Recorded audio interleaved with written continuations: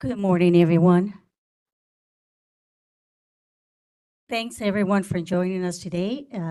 I'm Sonia Pat Hansen, the active president of the Dental Hygiene Board. Today is Friday, March 21st, 2025. We're commencing the meeting at 9:03. I would like to ask to please turn the cell phones off to silent and decrease the interruptions. Additional, when the board members or staff are not speaking, please remain muted to the microphone to eliminate any interference in the dialogue. For those participating remotely, please log into the WebEx website, location provided on the posted agenda of this meeting. Instructions to connect into the meeting are provided with the meeting materials. Preferred audio connection is via telephone conference and not the microphone and the speakers in your computer. The phone number and access to the code are provided as part of the connection of the meeting. There's also a physical location for the teleconference participation and location at the Dental Hygiene Board headquarters building on the first floor in the hearing room. This is official business meeting of the Dental Hygiene Board of California. When referring to this term, board, it also includes the board's committees for today's meeting. The board's meetings to discuss agenda items pertaining to the Education Committee and the Legislation Regulatory Committee only. We will establish a quorum at the full board of the adjournment and will be adjourned to the commence of the meeting. Once the committee meetings begin, we will process through the items as listed on each respective agenda. However, the chairs have the discretion to take the items out of order if warranted. This will be announced, and if a need, it will be raised. We have work and the schedule breaks every so often. One is starting at 10:30 for 15 minutes, and one is starting at 12 to 1 for lunch. Another one will be in the afternoon at 2 o'clock for another 15 minutes, if needed to relieve any time. There will be also a short break in between each committee, providing the staff time to force it up. The board welcomes public comments of any items of the agenda, and its board's intent is to ask for the public comments prior to the board acting on any agenda item. However, the board asks the public comments to pertain to the current agenda item only, as discussed during the meeting. Public comment is not intended to initiate discussion in a topic or topics non-related to the agenda item, but the opportunity to the public to express their opinion for the board's consideration. Questions asked during public comment may or may not be answered at the board's discretion, especially if the questions pertain to an item not in the agenda.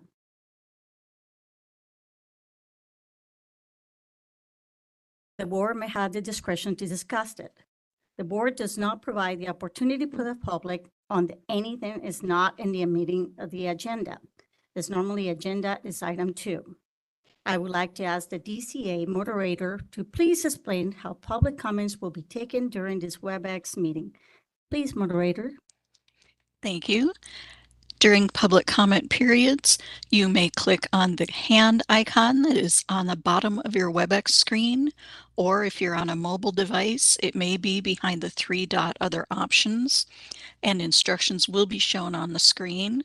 If you are a call-in user, you will be pressing *3 at that time. Each speaker will have 2 minutes with a 30-second warning.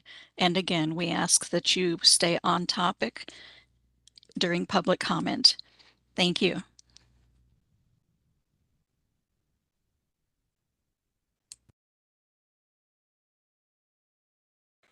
Before we begin, there are two items that we must do. First, I would like to have Executive Officer provide directions to logistics of the meeting and the event we need to evacuate the building. Good morning, everybody. Anthony Lim, Executive Officer. Just a couple of logistic items that I'd like to tell you about. One's very important, and that's the location of the bathrooms. There's small ones right across the hall here from the hearing room. And if you want the larger ones, if you go to the left and go across the atrium, there are a set of larger bathrooms on the other side down the hallway. The second thing is, in case we need to evacuate, If you can imagine this building like a cross, each point has an exit point. But the main exit that we will use today is going out this way, make a right, and out to the parking lot. So just in case if we do need to evacuate. Thank you.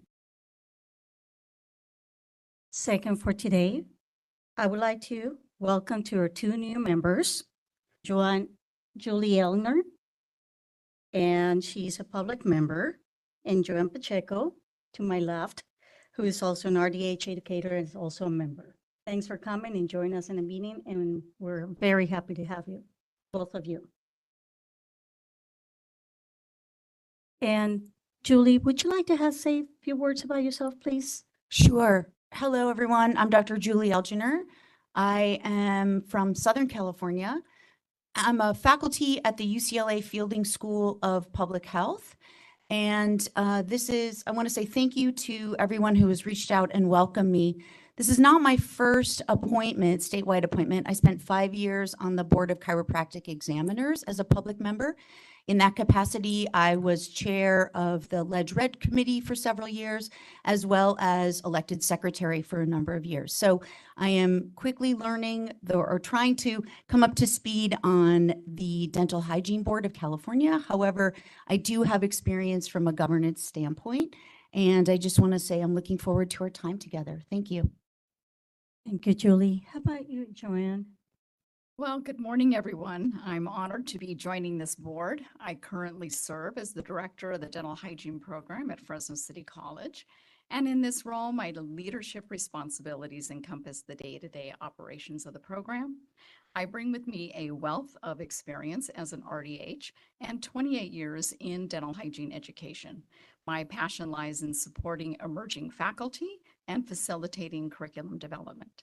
I'm excited to collaborate with all of you and contribute to the important work being undertaken in the name of consumer protection. Outside of my professional duties, I find balance and energy by spending time at the gym at 4:30 a.m. Thank you so much for both of you and as well. We're so glad to have you, and you guys are a great asset to our board.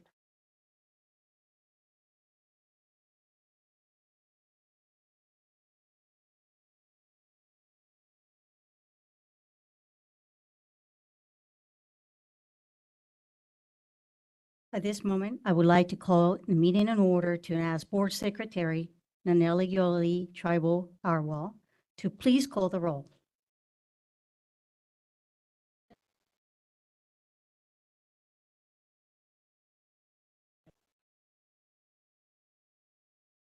This is Nalini Lally Tribal-Agrawal, and I will now call the roll.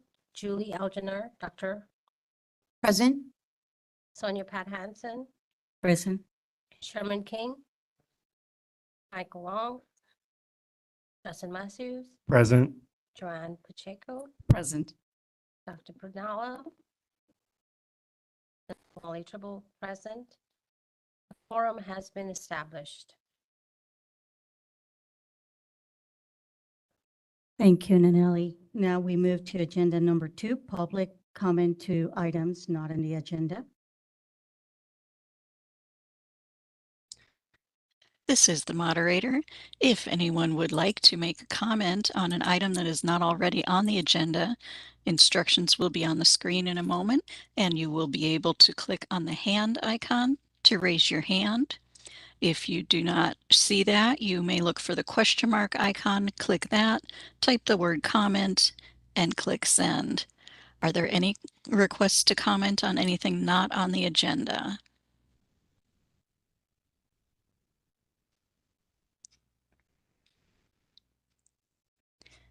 And we do have a raised hand from someone, let's see, logged in as Kayla Sahara.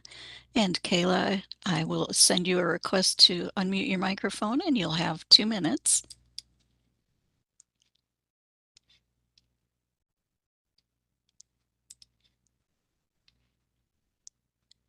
And wonderful, you're unmuted. Go ahead. Oh, goodness, it sounds really loud. I want to bring to the board for discussion AB 341. I don't know if you all are familiar with it. You may or may not be, but it has to do with regional centers. I'm a dental coordinator and an RDHAP with Tri-Counties Regional Center, and our providers are a little, well, actually quite concerned about this bill passing. So I would like to bring it up for discussion in the future sometime.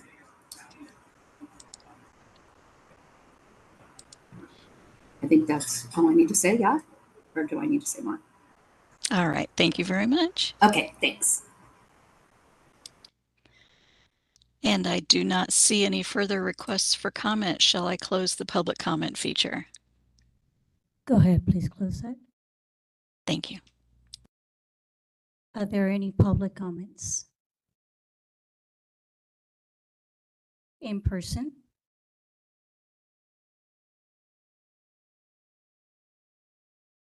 Are there still any WebEx comments? No, there are no further requests for comment.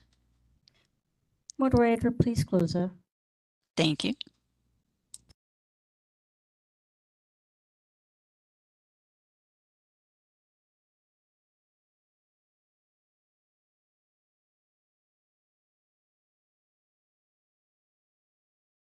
We're moving into agenda number 3. The full board meeting is now adjourned. We adjourn at 9:14. And then commencement of the agendized for the dental hygiene committee meetings. Full board will reconvene on Saturday, March 22nd at 9 a.m. This is Anthony Lum, Executive Officer. For those who are unfamiliar with how we operate the committee meetings, the board members who are currently at the dais, if you're not on the specific committees, which is the education and the leg-reg committees today, if you could have a seat in the audience and only committee members be present up here on the dais, that would be awesome. We'll take a few minute break to set up our committees. Thank you.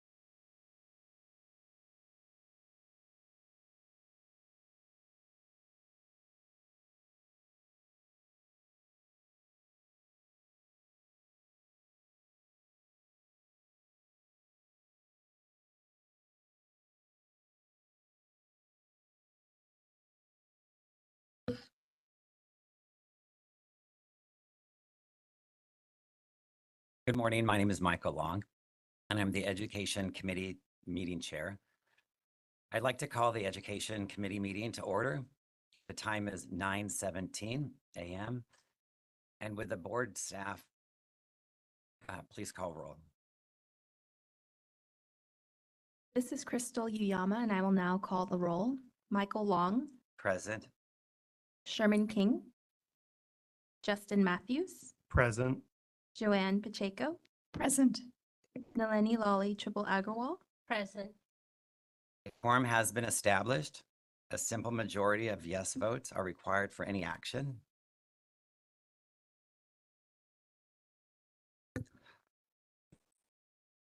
Thank you. We will now move on to agenda item EDU2, public comment for items not on the agenda. The Education Committee may not discuss or act on any matter raised during the public comment section that is not included on this agenda, except whether to decide to place the matter on the agenda in a future meeting.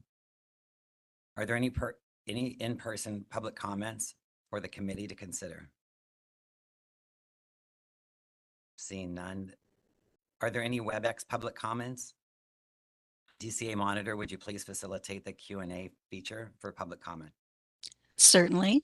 If anyone would like to make a comment on an item that is not on the Education Committee agenda, you may raise your hand by clicking on the hand icon at the bottom of your WebEx screen. This icon may be behind the three-dot other options if you're on a mobile device. And if you are a call-in user, you may press *3 to raise your hand. If those options do not work, you may look for the question mark icon, click that, type the word comment into the text box and click send. Each speaker will have 2 minutes with a 30-second warning. Are there any comments for items not on the agenda? I do not see any requests for comment. Shall I close that comment feature? Yes, please. Thank you. Thank you. We'll now move on to agenda item EDU3, discussion and possible action on consideration to approve a new dental hygiene educational program by California Baptist University. I'd like to ask Dr. Adina Petty to present this agenda item. Thank you, Board Member Long. On December 5th, 2024, California Baptist University submitted a letter of intent to request the Dental Hygiene Board of California to approve them to establish a Bachelor of Science in Dental Hygiene educational program based in Riverside, California, to address the educational needs as well as increase preventative oral health services and access to care in the communities of Riverside, Ontario, San Bernardino, and the many underserved populations of the Inland Empire region. On January 9, 2025, California Baptist University submitted a feasibility study to the board for review and consideration to establish a Bachelor of Science in Dental Hygiene educational program. I'd like to invite up Dr. David Pearson, the Dean of the College of Health Science of California Baptist University, and Dr. Kelly Donovan, the founding program director of the Dental Hygiene program at California Baptist University, to present their request.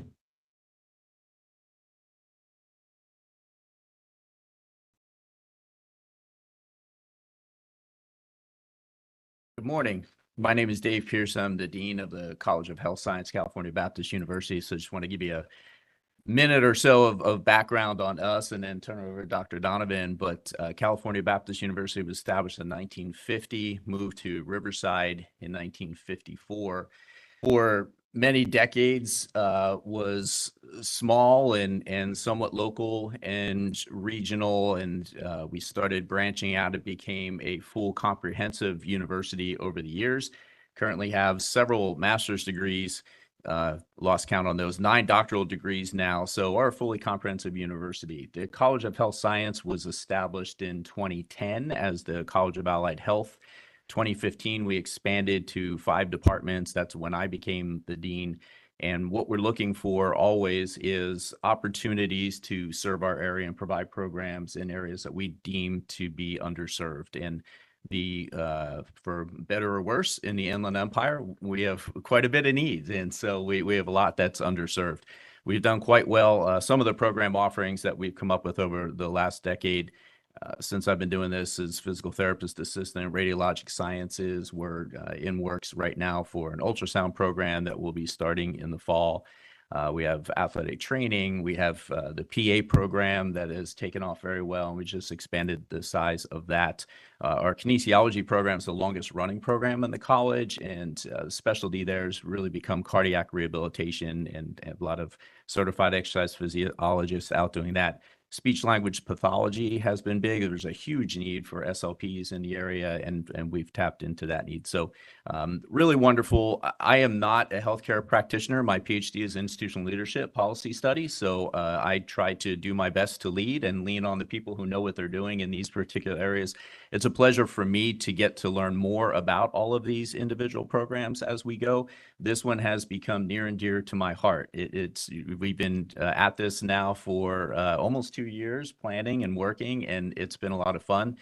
I am most interested in this program because we get the opportunity to build a facility on campus where we will actually be going out and bringing people in who need our services. And that is very important and special to me. So I'm excited. Thank you for allowing us to be here to present and answer your questions today. Good morning. My name is Dr. Kelly Donovan, and I am the founding program director of the Hygiene program, the proposed program at California Baptist University. I've been with California Baptist University for about 18 months or so, and I've been a hygienist since 1994. I've been a program director in another institution back east, and I also worked with West Coast University and Taft College.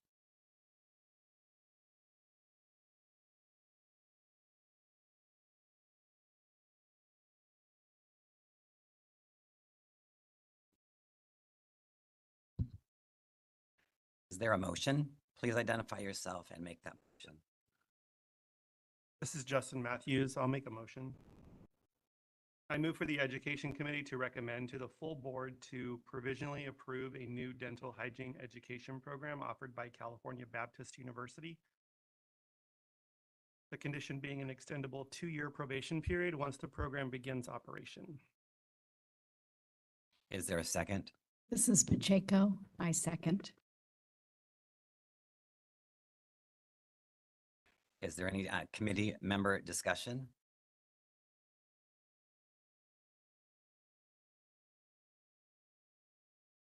I just have a question for Dr. Petty. As they move forward, do we get updates from them as the progress moves forward? Is there anything we have to do in the interim before their program begins? They will be consulting with me with every stage as to when they are ready to start their program.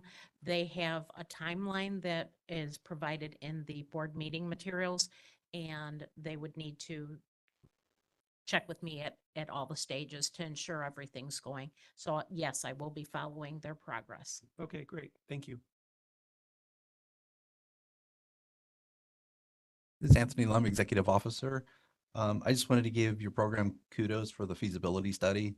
That was very thorough, very clean, and I hope programs who request future dental hygiene programs will do it in the same fashion. Thank you It very was a much. very nice Appreciate report. that. Yeah. They have a good consultant here if anybody needs. Thank you very much. I Works appreciate very it. hard. So appreciate that it's a bachelor's degree program Mhm. and that your program is regionally accredited. Any more discussion? Is there any in-person public comment?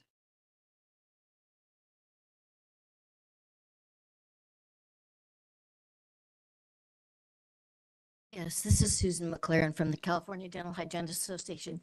I did enjoy reading the voluminous impact report. I just have a question regarding access to care. As I read the report, it seemed like the greatest need was in Imperial County. And my question or concern is how, because your graduates will need to work for a dentist because they're RDHs, how, if there are very few dentists in that area, how do you plan to improve access to care in that area? Sure. Obviously, at this time, we don't have a dental school, so we can't do much to add to the need for dentists. We have a need for dentists in the Empire for sure, as we do for everything else, primary care. What we are taking upon ourselves to do is make an impact where we can. So we don't have a medical school, so we have not been able to add physicians to the area, but we have a PA program, and so we have been very successful at putting PAs out there. At this time, we don't see an opportunity to start a dental school, but we know that there is a huge need for hygienists. We spent a lot of time researching this and looking at it. We actually have a former board chair who is a just recently retired dentist. He did this here, looking good. And so he has been really instrumental in guiding us and knows how difficult it is to find and hire good hygienists. And so while we'll do everything we can to help attract good dentists to the area, we want to do our part, which is train hygienists and get them out there. Can I add to that as well? We also have a very robust nursing program that has a mobile clinic and a mobile facility. So they go out to the different areas of Big Bear and Hemet and those types of areas in the Inland Empire. So I plan to have the students work with the nursing students as well and in the mobile clinic and access those areas as well to prepare in those areas. Thank you. Good morning. Tukas Okai, representing CDA. Thank you so much for your presentation and the time to discuss this and to include our letter in the meeting materials. CDA continues to find it reasonable and appropriate to support this new hygiene program in a high need area. We see that as being open in Riverside, and it's a city without a dental hygiene program, but there's only one other dental hygiene program within 95-mile radius, and that's in San Bernardino. With 17,799 active dental hygienists in California right now and 36,161 active dentists. We've heard from our own dental members at CDA that there's challenges finding applicants for vacant RDH positions, and it's a profession in demand, as has been stated. But while we know there are various reasons for dental hygiene recruitment challenges, such as practice location and salary, if there is a demand to enter the profession and interest through applicants of a new program, CDA would support the approval of opening such a program, and we see that with Cal Baptist University opening another dental hygiene program. So thank you. Thank you.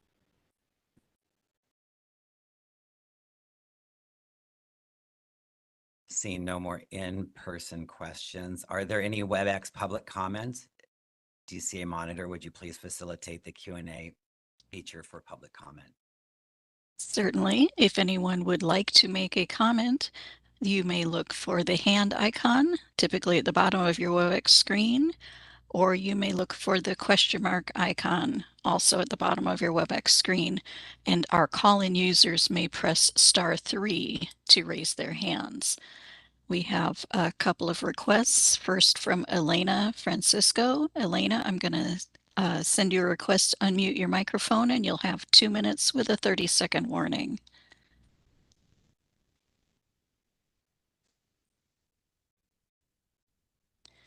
And Elena, you're unmuted. Go ahead. Can you hear me? Yes. Thank you. My name is Elena Francisco, and I, as reading all this copious information, like Susan McLaren said, it was really interesting. But what I'm concerned about is the lack of qualified dental hygiene educators. And now in the state of California, we don't our students don't have to take a clinical board. So when they're graduating from dental hygiene school, they are supposed to be qualified to provide dental hygiene care, which they probably would be in it with the clinical board, but that's a whole nother topic. If we don't have enough qualified educators right now, how are we going to train a whole new cadre of dental hygiene students? Do you guys have a system for training educators so that when these students start out, they have trained educators to get them successfully through this program? Because putting untrained or poorly trained dental hygienists out there is really not solving the problem. Thank you. And our next request for comment is from Ryan Weller. Ryan, I'm going to send you a request to unmute your microphone. You'll have 2 minutes with a 30-second warning. You're unmuted. We have 3 dental hygiene programs within 95 miles at least. Maybe you meant a Bachelor of Science. And we have most of them are not at capacity. At least one of them, the primary Bachelor of Science program, is at 50% last couple of years. So I'm wondering why we are thinking that there's more people that are going to be attending CBU. Perhaps it was in the packet you guys are mentioning. I didn't see that. That's a big concern of mine. Thank you. Thank you. And I do not see any further requests for comment. Shall I close that public comment feature? Yes, please. Thank you. This is Anthony Lum, Executive Officer. These are accepting the public comments. I leave it to your discretion if you would like to address them or not, but you don't have to. I actually would love to address the first one, if that's okay, because Elena's comment, it is a concern that I share as well. We need more qualified educators, not just in dental hygiene, but across all of our allied health professions.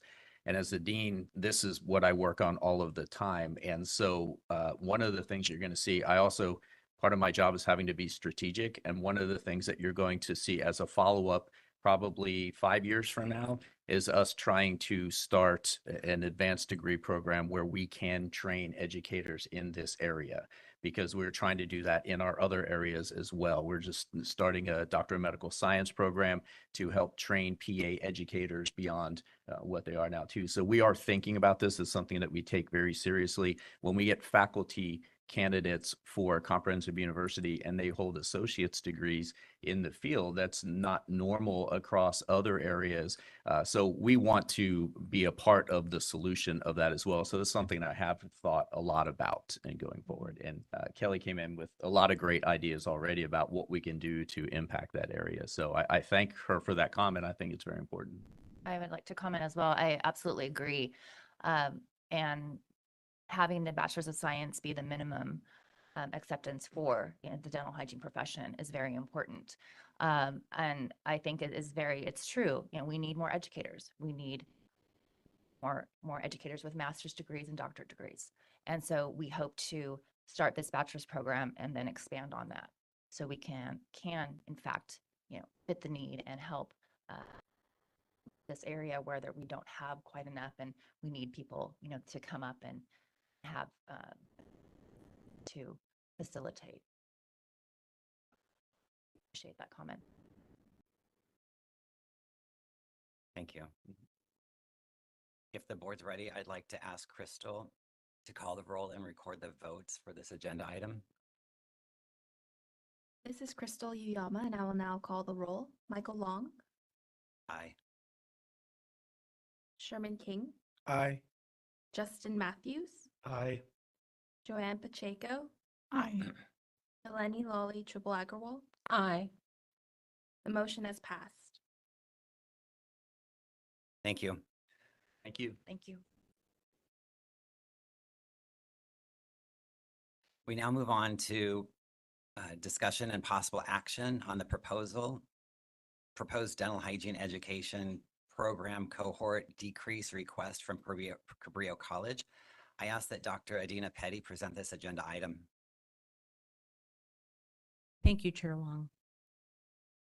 On October 31st, 2024, the Cabrillo College Dental Hygiene Educational Program submitted to the Commission on Dental Accreditation of the American Dental Association, also known as CODA, for a request for a change in enrollment pattern.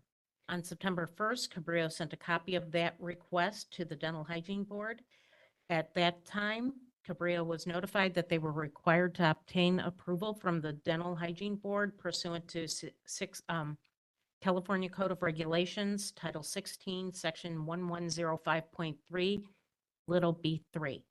Cabrillo then requested to be placed on the board's March 21st, 21st through 22nd, 2025 meeting agenda to request board approval.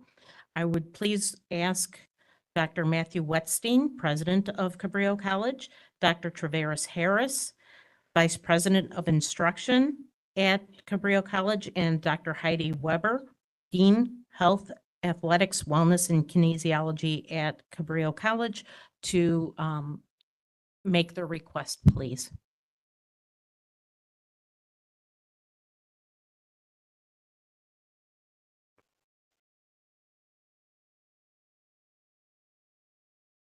Good morning. I'm Matt Whitstein, and it's my pleasure to be the president at Cabrillo College, and we're pleased to present our proposal to you today, hoping to receive approval. Obviously, with me is Dr. Traveris Harris and Heidi Weber, who are Vice President of Instruction and Dean. Thank you. We're here to answer any questions you might have and provide input if you need it. Thank you. Is there a motion?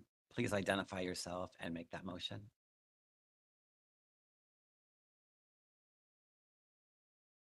I'll make the motion. This is Justin Matthews.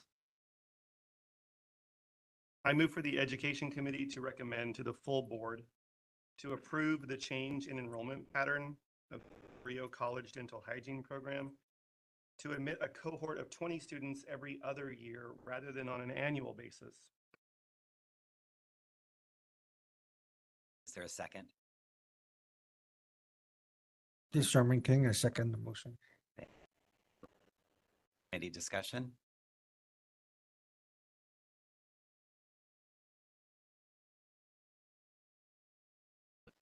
Yeah, I have a question. I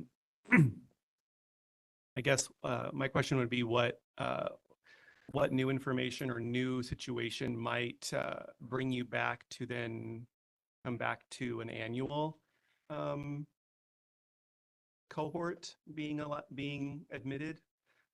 What would that look like? What would you need to see for that to happen? Commenting on that. Sure.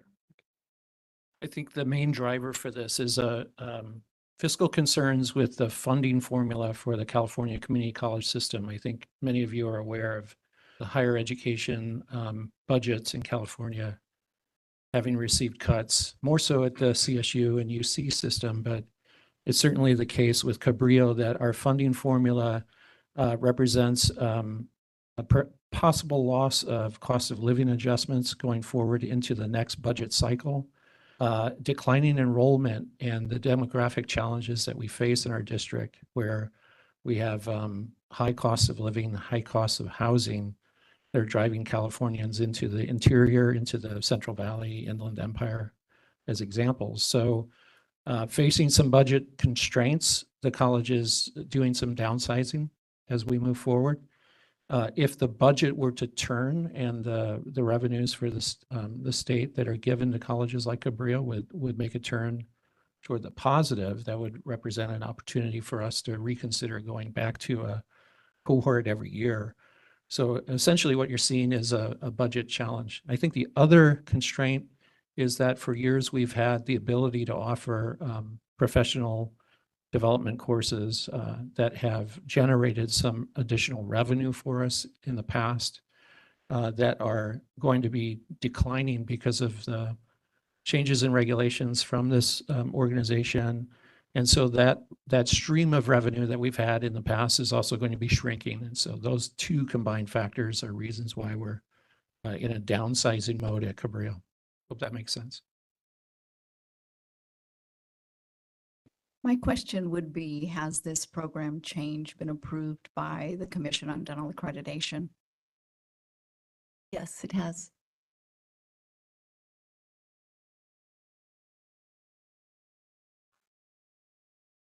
Any additional discussion? Would you be willing to send that documentation to me, please?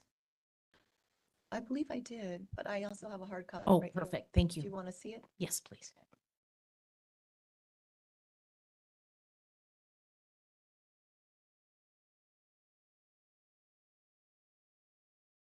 Any additional comment? I have an additional question about the fiscal part.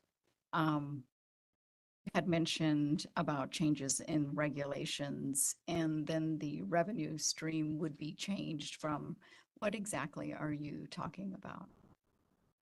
Do you want to address it? Sure, yes. We call it expanded duties, and that's where we offer courses on the weekend for working professionals who need to gain new skills. Most of them come from across the United States who want to get licensed in California, and they pay a pretty large fee to take these courses. A big portion of it is online, but then they come and spend about 4 days in our clinic, usually a Thursday, Friday, Saturday, and Sunday. And they get trained on different things, infectious control, things like that. And that's where we were generating revenue for the entire program, and also using those revenues to pay faculty salaries, which we have learned is not appropriate for your standards.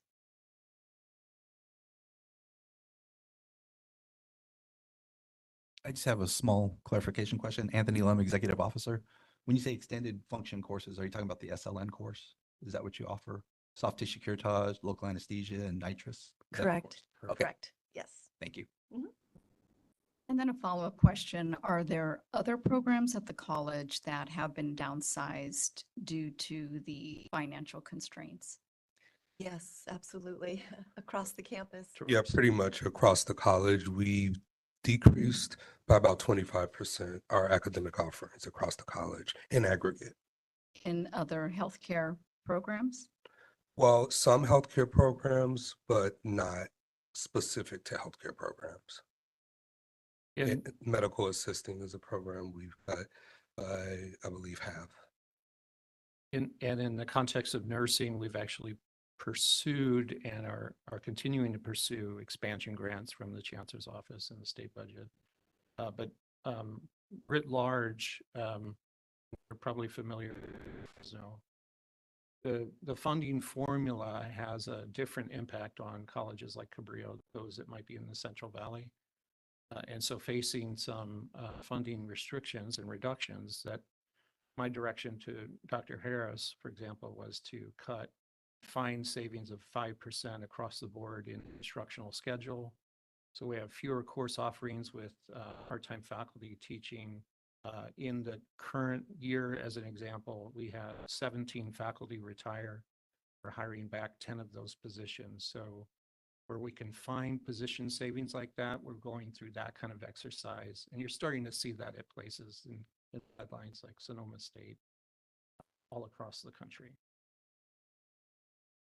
One follow-up question, is the Dental Hygiene Advisory Committee in favor of this program change? We just had a meeting a couple nights ago with our advisory board, and we did bring up this topic, and there were no oppositions to the request.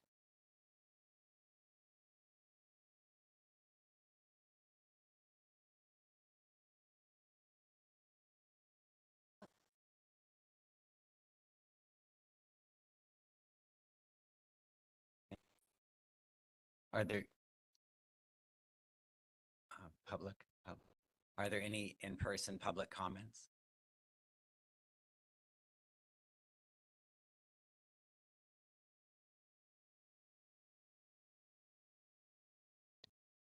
Joanne Galliano, educational consultant.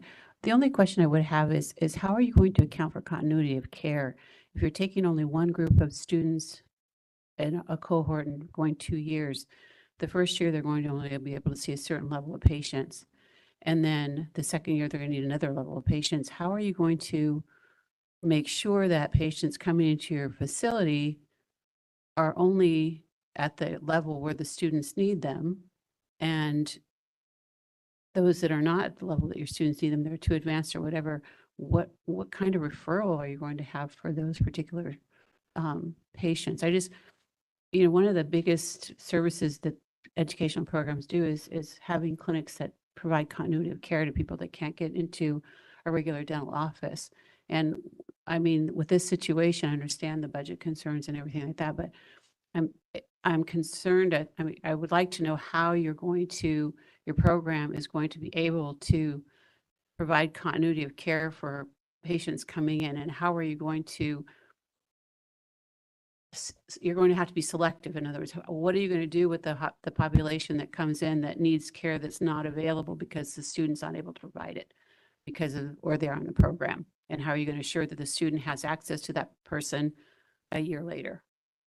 Because again, the students have to do a certain number of competencies to be able to graduate, and they're based on patient difficulties, starting very light. 30 seconds.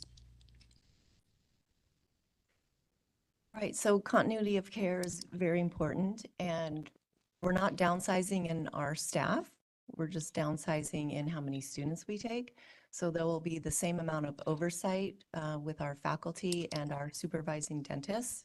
So we will respond accordingly to ensure that continuity of care is a high priority. I think the other element I would add is that the partnerships that the college has with organizations in the community like Dientis, which provides low incomes community members with care, is an agency that we could refer folks out to if the students are unable to provide the care, that there's an opportunity for us to have a community partner who can help receive those patients. If they can't get the care from our students, they can go to a low-income community-based organization.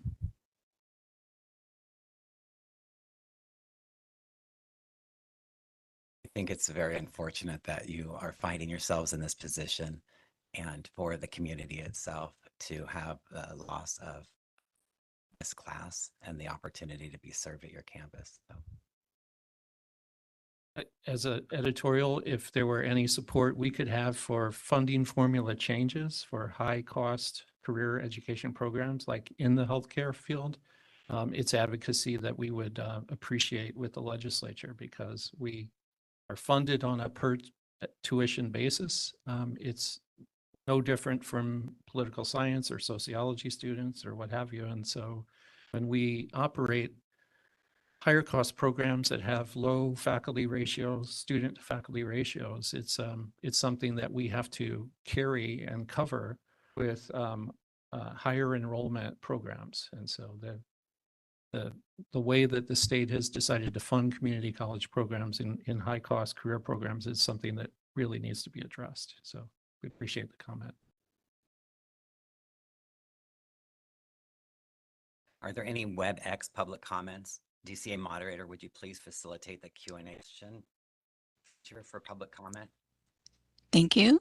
If anyone online would like to make a public comment, you may click on the hand icon to raise your hand, or you may click on the question mark icon, type the word comment, and click send.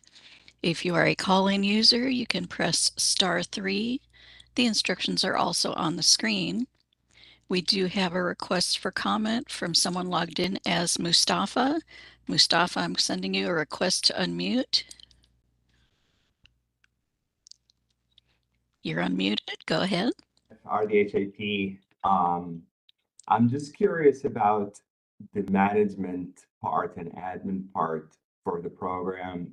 In other words, how come we, other community college manage to budget and finance their programs, community college? It just seems to me, even with your plans for continuity of care of patient, going back to the first comment, it doesn't seem solid to, and it seems that the patients and the students are the most disadvantaged part of this formula, while admins doesn't seem innovative in finding these solution to finance.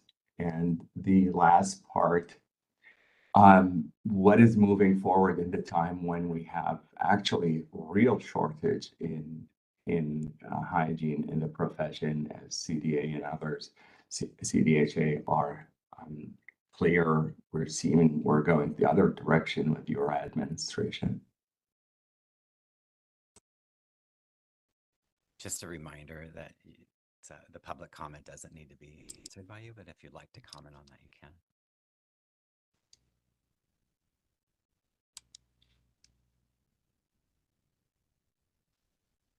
Are there any other WebEx comments, questions?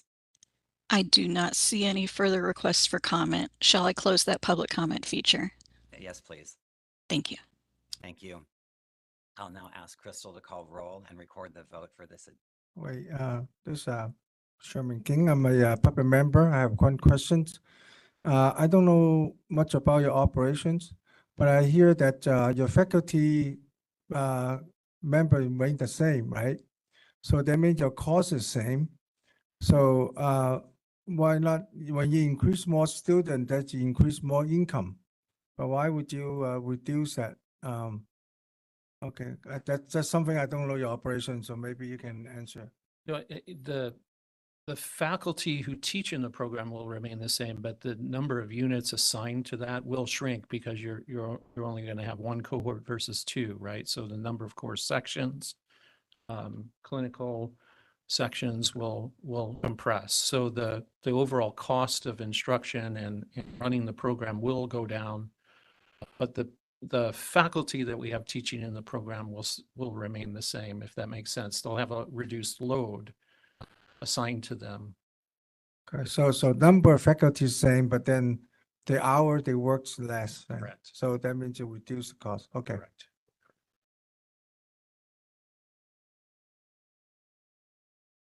If the board's ready for the vote, I'll ask Crystal to call the roll and record the votes for this agenda item. This is Crystal Uyama, and I will now call the roll. Michael Long. Aye. Sherman King. Justin Matthews. Aye. Joanne Pacheco. Nay. Nalini Lawley Triple Agarwal. Aye. Motion has passed. Thank you.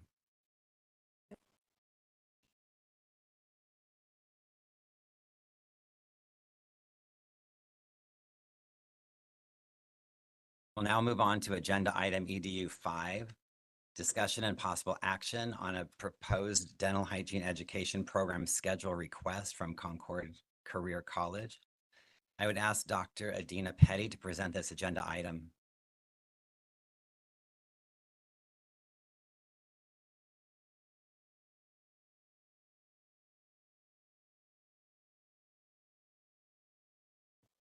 Sorry, I had to find where I was. Concord Career College requests for the Dental Hygiene Board of California to consider a request to accept the current academic schedule for all three Concord Career College educational programs at Garden Grove, San Bernardino, and San Diego. The current schedule is 9 weeks of instruction, with the 10th week being final exams. Actually, they're at 9.5 weeks. So half week of final exams, 9 weeks of instruction. I would please ask Edward Cramp, attorney at Dwayne Morris LLP, and Kimberly Pennington, program director at Concord Career College, San Diego, to come up and present the request, please.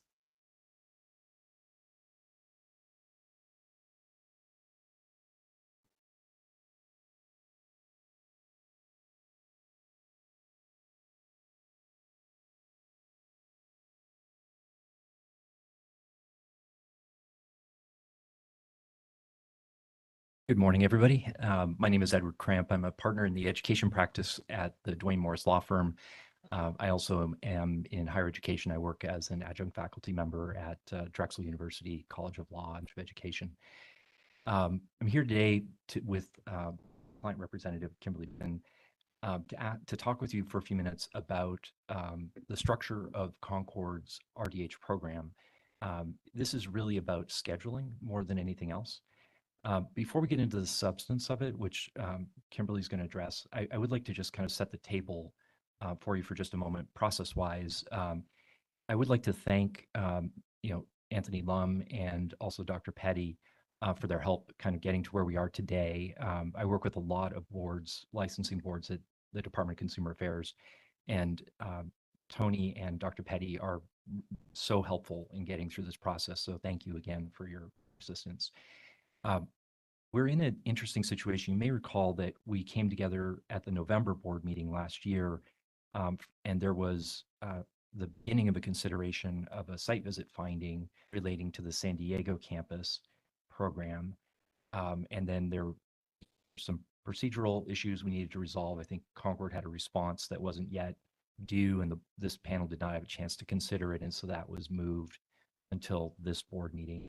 In the interim, there was not just the San Diego site visit, but also a visit to the other programs at Garden Grove, and then just recently at the San Bernardino campus. Concord has submitted a response to Dr. Petty and the staff for the Garden Grove program, and I believe all the findings have been resolved, with the exception of one, which is this issue about scheduling, which we'll talk about here. With regard to San Bernardino, the site visit has been conducted and the findings have been provided to the college, but the college's response is not due until April 11th, and so that process is not yet complete. But the issue at all three campuses is the same. It is with respect to the length of the schedule for each term of instruction. And the reason we're here today is that even though compliance is not required until July 1, the programs and the college really felt that it would be better to come to the board ahead of the compliance deadline to try to resolve this so that we could, work this out in the most business-like manner possible, instead of, being out of compliance in July or trying to get into compliance and not really being sure what the status was. We just didn't think that that was the right thing to do for the students or the faculty or for the board, public in general. So that's how we came to be where we are today. The ask is that for Concord's program, which is structured in quarter terms, the way it is currently structured, it is, as Dr. Petty represented to you, it is 9 full weeks of instruction plus exams in the 10th week, and then a short couple of days for break, and then moving on to the next term the following week. Kimberly's going to describe for you in detail what the proposal is, but essentially we would like to maintain the program in its current status, which I know that there are materials Dr. Petty has provided, at least on the public table, about kind of the history of the programs and the status of their approvals. But I would like to highlight for all of you that this program, all of these programs have operated in this way for many, many years with some slight changes. I mean, it was a little bit different, but basically having 9+ weeks of instruction and then the exams in the final 10th week with that.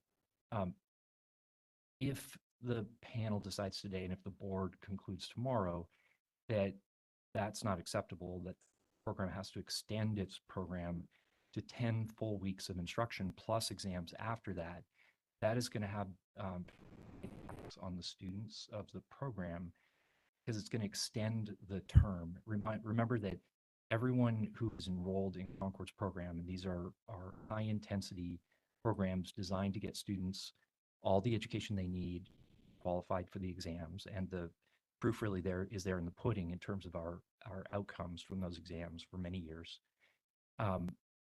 Every student who enrolls in a Concord program goes in eyes open that it is an accelerated program, and these are adult learners almost exclusively. They plan their lives around being out of that program in the scheduled amount of time.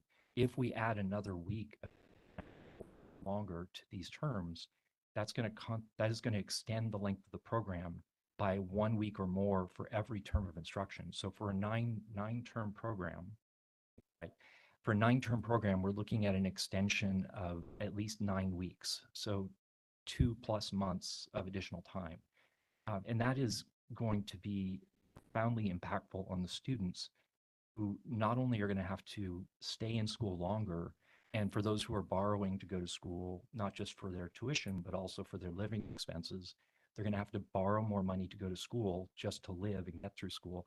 They're not going to complete the program as scheduled, which means they are not going to be in the workforce, which means they are not going to be earning money, which means they are not going to be providing for their families as they plan for in their lives. And so we'll talk in a little bit about the flexibility that this board has to approve non-standard terms. But I just want to highlight for you at this moment why this is so important to the students, that they have the ability to do this program as scheduled.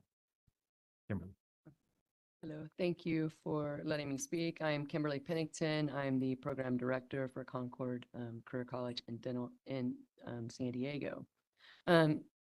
So like Ed said, we are here today to talk about the schedule and how it is run at the school. So it is on a 9 we do 9 weeks of instruction. There are some instruction in the last week along with exams, which is in the 10th week, but however, it does end a little bit early on a Wednesday.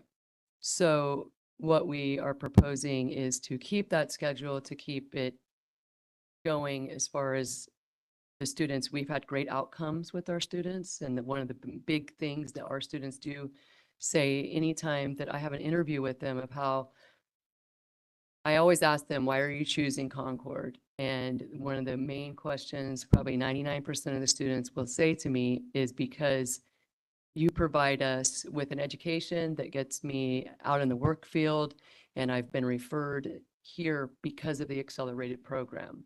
And it is an accelerated program, but our outcomes are very, and I know in our letter for the modification, in the modification letter that we sent to the board, we talked about our term schedule like it had been for basically since the day that we started with Concord, which was we considered the full 10 weeks. It does include exams in the last couple days and then instruction in the first few days, with the students having a break of 1 week in between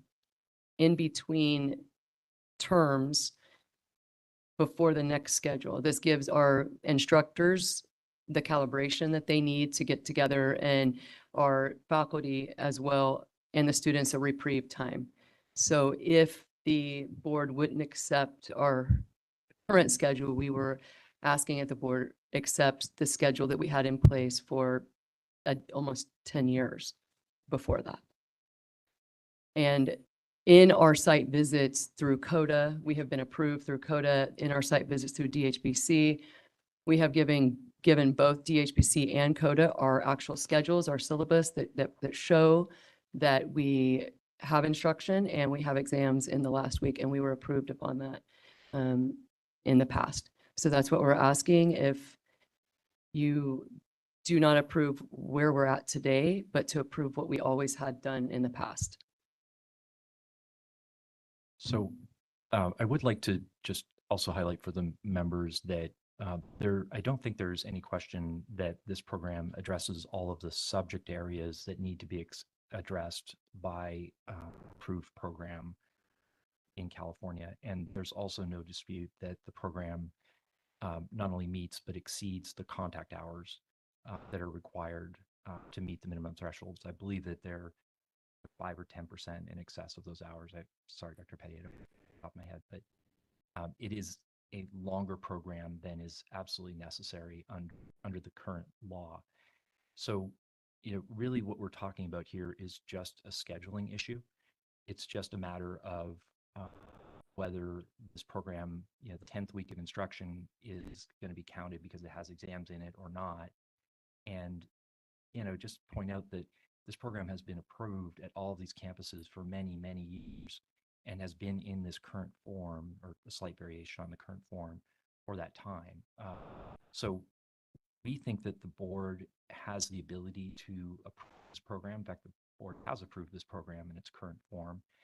There is language in both the Business and Professions Code under Section 1941A and under the Code of Regulations, California Code of Regulations, Section 1103A, that provides that the board can approve a program length different than the standard terms. So we would encourage you to, in full disclosure, Dr. Petty and I disagree about the meaning of that, but that's okay. We can disagree on things, but we think it's important that the board recognizes flexibility for a couple of reasons. One, it serves students' interests and gives them options. And I know that this board has in the past addressed, students should have options in terms of the types and nature of programs that they are going to, as long as they meet the minimum standards. Second, it gives institutions flexibility. And I think that institutional flexibility is something that is important, sometimes lost in the discussion a little bit, because certainly the board appropriately views its primary mission as consumer protection, both protection of the public and protection of students. But institutional flexibility and institutional discretion is also important. Almost all of you are educators. Certainly Mr. Long, Ms. Pacheco, Dr. Matthews. You all work in higher education, normal lives, and you know that having some degree of flexibility there is certainly very important. If we don't allow any institutions to have flexibility on this point, then that would be unfortunate. Because there is a need, as demonstrated by Concord's enrollments, and that need can be met successfully, as demonstrated by their outcomes, under the supervision of this board and as the staff, including. That's what we have. We're happy to answer questions. We're really anxious to have a discussion with you about this because we do think it's an important point, and I hope that all of you can understand and appreciate why we are coming ahead of the compliance deadline to have this conversation with you.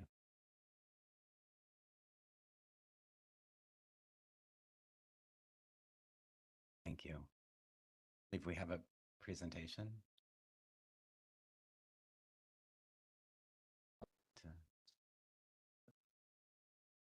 This is Anthony Lum, Executive Officer. My staff has put together a presentation in regards to the school specifics as far as the dental hygiene educational program, and we'd like to present that now.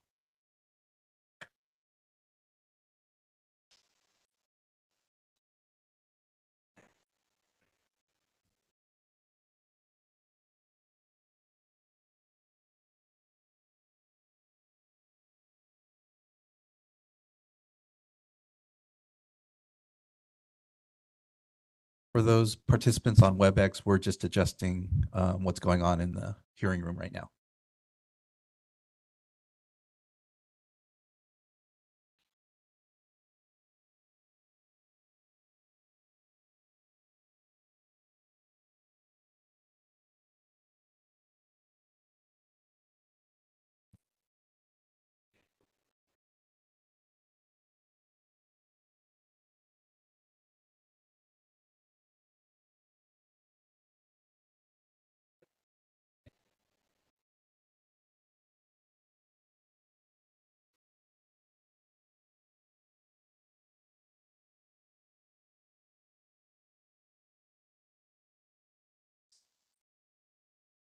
So my first slide, academic requirements from the Dental Hygiene Board of California.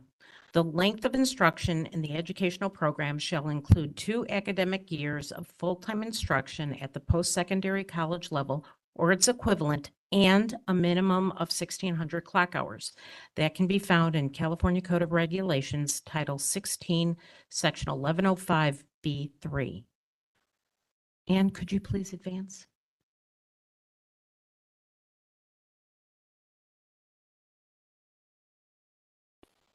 Now, the DHBC also has the academic year definition. Academic year means a period of education consisting of a minimum of 45 quarter units or 30 semester units within a 12-month period, or 3 quarters or 2 semesters within a 12-month period, or duration deemed equivalent thereto by the Dental Hygiene Board. So that is what Mr. Cramp was referring to with 16 CCR Section 1103A. Anne, please advance. Now, the DHBC quarters definition. A quarter means at least 10 weeks of instruction. So that's required by 16 CCR 1103(z). As CCC does not use semesters or quarters, but utilizes terms, the board determined a CCC term is equivalent to a quarter. So that is where the definition comes into interpretation. So they do not refer to quarters, so they refer to terms. So the DHBC board determined that their term is equal to a quarter. So, a CCC term shall mean at least 10 weeks of instruction pursuant to 16 CCR 1103(z). Anne, please advance. So instruction is also defined. Instruction upon all levels shall be conducted upon the premise that the dental hygiene education must meet the test of a true university discipline and shall include lectures, laboratory experiments, and exercises in clinical practice under supervision by the faculty. Therefore, instruction shall not include final exams. Anne, please advance. Okay, so if you look at the comparison sheet I provided to you, it's also in the memo. So the Concord's instruction, from what they sent me, instruction began on February 10th. It ends on April 9th. So that total instruction is of 9 weeks. And then their final exams were April 14th through the 16th. Same thing for the third quarter of 2025 and fourth quarter of 2025. So again, it's 9 weeks of instruction, and the final 3 days are in the 10th week is the final exams. Now, for comparison, I gave you post-secondary college level institutions. Foothill College, which has a dental hygiene and dental hygiene educational program, they begin the winter quarter of 2025, they began January 26th, they ended March 23rd. So their instruction was actually 11 weeks, and final exams consisted from March 24th through will proceed through March 24th through 28th. Same thing with university. I also took a gathering of a few other institutions that I did note that were on quarter terms, and University of California, San Diego, UC Davis, and California Polytechnic. They all had 10 weeks of instruction with final exams on March 17th, or excuse me, with the finals week after that 10th week. So I also did provide you a handout, and that handout, if you look at education code, so post-secondary education, private post-secondary education who is over for-profit institutions or the private post-secondary institutions, it's Education Code Section 94812. Academic year means a period including a minimum of 30 weeks of instructional time in which a full-time student attending that institution that measures educational program length and credit hours completes 24 semesters or trimester hours, 24 semester or trimester hours or 36 quarter hours, or an institution that measures educational program length and clock hours complete at least 900 clock hours. So the education code for the Bureau of Private Post-Secondary Education defines it in a very similar way. So I did provide the California Code of Regulations requirements, our definitions as well. So it's not only in the memo, but the handout I provided for you. Now, when I first started doing site visits, December of 2016, I've learned a lot since then. And unfortunately, this was an oversight in previous educational program reviews for the Concords. And if you look, or when I went over their documentation, it would say, instruction, 45 instruction hours and what have you. And what it finally determined, where the omission was, is they had lecture 10 and it was final exams. So I did not see that. So they were saying 10 weeks of instruction, but that final, it was, lecture 10 was the exam, the final exam. So that's why I inadvertently omitted that or did not catch it. So I apologize to the board and to the Concords for not catching that at that time. So obviously I've learned since, and so that's why it came up this time, and that's how I caught it this time. So unfortunately, I'm not perfect, but I did catch it, and once it's caught, it needed to be addressed. So that is why I brought it to the board at this point. That help, hopefully? We don't have a motion yet, so I believe we should go ask for a motion at this point because I see that there's going to be several questions. So please, if we can have a motion, please identify yourself and make that motion.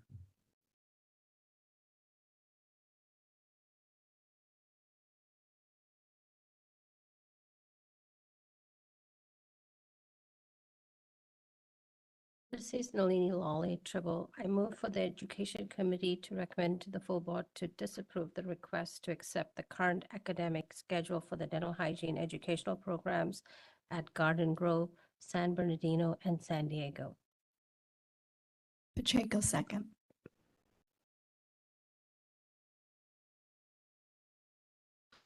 Is there any committee member discussion?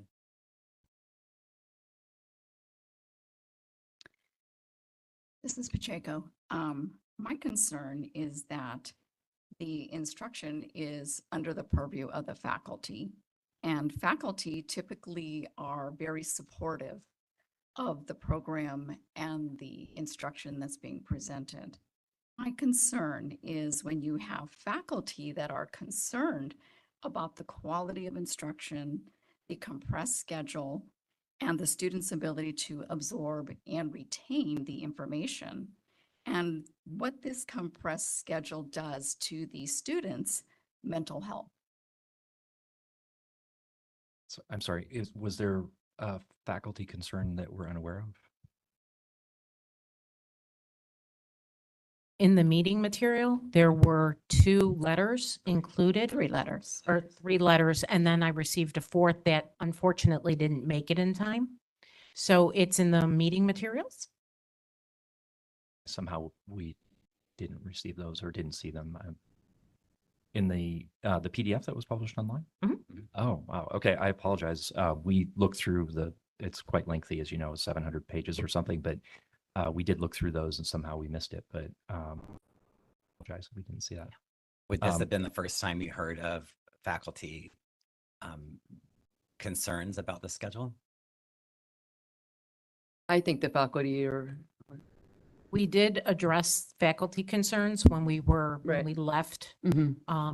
So when we end our site visit, we discuss with the administration what occurred, and we did share with the administration at the Concords, probably Mr. Cramp wasn't aware of it, but we did share with the faculty, with the administration of the faculty concerns of the compressed schedules, no breaks. We did address that with the administration at each campus right during our site visit. So unfortunately, Mr. Cramp probably was not privy to that or was not informed of that. I think that you and I talked about some of that offline, some of those conversations that you had. I'm more concerned that I didn't see the letters, so I apologize, Ms. Pacheco, that I didn't see that ahead of. Thank you for bringing it up. If I have a second, I'll run to the back and go grab the binder. But I think that Kimberly had something she wanted to just add in response to Dr. Petty's presentation. In the schedule that we asked for modification to in the letter that we sent, that we have done in the past is there is instruction in the last week. There is instruction, and if there's a class that has, if it's being seen twice a week, there would be an instruction that week, and then there would be a final in the same week because that class is held more than one day. And there's also clinics and labs in that same week. So it's not just finals where we end instruction in the 9th week. There is some instruction in that 10th week along with that there are exams. But I did go through the and some of the Dakota classes site visit and it said, and all the ones I saw, lecture 10, final exam, lecture 10, final exam. Oh, so all of them said that? Because, okay, because when I was teaching as an instructor for Concord and we had that same schedule, we would have instruction maybe on Monday and a final on Friday. Right, but For it has to be 10 full weeks, so, Right, you know. right, I understand. Yeah. So along with those comments, then where is the time for the student to study for the final exam? If in that same week they are provided instruction? It does, that is part of the compressed schedule. And students, I mean, they know this going into the program. I teach at UOP. UOP is also a condensed program. First, when the students interview, we interview the students too, and we let them know what the program's Right. about. Absolutely. Students don't know what they're getting themselves into. They just never do. see that it's a shorter program. They'll get out earlier. If you offer them a 2-week program, they'd take it. I'm concerned that the schedule is really aggressive. I was looking at the days off and the prep time for your students with the exams and time off, and I review my own schedule with UOP. And what I came up with is that UOP offers their students 40 days off, non-weekend days off, plus 3 days during the Monday of exam week, they have a full study day, and then they take their final exams. I looked at your schedule, and your students have 28 days off, holidays and breaks. And I know it's aggressive. My students have an aggressive schedule, and I see the pressure on them. This is just really aggressive. And then a comment that it's only a scheduling thing. This is not a scheduling thing. This is about people's health and their sanity, their retention factor for the program. What we do is really difficult. Like taking a bladed instrument under a gum blindly is not something you could just learn overnight. It takes time. I think your schedule is really aggressive. So, Ms. Pacheco, I did thank you, Mr. Law, for helping me find the pages in the book. I did take a look at these. I will just note, the names where these have come from has been blacked out. We have, to my knowledge, I assume his knowledge, the college has not received these directly from him. So it's hard to know. I mean, I know it's not court, and so the rules of evidence don't apply. Hard for me to say, is this really a faculty member? Is it not a faculty member? This could be written by a student. This could be written by a former faculty member who was terminated for some reason from the college. I mean, there are a lot of possible explanations for this. I don't know. I would just say that, for Concord, this is the kind of feedback that Concord would like to receive internally from its faculty so that it can take action. It's a little disappointing that it was raised in this way, in an anonymous way. See that this was sent on March 3rd. One was sent at 8:08 p.m. One was sent at 7:46 p.m. It just, to me, it just, something doesn't feel quite right. But you do have to realize this was brought up by every faculty member, or every program, a faculty member brought this up. And so what I read, and yes, I do have to protect, my sources.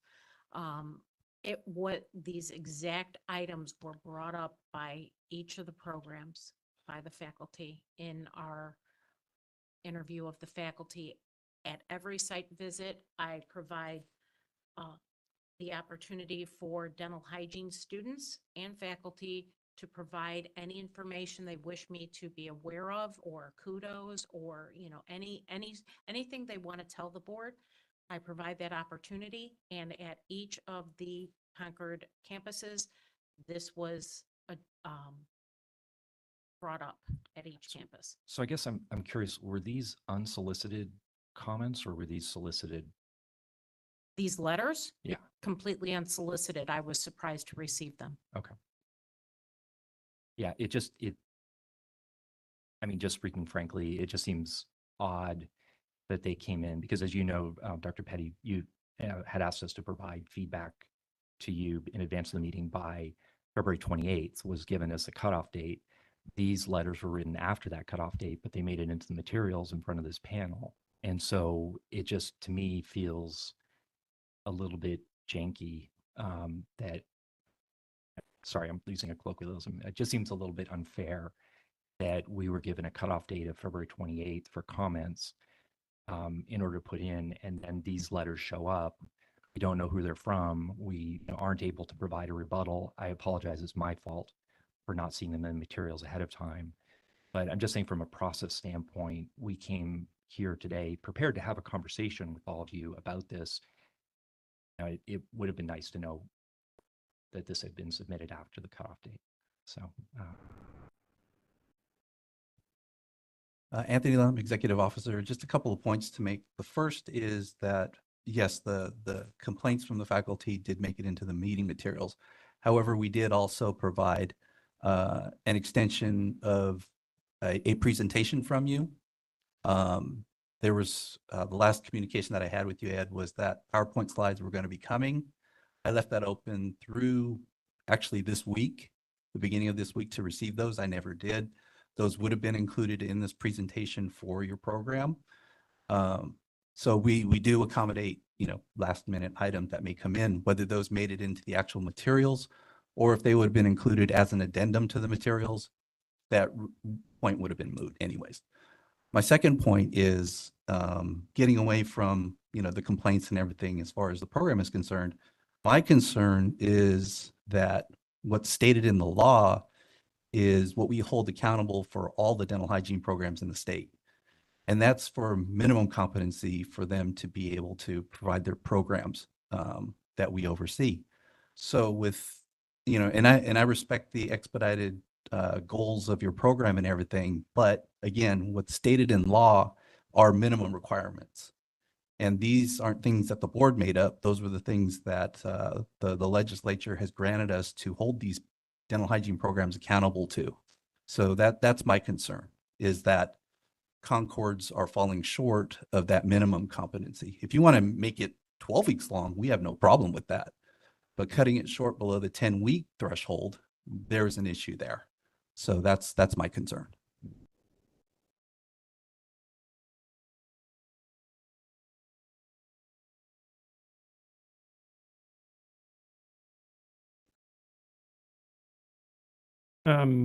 In your presentation, you had mentioned Concord serving adult learners. Can you define what an adult learner is for me, please? In your view? yeah, they're typically non-traditional university students. So in other words, they are either older, or meaning outside of the 18 to 24 range, or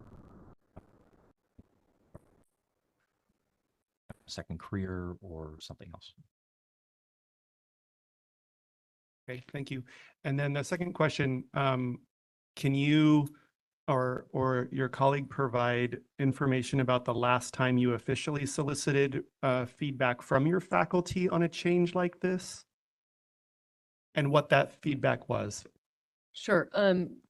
So we did discuss the modification going back to the 5, so it would be 5 full days of instruction and exams instead of 3 days of instruction and exams, which is what we used to do. And my faculty were super excited about that because it was over 10 weeks, and then they would get 10 weeks, they would get 1 full week off in between terms. So that would give the faculty members the collaboration that they, to get their school, to get all of their preparation done for the next term. So it would be basically the 10 weeks would include exams, but then the following week would be off, which would be different than what it is right now, where it's 9 weeks and 3 days. And within those 3 days, there's exams and clinic and labs. So this would take it back to what it was previously, where it was 10 weeks. We had a few days of clinics and labs and maybe some instruction and then exams at the end of the week. Then they would get from Saturday all the way through the other weekend, which ends up being more than a week off until their next term start. And my faculty personally was very happy to hear that we could possibly go back to that. You're welcome. As a program director, it is the duty of the program director to follow the Practice Act and the standards. I think if the faculty knew that the schedule was not following the law, I wonder if they would be as supportive to follow the schedule. Well, I'll answer that if you don't mind, Ms. Pacheco. I mean, I think we have, you know, it's okay for people to have disagreements about the meaning of the law. From my own personal experience at Drexel, we're actually in a final exams this week, but we also had an instructional period this week. It's the same. It's the same. It's a 10-week term. From my point of view as an educator, the exams are instruction. Now, I am cognizant of Dr. Petty pointing out some of the statutory definitions, and again, we respectfully disagree with each other on some of those. But you know, an exam in some ways is a form of instruction. Students learn through taking exams. They also learn through practical interactions and through didactic instruction and different things. But I don't think that it's fair to characterize you know, this as being outside the law. I think it's just that it's a different interpretation of what the law means. Sometimes when the law gets very, very specific about things, in the attempt to get very specific about it, it actually makes things more harder to come to agreement on what those specifics mean. So.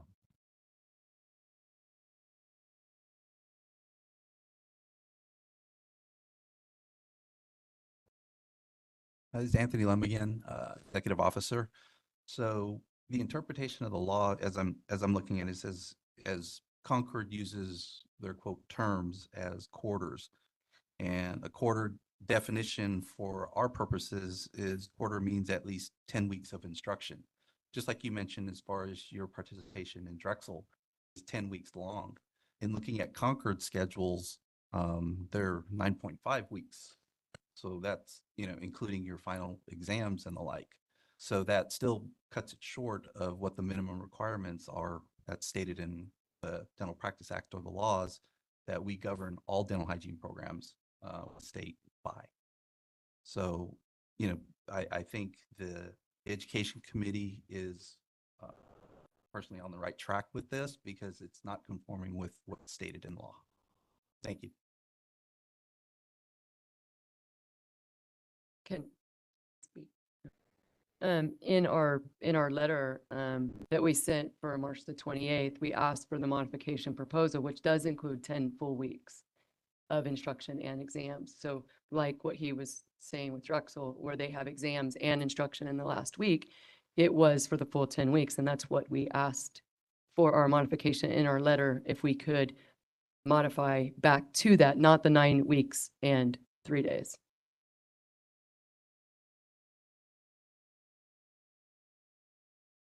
Instruction in that 10th week is clinical? Clinical, we have some clinical, and if there were 2 days, if there, say there, it's usually labs and clinics and final exams. And usually the week of that, the classroom that would be, let's say a lecture, if there was 2 lectures in that week, we would have most likely a review for the students, and then they would do their exam on the Thursday or Friday. So that's kind of how that's how it was set up before. And so we were asking to revert back to that. And there were some classes that only meet once a week. So then they would have had time to study until the last days, because we could change our days of instruction or our days of exams until the end of the week. So we have that flexibility in our schedule to do that as well.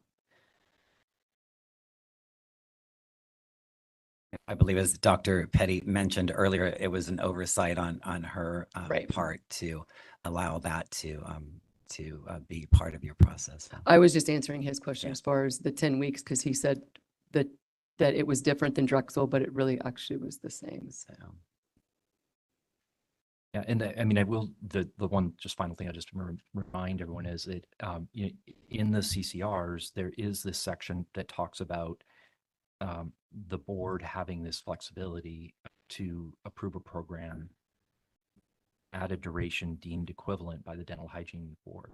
So, you know, there's really, I don't think there's any reason for anybody to feel like this program is out of compliance for this reason or that reason. I mean, this board does have that ability to look at a program and under the totality of circumstances say, think that this is the equivalent. And so you folks have the unenviable job of making the hard decisions and calling the balls and strikes. And, we certainly respect the board and the staff's views on that. But I hope that also you can appreciate the spirit in which we are coming to all of you today to have this conversation because we really do want to do the right thing. We're just your guidance on how to do that. So I have a question for Dr. Pett. As an oversight, how do we move forward with this new proposition of them having to resolve or be compliant with the law?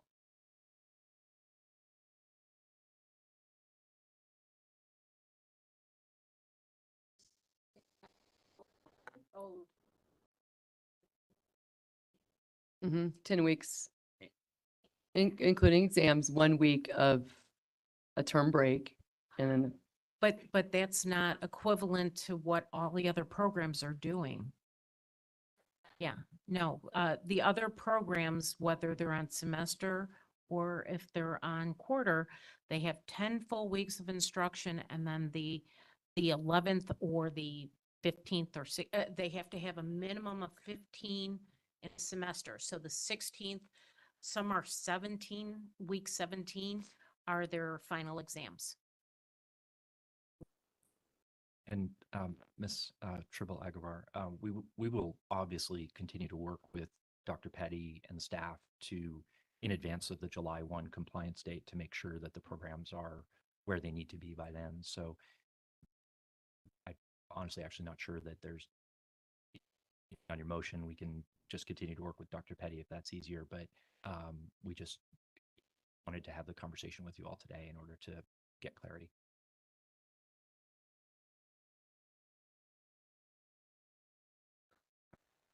I'd like to invite any public in-person comment at this time.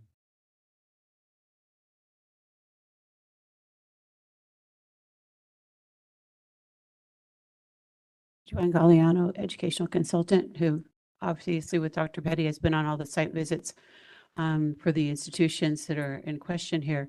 And in all fairness, we see this when we talk to faculty and students, this change was a corporate decision. It wasn't a decision made by faculty or made by students. And I do support Michael's comment that students, even though they know they're getting to an accelerated program, many of these students have not ever been a full-time student. So much less understand what the impact of trying to be a full-time student in a dental hygiene program is going to be. Night clinics, Saturday clinics where they're having to go to class all day, then go to a clinic in the evening, things like that. What we saw, and again, we do this anonymously. We go see the students and we see the faculty. It's anonymous. We let them express what they feel are the pluses of the programs and also the minuses. And this has consistently come up with faculty and with students, this acceleration. And even the students, they appreciate that they're going to get out sooner, but a lot of them are feeling the stress of trying to deal with families and trying to deal with a workload that to them has become unrealistic in the sense that now Saturday clinics, evening clinics. So what they perceived as something that was manageable is something that's not necessarily manageable. And I really do feel that the board at this point needs to consider the needs of the students and the faculty as 3 seconds. So I would encourage you, I think the motion needs to be to disapprove the current schedule and to mandate that the schedule becomes a 10-week schedule with a final exam. Thank you.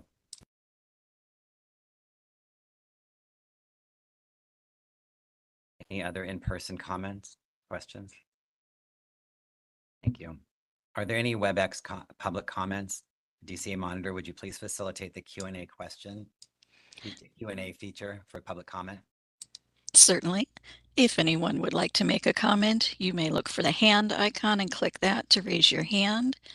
Instructions are on the screen. If you can't find the hand icon, the question mark icon would work. You click that type the word comment into the text box and click send, and our call-in users may always press *3 to raise their hand. Are there any comments at this time?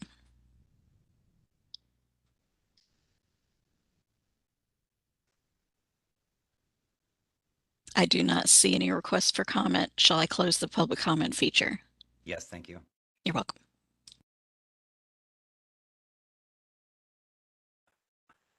This is Anthony Lum, Executive Officer. I do want to thank Ed because we have been communicating regularly on these issues.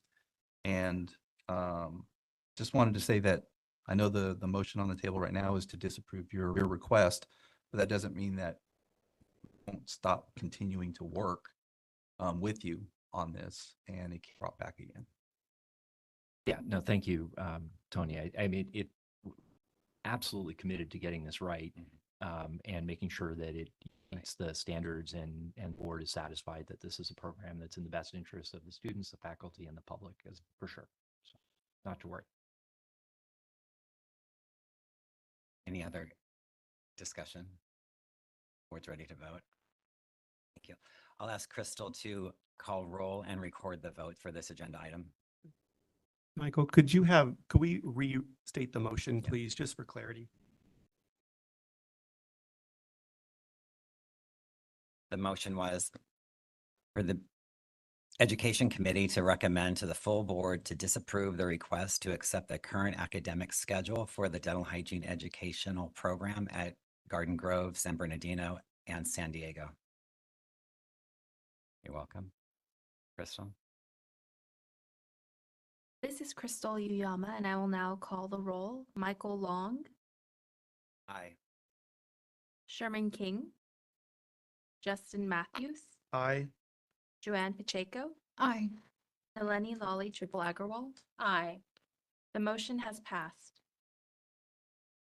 Thank you. Thank you all.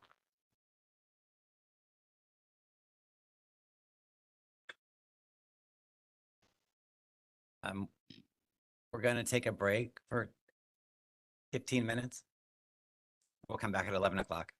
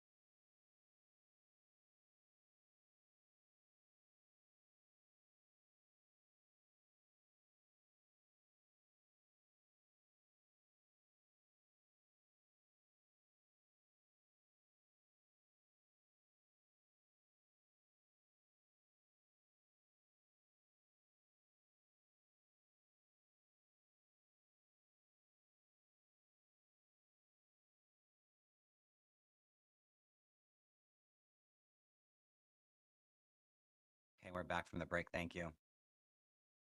Now we'll move on to agenda item EDU 6, dental hygiene education program site visit update and schedule.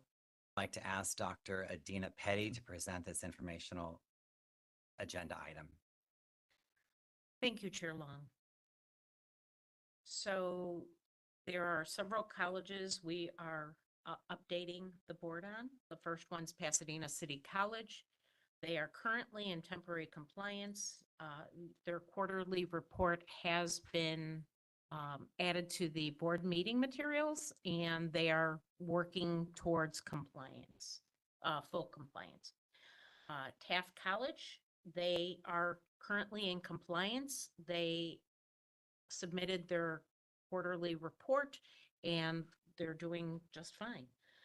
Cabrillo College, they're currently in compliance. The Cabrillo reports are included in the board meeting materials, and doing fine as well. Cypress College, currently they are in compliance. We were waiting on one piece of documentation that had to go through their board approval, and so now they're currently in full compliance. Concord Career College, San Diego, we did provide the reports. They are currently not in compliance, and you all know the Concord situation. So nothing new on. So it's just simply a 10-week instructional. Cerritos College, they are not in compliance. However, they're almost in compliance. Unfortunately, the program director wasn't able to get that last piece of compliance to me yet, but they're on track to be in compliance very shortly. Concord Career College, Garden Grove, they are currently not in compliance. The reports are attached to the board meeting materials. Again, the 10-week instructional length of program. Carrington College, San Jose, currently they are not in compliance. We did a site visit on February 12th, so pretty recently, and so there's still time for them to submit their compliance documentation. Concord San Bernardino, they again are not in compliance. There was an unannounced site or an announced site visit due to complaints received by the board. Luckily, those complaints were deemed as not valid, and but they're not in compliance because again of the 10-week semester. And the final one is West Los Angeles College. We just did the site visit on February 25th, so they have time to come into compliance. The report is currently in the board meeting materials, so they're working towards compliance. The first documentation was due, and they submitted it ahead of time, so they have time to make their compliance very shortly. Cabrillo College, they received a new program director, so at some point we will go back and take a look at the program. Same with Carrington Sacramento, they received a new program director, so the board had determined every time there's a major change, such as a new program director or some sort of major change, that we go back and do a site visit to ensure compliance. So that's why at some point there will be future site visits coming up. We completed the site visit on February 12th for Carrington San Jose, Cerritos December 2nd. Site visit that we have to schedule because CODA rearranged their schedule for Diablo Valley College. So we delayed our site visit to fall of 2025 when CODA is going to go in. We try not to create too much disruption in a program, so we like following CODA after their visit. So it's in fall of 2025, so we'll follow up with that with their self-study. West Coast University will determine our site visit it'll be sometime shortly because their CODA site visits May 6th through 7th. And West Los Angeles College, we saw them on February 25th. Their CODA site visit was the 20th to the 21st. Any concerns or questions? Is there any committee discussion? Seeing any in-person discussion?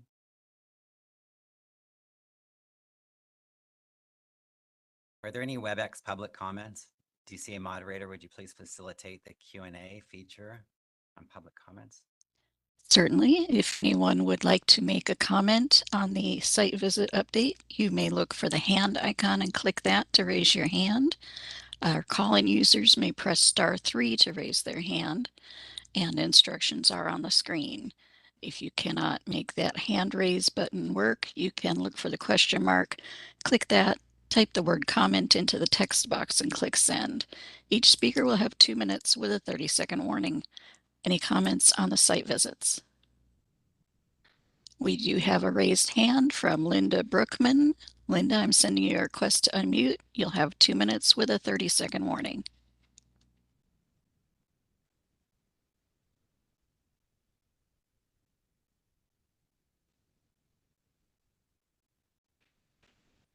And Linda, you can look for a pop-up that says unmute me.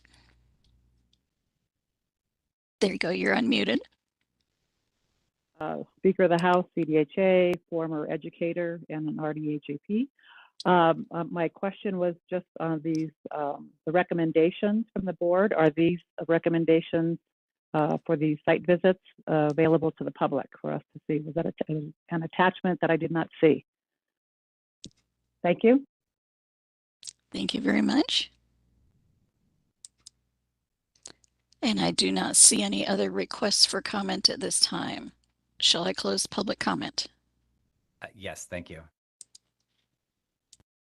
Ms. Berkman, are you, the site visit reports, all the documentation starts on page 574 of the board meeting materials, and all the documentation follows that. All the site visit reports follow that. Thank you, Dr. Petty. We'll now move on to agenda item EDU 7, future agenda items. Are there any committee members' recommendations or comments for future agenda committee items?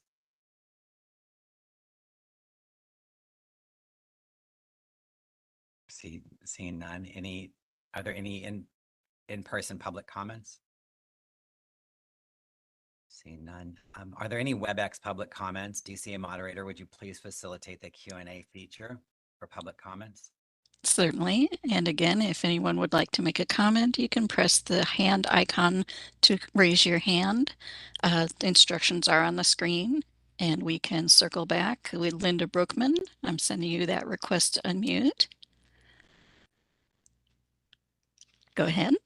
Yes, Linda Brookman again. I'm not sure if this is an appropriate place to bring this up, but for future agendas for the Educational Committee, Chair Long, would it be appropriate to add adding ITR programs to all AP programs?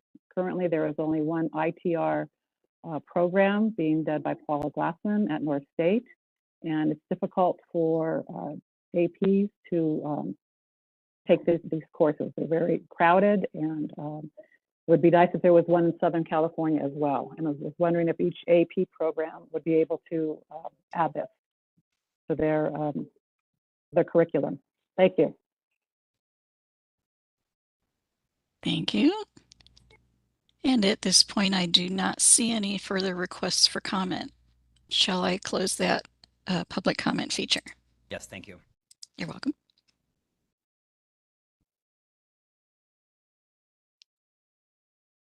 And agenda item 8 is the adjournment of this committee. So I'd like to thank you all for attending the Education Committee meeting, which is now adjourned at 11:11 a.m. Thank you.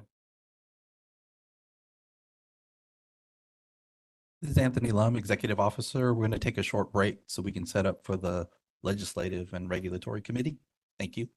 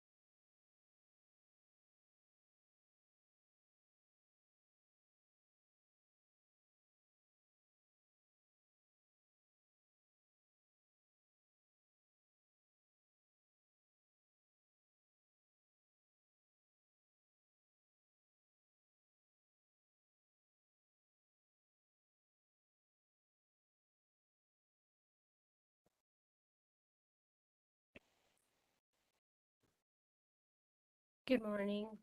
I'm Lolly Agarwal, and as the Legislation and Regulatory Committee Chair, I would like to call the Legislation and Regulatory Committee meeting to order.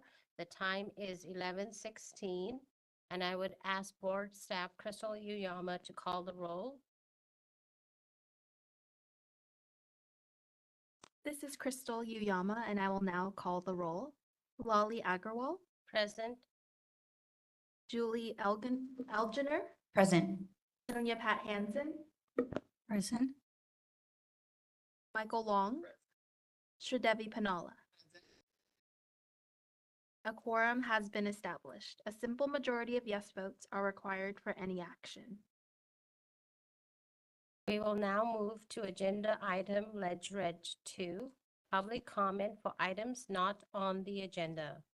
The Legislation and Regulatory Committee may not discuss or act on any matter raised during the public comment section that is not included on this agenda, except whether to decide to place the matter on the agenda of a future meeting. Are there any in-person public comments?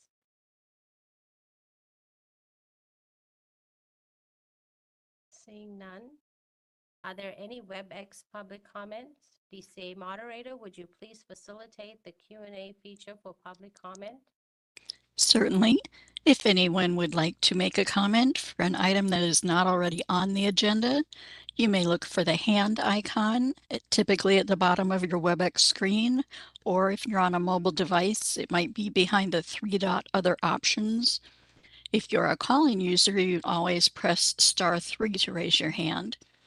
And if you would prefer, you can use the Q&A comment feature, which is the question mark icon. And then once you click that, you'll have a text box. You can type the word comment and click send. Are there any comments on items not on the agenda?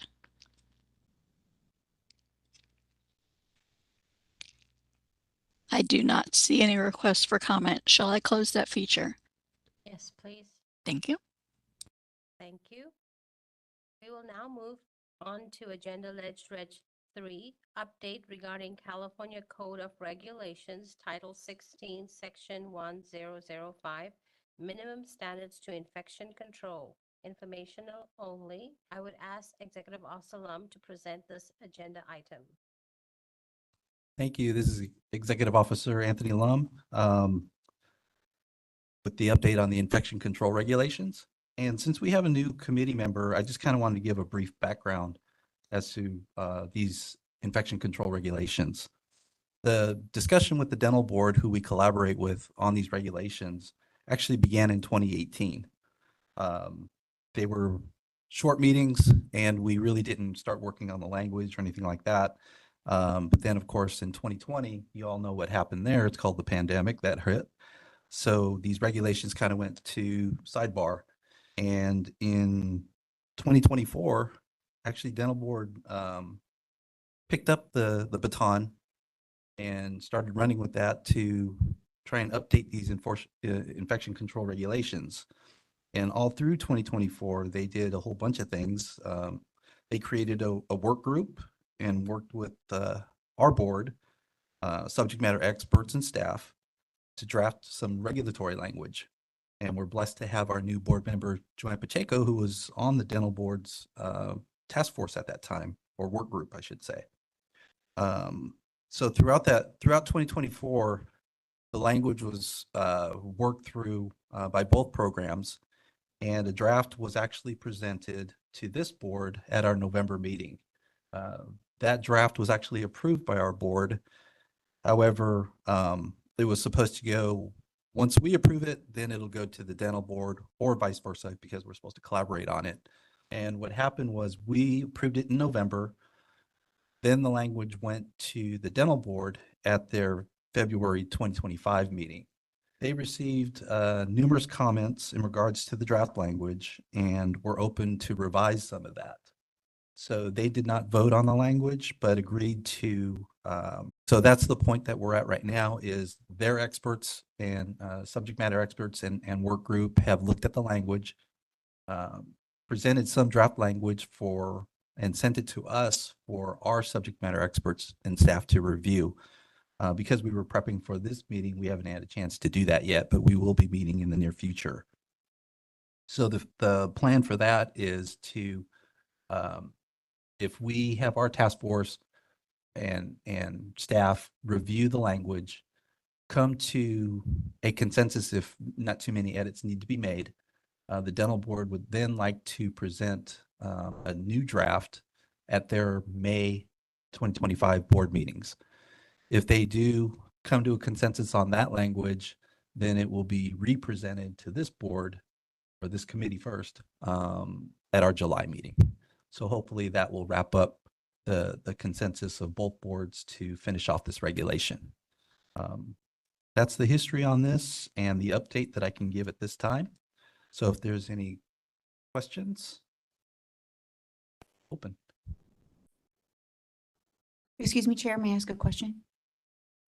At some point, Tony, would you mind providing me with the composition of who sits on that workforce, the task force, the working group from both us and from the Dental Hygiene Board? I'd just like to have a sense of who's been working on that language. Sure, I can Thank you. obtain that. Perfect, thank you Yeah. very much. Is there any legislation and regulatory committee member discussion?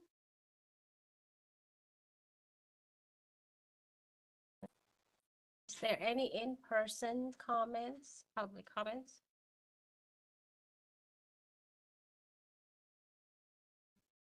Are there any WebEx public comments? BCA moderator, would you please facilitate the Q&A feature for public comment?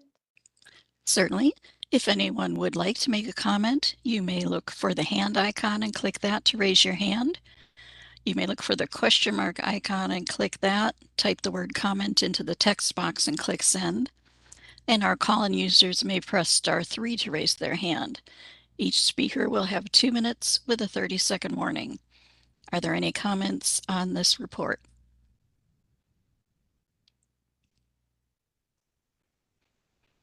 I do not see any requests for comment. Shall I close the public comment feature? Yes, please. Thank you. Thank you. We'll now move on to agenda Ledge Reg 4, discussion and possible action on amendments to 16 CCR Section 1116.5, Registered Dental Hygienist and Alternative Practice, Physical Faculty Registration. I would ask Dr. Adina Petty to present this agenda item. Thank you, Chair Agarwal.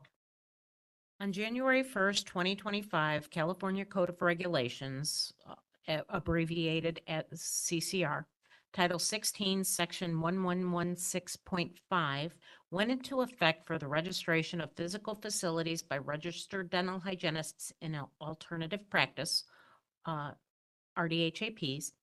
Subsequently, the Dental Hygiene Board was informed about some confusion regarding the requirements for registration of physical facilities as a standalone practice versus registration of physical facilities to maintain portable equipment. In an effort to address those concerns, board staff prepared the attached proposed amendments to the previously approved language and form for 16 CCR Section 1116.5 for conciseness. So if you will refer to the Ledge Reg addendum, there's an addendum that was provided. And let me know when you're ready, and I'll go through the changes.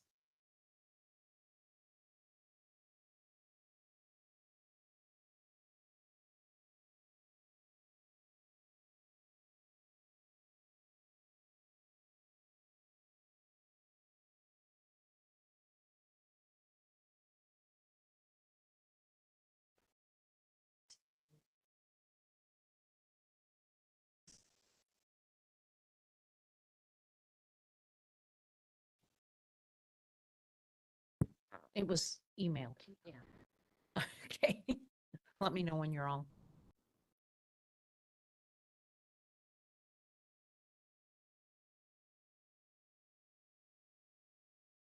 Okay.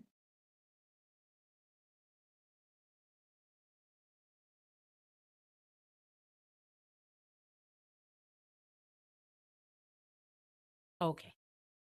So on page 6 of the addendum, there is it's technically page 5 of the proposed text. So 6 of the full roll-up and page 5 of the proposed text, there is a section highlighted. And to clarify and make it easier for RDHAPs, we put for RDHAPs who only utilize portable equipment and do not maintain a physical facility for patient treatment, subsections C, E, and G of this subdivision do not apply.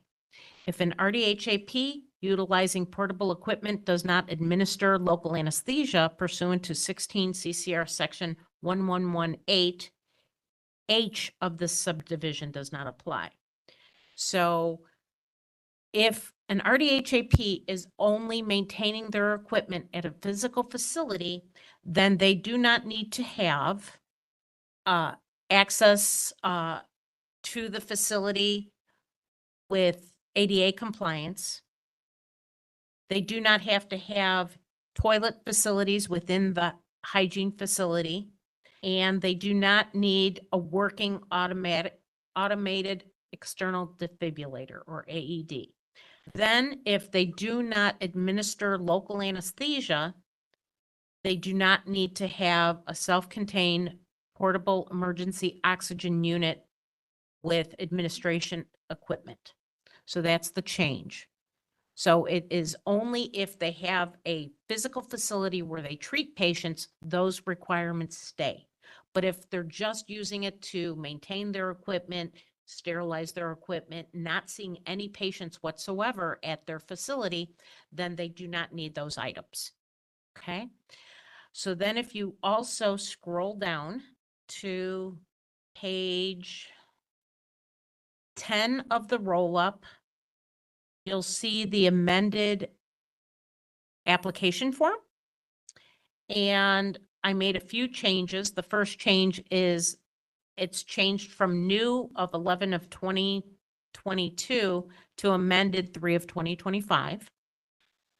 We also defined a physical facility on page 11. Again, all the changes I highlighted in aqua for your convenience for ease of reading. A physical facility is defined in 16 CCR section 1116.5 as a fixed structure in which dental hygiene services are rendered or where portable equipment is maintained. So we defined it there to make it easier. And then I struck out physical facility and added RDHAP owner. This way, it's a little bit more clear that it's an RDHAP requirement rather than the physical facility. There was a typo, and so that was fixed. So it was 1116, and we replaced it with 1116.5, which is the correct California Code of Regulations section. Then on page 12, you'll see more changes from physical facility owner to the RDHAP owner. So that is the change on page 12. We just made it a little bit more clear. We struck out does and substituted will, the RDHAP owner on page 13. We did that for questions 19 and 20. We also did add on question 23 on page 13, not applicable, God bless you, to portable equipment registration. If registering portable equipment, check this box. So again, we made it more clear to who this applies to. We did the same change to question 26 on page 14 of the roll-up. If registering portable equipment and local anesthesia is not utilized by the RDHAP, they check the box. And it's not applicable to portable equipment registration if the RDHAP does not administer local anesthesia pursuant to 16 CCR section 1118. So we made that definition to make it more clear there. And those are the changes. Again, this was just to make it more clear because RDHAPs were having some concerns and we wanted to make it as clear as possible. Any questions?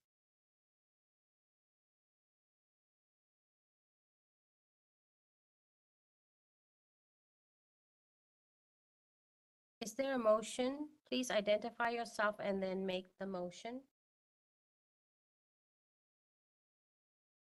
Board Member Long. I move for the Legislation and Regulatory Committee to recommend to the full board to approve the proposed amended language and form for 16 CCR section 1116.5 and direct the staff to submit the text to the Director of the Department of Consumer Affairs and the Business, Consumer Services, and Housing Agency for review. The board does not receive any comments providing objections or adverse recommendations specifically directed at the proposed action or to the proposed procedures followed by the board in the proposing or adopting the action. The board authorizes the executive officer to take all steps necessary to initiate the rulemaking process, make any technical or non-substantive changes to the package, and set the matter for a hearing if requested. If after the 45-day public comment period, no adverse comments are received and no public hearing is requested, the board authorizes the executive officer to take all steps necessary to complete the rulemaking process and adopt the proposed regulations as described in the text notice in 16 CCR section 1116.5. Thank you. Is there a second? I, Sonny Hansen, is seconded.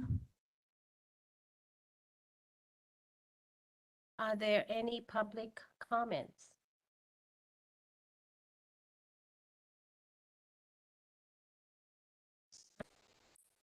Are there any Board discussion. there any committee member discussion?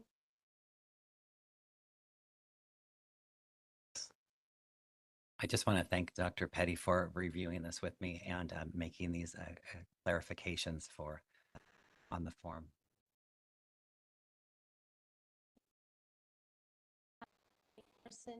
Public comment?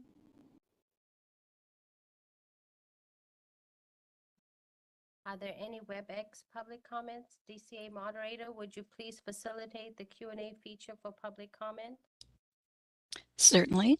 If anyone would like to make a comment, you may look for the hand icon and click that to raise your hand. Our call-in users may press *3 to raise their hand. And if you cannot make that hand raise feature work, you can go to the question mark icon, click that, type the word comment in the text box, and click send. Each speaker will have 2 minutes with a 30-second warning. We have a request for comment from Brenda Lee.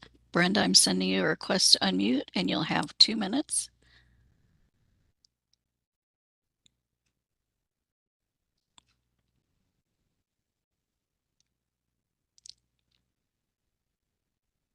And Brenda, you should see a pop-up that says unmute me.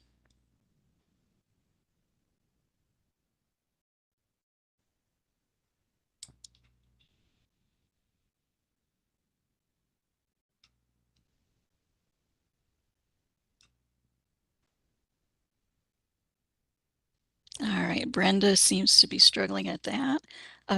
As a reminder, Brenda, you can also click on the question mark icon and type your comment in there if your microphone settings are not working. I'll move on to the next person who's raised their hand, and that is Kirsten Anderson. Kirsten, I'll send you a request to unmute. You're unmuted. Go ahead.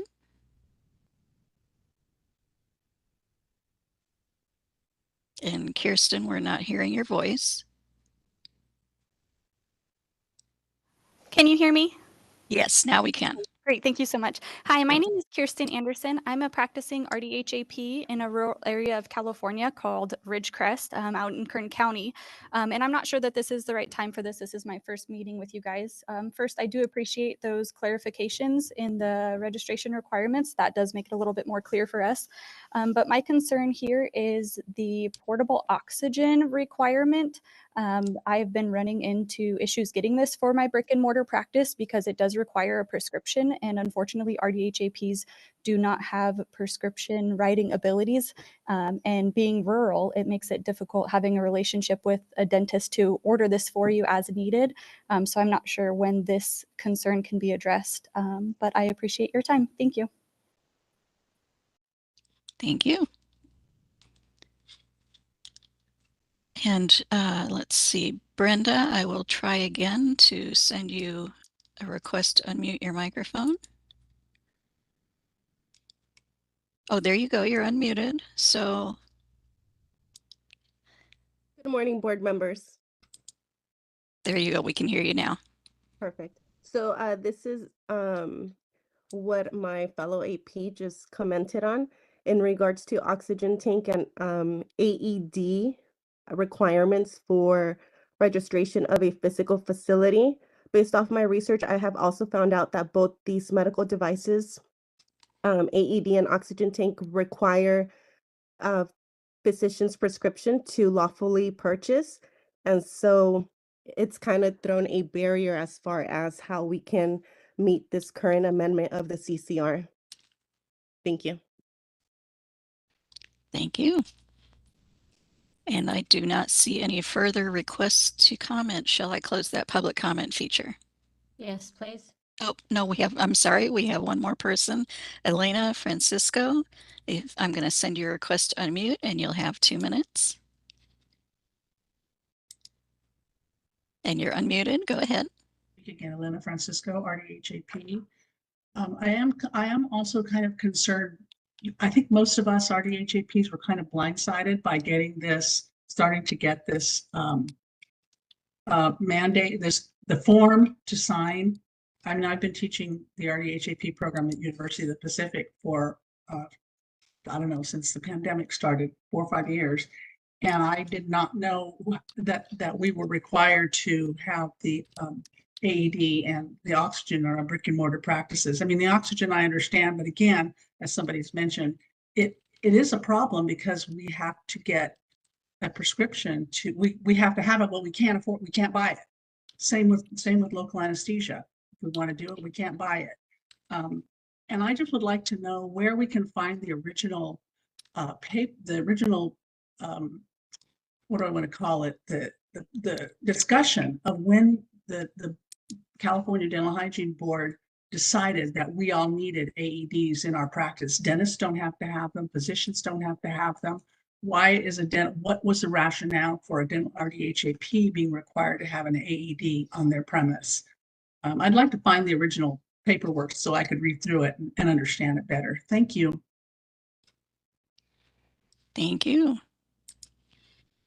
And at this point, I do not see, I do see one more request from call-in user 15, the 909 area code.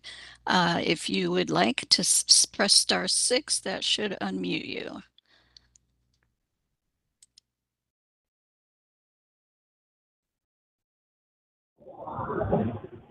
There you Hi, go. can you You're hear unmuted. me? Yep. Okay. Thank you. My name is Jennifer Nawatney, and I am an RDHAP. I don't have a physical facility. I have portable equipment, but just addressing the AED requirements that some of the other commoners have mentioned. My concern is how, like Alina had mentioned, how this came about to be a requirement when, as she had mentioned as well, that it's currently not a requirement in dental offices. And it seems unfair to impose this requirement specifically on RDHAPs who typically perform non-invasive procedures and have a lower likelihood of medical emergencies that would need an AED. So as Elena had mentioned, I, again, would also like to see the paperwork or the justification for this to be placed on RDHAP. Thank you. Thank you. You're welcome. And are there any other requests for comment? All right, I do not see any further requests. Would you like, shall I close that public comment feature? Yes, please. Thank you. Thank you. I will now ask Crystal to call the roll and record.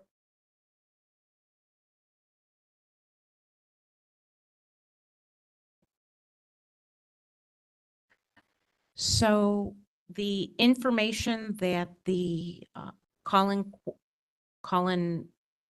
commenters were requesting, the board approved the language on November 19th of 2022, and it was sent to publication for the 45-day comment period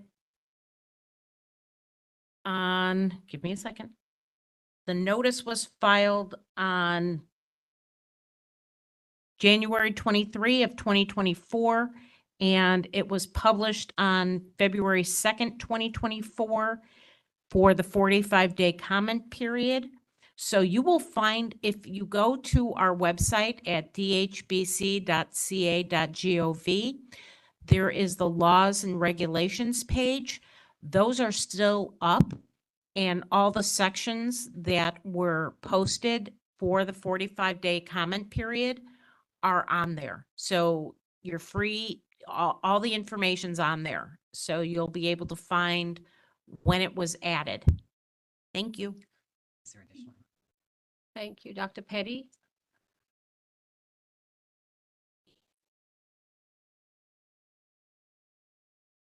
You could also find the minutes on November 19th of 2022. That's where you'll find the approval of the board in those minutes. Now the comment. Thank you, Dr. Adina Petty. I do have a question in regards to that. Thank you so much for being so thorough on all your information. As a board, since we're a regulatory board, what can we do to facilitate people to have access to this? Is this legislative? What can we do as a board to move this forward for Access to what? access for them to have the prescription, or the access to them to get the prescription for them to have that portability? So I did a little research, and the AEDs the AEDs need a prescription, and that was found. But the prescription is more a general prescription. So if you go on the AED sales website, the AED manufacturers and sellers will direct you how to get that. So that was the first thing. So they could go to their own private physician if they wanted to get, because AEDs are available everywhere. You know, even in this building, we have one. So there are special forms that they can fill out in order to obtain those AEDs. Now, as far as oxygen, that was a legislative requirement, and that was SB 534, it looks like. And so the oxygen for local anesthesia was in 16 CCR 1108, and that is due to legislative mandate for administration of local anesthesia. So the thought of the board at the time was the RDHAPs would have to have the relationship with a dentist. And so the board felt that the referring dentist would be able to assist them in getting the prescription, because they not only need a prescription for local anesthesia, oxygen, and even fluoride, they need it. So any changes like that, any kind of prescriptive ability would have to go through legislatively. We can't do it. It would have to be statutory. It couldn't be regulations. Thank you for clarifying that. I do think that it's such a key component to have the RDHAPs working on this and be able to have the facility for them to access those. And also, on the other hand, I do understand our regulatory part of it is to protection of the consumer. So that being said, that is her job in this case. And I hope that they obtained a facility for them to create access to get those prescriptions needed for them to do the magnificent work they do outside. Thank you so much for doing that. Thank you. If I can comment, it's my opinion that the relationship agreement between the RDHAP and the dentist is regarding patient care and not ordering supplies. So I would like to see in the future, the RDHAP have the ability to order the supplies that they need to treat the patients under their scope of practice. Thank you. I have one more comment before we vote. If we are voting to approve this as written, does that mean the conversation of oxygen and AED not be, how would we bring that up again if we wanted to have a further discussion? Are these two separate things, or are we having the discussion now during the open, once the package is open? So the package is open as it is. So how regulations progress is you approve the language, and then it goes through a 45, it goes through all our approvals, and then it gets published by the Office of Administrative Law. At that point, we have a 45-day comment period, and all dental hygienists and all licensees, as well as all the public who, our blast list, our email listserv.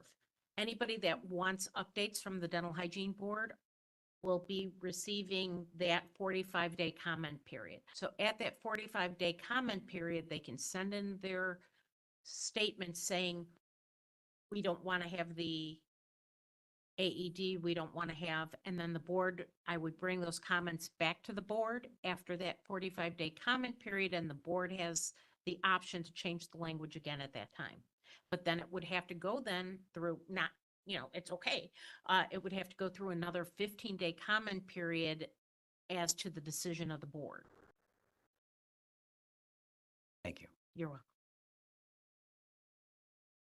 To follow on that, so there's no way to expedite this for the APs to be able to get the oxygen as they follow this process. Still have to go the 45 days and come back to the board in 15 days. Then we can make what it is. to clarify. Take any 2 years. Some of my, We're having trouble hearing you. I'm sorry. sorry, Ann. Thank you. So some of them go quicker. Like if you look at, let's see, 1105B4 faculty to student ratio, we got that done in under a year. But it depends on how many comments come in and the approval process. We never know. Whereas 1116.5, we started in 2022, and that's after we actually started that in like 2019, but we needed legislative authority to do inspections, so we had to wait for the legislation to go through.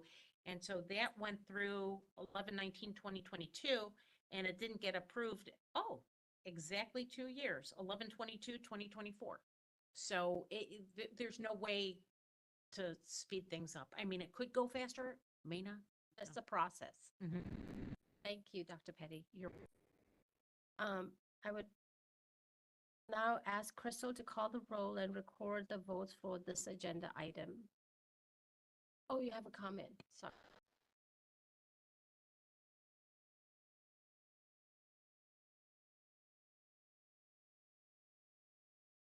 McLaren, CDHA.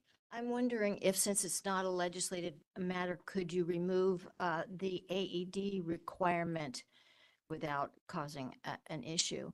There does seem to be some kind of prejudice here in terms of not requiring them for dental offices, so why for RDHAP offices? This is Anthony Lum, Executive Officer. First thing is we don't have purview over dental offices, and we do have purview over the RDHAP remote offices. The second thing on that is we wanted to implement the AED requirement because these HAPs work in such rural areas. You know, they need the equipment in case of an emergency. So it's something where we felt that AEDs are pretty standard now. They've been around for, I don't know, 2 decades. And so it's a pretty standard precaution to have the tools available if something were to go awry in the practice facility.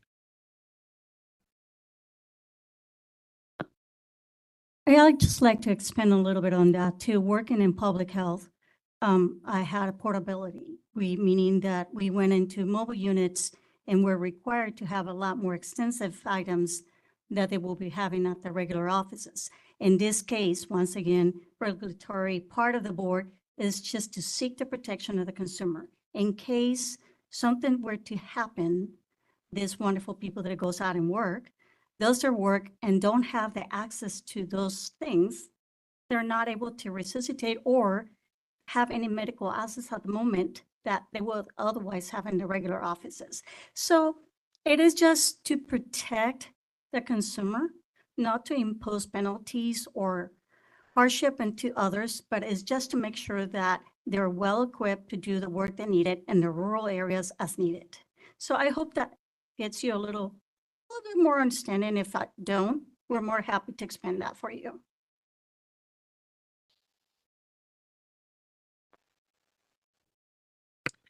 I also want to just clarify that if there is some concern regarding the portable oxygen requirement, given the fact that it was created through the statutes, through SB 534, this might be an opportunity for the trade associations to be able to lift that issue up through their processes. Just keep in mind that as we're discussing also the AED requirements as a consumer protection standpoint and specifically from a population health standpoint, particularly as was mentioned, these are not in facilities.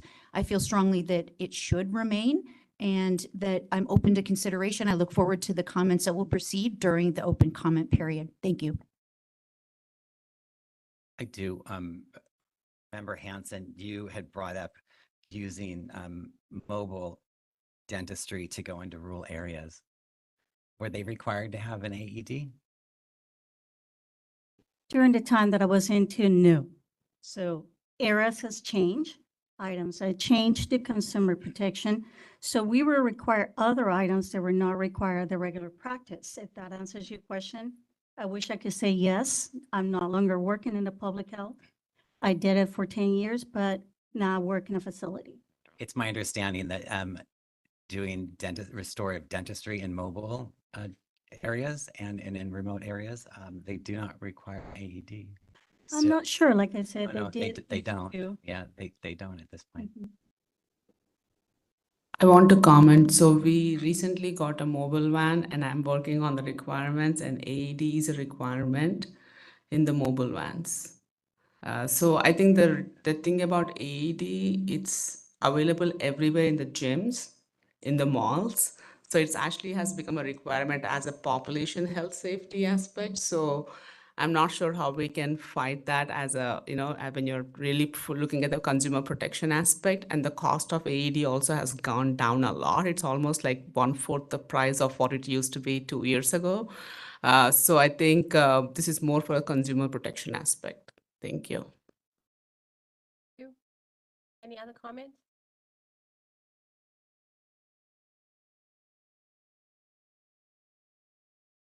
Any other public comment? Shall I open the WebEx public comments? Open up the web. Yes, please. Thank you. And we have reopened the public comment feature in WebEx. If you'd like to make a comment, you can look for the hand icon and click that to raise your hand. Or our call-in users can press *3 to raise their hands. Are there any further public comments?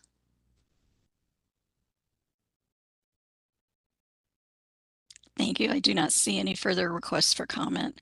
Shall I close that public comment feature? Yes, please. Thank you. Thank you. I will now ask Anthony to call the roll and record the votes for this agenda item. Thank you, Madam Chair. It's Anthony Lum, Executive Officer, to call the roll. Lali Tribble Agarwal, Aye. Julie Elginer, Aye. Sonia Pat Hansen, Aye. Michael Long, Aye. and Sridevi Panel.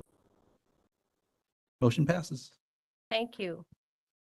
We will now move on to Agenda Reg 5, Regulatory Update, Status of Dental Hygiene Board of California Regulatory Packages, Informational Only. I would ask Dr. Adina Petty to present this agenda item. You aren't tired of me yet? No. Okay. So on page 579 of your board meeting packet, you'll see the rulemaking files that have been approved and the status of most of them, or yes, most of them. The ones that are updated since our November board meeting, 1116 mobile dental was approved on 11/22/24, and it became effective January 1st of 2025. Same with RDHAP practice registration, the physical facilities, same dates, 11/22/24, and it became effective January 1st of 2025. We also have 1105.4 appeals process and reinstatement of withdrawn dental hygiene educational programs. That was approved on January 27th of 2025, and it was approved, or it will be effective April 1st, 2025. We have still working on periodontal classifications. That's in progress. And 1116.5, just reopened it today, and so the board approved the language, so we will be moving forward with that shortly. And to those of you who were asking about timelines, I do have the processing times right afterwards on page 581. So it kind of gives you a little bit of idea of how long it takes to get through the regulatory process. Any questions?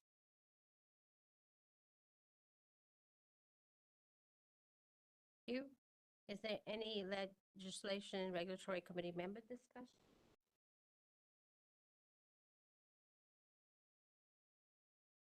Are there any in-person public comments? Seeing none. Are there any WebEx public comments? DCA moderator, would you please facilitate the Q&A feature for public comment? Certainly, if anyone would like to make a comment, you may look for the hand icon and click that to raise your hand. Our call-in users can press *3 to raise your hand. And if you cannot get that to work, you can try the question mark icon, click that, type the word comment into the text box and click send. Are there any comments at this time?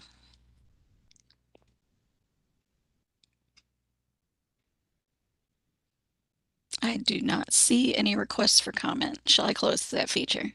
Yes, please. Thank you. Thank you. We will now move on to Agenda Reg 4, discussion and possible action to amend 2025 DHBC Omnibus Bill Proposal. I would ask Executive Officer Anthony Lum to present this agenda item.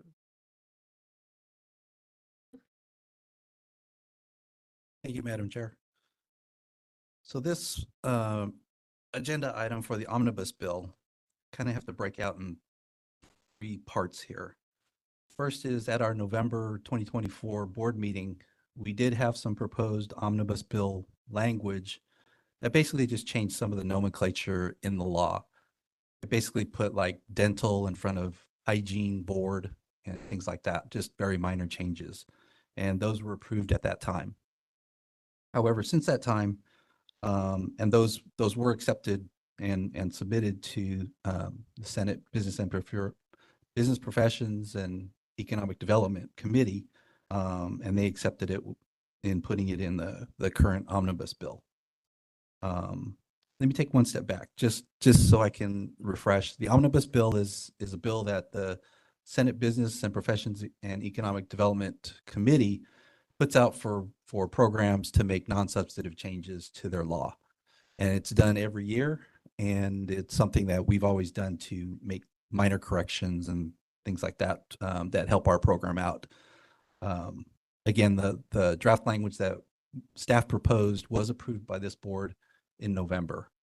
Moving forward, the second part of this story is that at our November meeting, I also proposed some new language, statutory language, and was directed by the board to seek an author, a legislative author, to carry that language. Unfortunately, through due diligence, I failed to obtain an author. And a couple reasons for that is, one is bad timing. That's not an official reason, but the bad timing equivalates to this year, the legislature has been very inundated with a high volume of requests for new legislation. The second thing is, towards the end of last year, the governor reduced the number of bills that each legislator could propose from 50 to 35. So that condensed their subject matter that they could address. And all the legislators that I contacted, they said our language that I was proposing has total merit and everything, and they loved it, but they just didn't have that subject matter as part of one of their particular bills that they're proposing. So in looking at different options that we may have, I reached out to the Senate B&P staffers to see if some of our proposed statutory language, let me see if I get this right, some of our proposed statutory language that was approved could be inserted into the omnibus bill through an amendment of a future amendment of that omnibus bill. So they reviewed our language and they said potentially some of the language in there has good merit and it could be included in the omnibus bill after an amendment is done. But what I needed to do first was obtain committee and then subsequently board approval for this language to be moved and approved to be potentially submitted into the omnibus bill.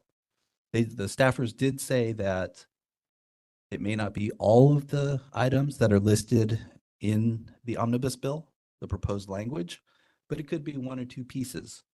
But to overall get the umbrella approval for all these sections in hopes of all of them going in, that's what I present to the committee today. And the language begins on page 585 of the meeting materials. So in going through these different sections, the first one, the highlight on page 585, is actually a request that came to me from California Dental Hygienists Association. And what happened was they had a bill last year that because the dental board removed the dental hygienist member from their board, they worked out an agreement to where we no longer have to, the dental hygienists no longer have to run scope of practice issues by the dental board. Unfortunately, one section of the law that says that, as identified on page 585 and highlighted, was missed through that bill. So the request came through that if I'm able to submit an approval for the omnibus bill, that this be included. It's already been approved by Senate B&P, so it's not that it's substantive. It's basically removing language that was already approved. So that's the first one. And in going through these, the second one, when you're looking at the next page, which starts on page 586, this was language that was presented in Business and Professions Code 1915.1, which would allow dental hygiene students to work at sponsored events. The dental board in prior years had legislation that approved for dental students to do this, and it was a good thing for access to care. So I'm hoping, this one moves forward And I think it's a good thing because for access to care for those individuals that need it. Moving down to the next section on page 588. This section that's highlighted in 1926.3 would basically just require RDHAPs to report where their working location is at the time of license renewal.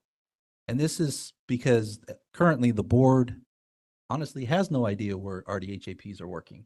They report to us once they receive the license within 30 days of where they are working. But say if somebody gets licensed in Southern California and they move to Northern California, there's no requirement in law that tells them that they have to indicate to us of where they're working.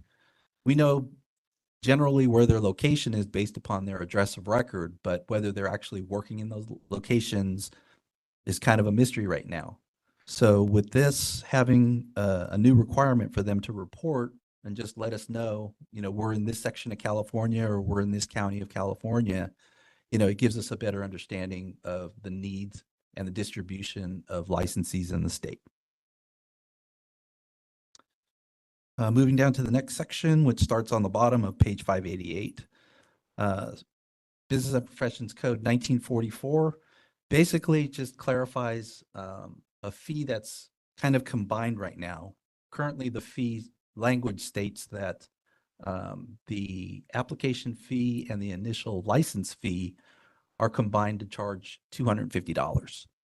So what we wanted to do, just for clarity and for the public, is to licensees too, or applicants, is to break those fees out into two separate ones. So we want to have a separate application fee and we want to have the initial licensure fee listed separately for clarification. The fee does not change in this total, as you can see. In the highlighted green area, the first fee is the application fee, which will remain $100. And the initial license fee is $150, and that's been in place for years. It's always been this board's intent to not charge non-licensed individuals an excessive amount, and these are still fair fees that we're charging. Moving down to the next section. Where's my next section?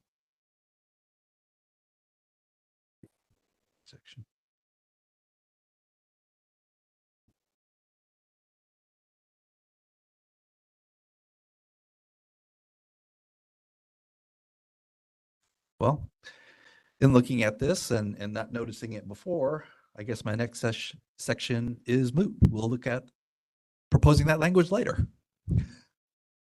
So those are the changes that I just request for this committee to approve to propose to the omnibus bill staffers. And I request your high vote. Thank you. Thank you. Is there a motion? Please identify and then make the motion. This is Julie Elginer.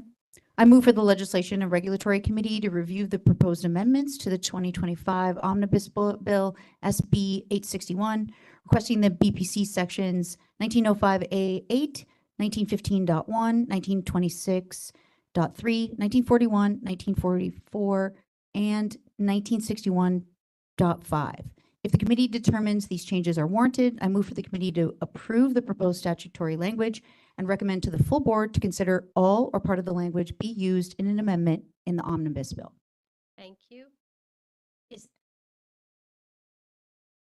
Hi, Anthony Lum, Executive Officer. Just a clarification on the motion. That last section, 1961.5, that was the section that was left out. So just wanted to let you know. Okay.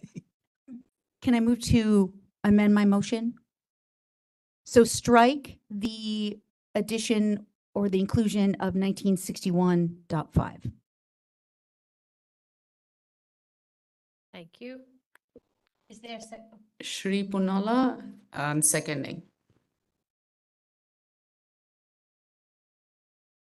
Is there any legislation and regulatory committee member discussion?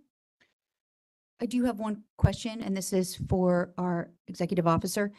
If any of these items are not allowed in the Senate BMP omnibus bill, is your intent then to go back to the legislature and to determine if through the spot bill that may have died and or any other or legislative components that maybe held in suspense, that they could repurpose the bill to be able to include this language? That is my hope. And, if I'm still unable to obtain legislative pursuits, we'll continue on this. This language is something that the board would like to pursue. So if it's not successful in this legislative session, we'll stay on it. Thank you. Any other? Are there any in-person public comments?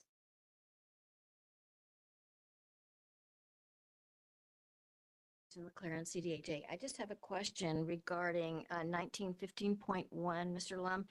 I remember the discussion when it was talked about the 1-to-5 ratio being for clinical services, but I thought there was a discussion saying that the ratio was waived, or 1-to-6 when non-clinical. I wonder if that needs to be in the language. Are you understanding me? So the language that you're speaking about, this is the language that was approved by the board. So what you're referring to was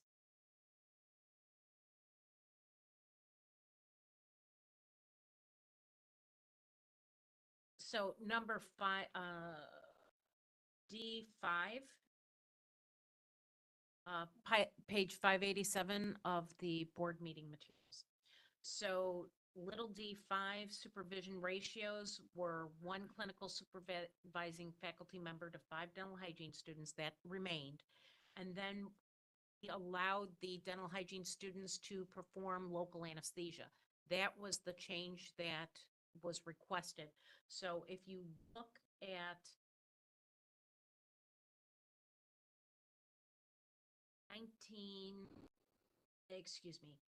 D7, dental hygiene students shall perform those procedures authorized by subdivisions A and B of section 1909 under the direct supervision of a dentist. So that was added in because originally that was a prohibited item. So the board said yes to allowing them to do local anesthesia and curettage if a dentist is present. So that was the change that was made. And then we added that as number 7 and then renumbered number 7 to 8. And that's where they can't do 1907 subdivision B, 1908 subdivision C and D, and 1910 and 1910.5. So that the board remained or allowed it to remain as prohibited. And then we added number 9, that for any clinical procedures, the designated clinical supervising faculty shall be responsible for assessing the patient treated by the dental hygiene student. So I'm just wondering, is it clear that unless if it's not a procedure that there is less supervision requirement? Is it clear? I'm only wanting it to be clear. Okay. Thank you.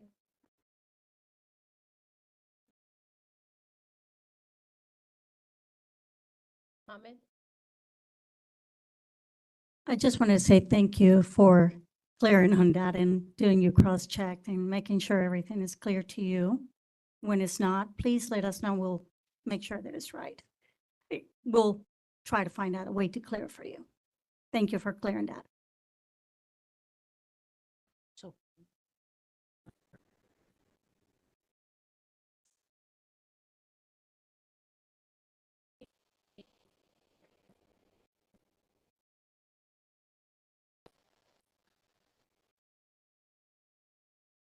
Are there any WebEx public comment? DCA moderator, would you please facilitate the Q&A feature for?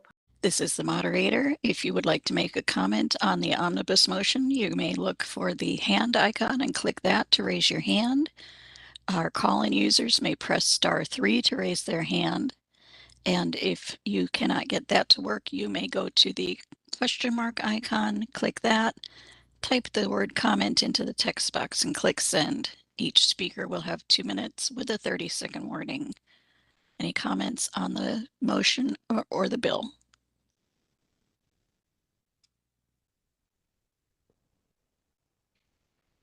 I do not see any requests for comment. Shall I close the public comment feature? Yes, please. Thank you. I will now ask Crystal to call the roll and record votes for the agenda item.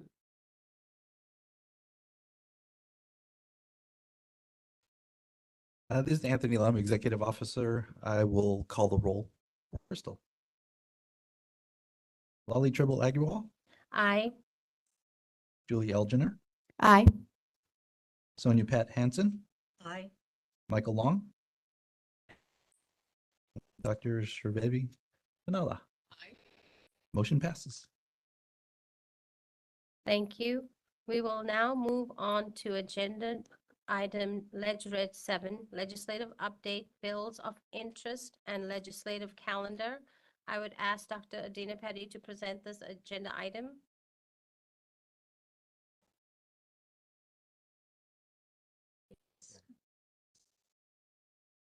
Sorry about that. We are going to go to lunch now and return in an hour, 1:15. Thank you.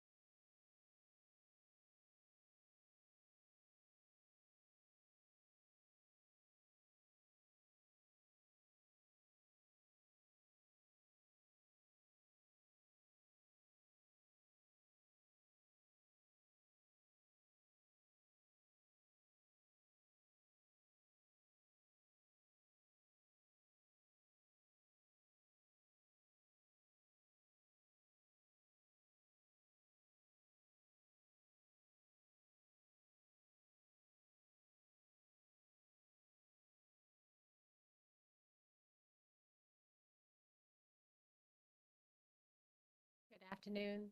I'd like to start the meeting at 1:18 p.m.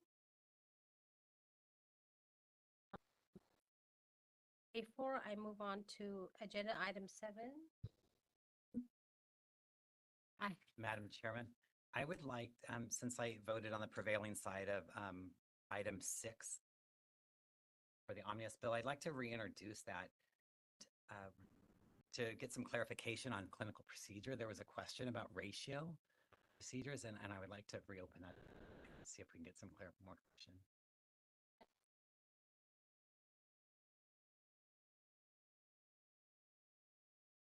So specifically regarding little D5 under BPC 1915.1,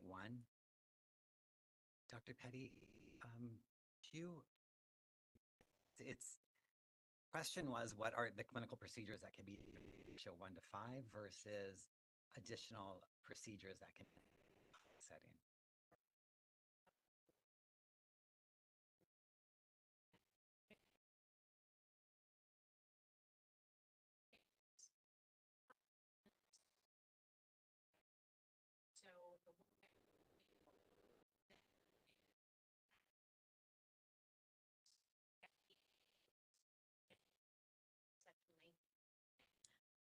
I'm sorry, you're going to need to use your microphone. I'm sorry, Ann. No, that's all right. So in section 1909, which is local subdivisions A and B of 1909, that would be administration of local anesthesia and curettage. And then subdivision A of 1910, which is scaling, root planing, and therapeutic interventions as such. Okay. I think the confusion was performing clinical procedures. Those were the ones that were necessary to have the 1:5 ratio. They were talking about the board at the time, and correct me if someone remembers differently, that was the intention of the clinical procedures. If they're just doing toothbrush instruction or fluoride, administration of fluoride, painting it on, that you wouldn't need the 1:5 ratio. That could be, just general supervision, because fluoride can be provided without supervision by dental hygienists. So it would be under general supervision. That was the intent of our discussion last time. So that was my understanding. I don't know if put it differently. That's my understanding. So this language inserting this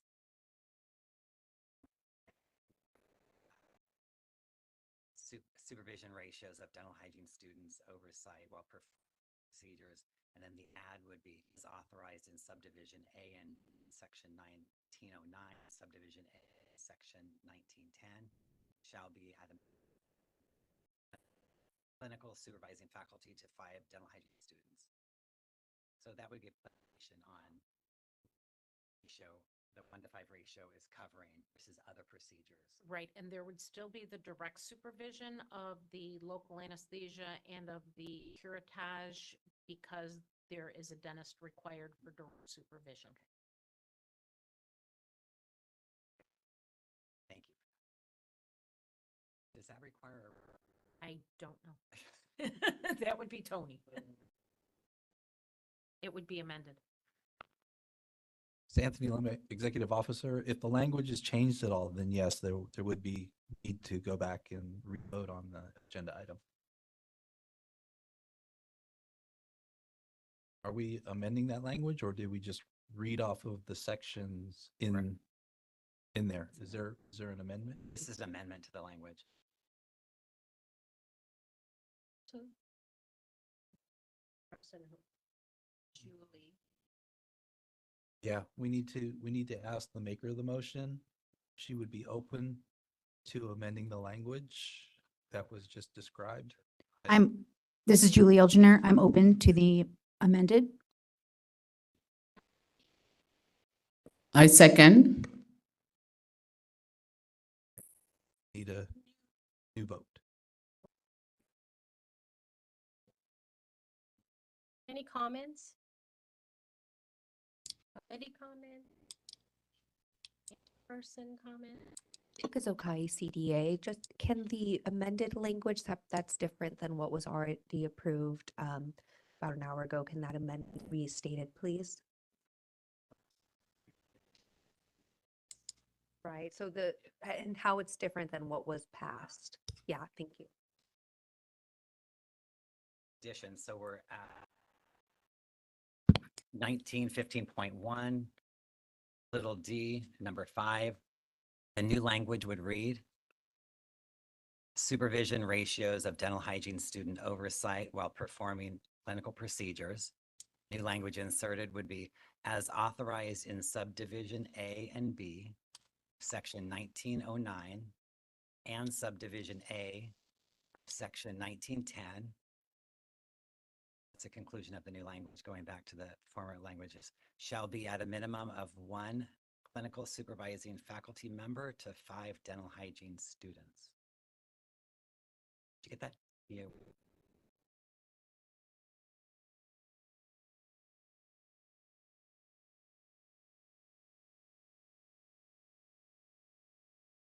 Any WebEx public comment? This is the moderator. And if anyone has any comments on the amended motion, you may look for the hand icon and click that to raise your hand. Our call-in users may press *3 to raise their hands. And if you're on a mobile device, your hand icon might be behind the 3-dot other options on your mobile device. Each speaker will have 2 minutes with a 30-second warning. Are there any comments on the revised motion?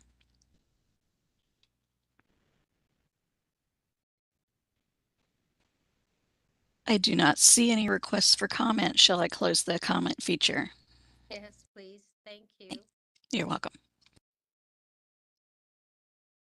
I will now ask Crystal to call and for the votes for this agenda item.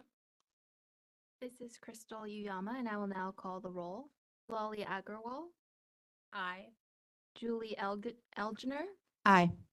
Sonia Pat Hansen, Michael Long, Aye. Shridevi Panala. Motion has passed. Thank you. We will now move on to agenda item Red 7, legislative update, bills of interest, and legislative calendar. I would ask Dr. Adina Petty to present this agenda item. Thank you, Chair Agarwal. The first legislation that is of board concern is Assembly Bill 224 by Bonta. It's healthcare coverage, essential health benefits. The board, the recommended staff position would be watch. This bill would, it's a little, I'm sorry. This bill would express the intent of the legislature to review California's essential health benefits benchmark plan and establish a new benchmark plan for the year 2027. So right now it's still being in process. It's very early in the legislative process, so a lot of these bills are subject to change, and some just completely are gutted and amended at some point. But right now, this is where this stands as of March 4th, when it went to print. So I think you wanted to vote on each one. Right. Are there any discussion?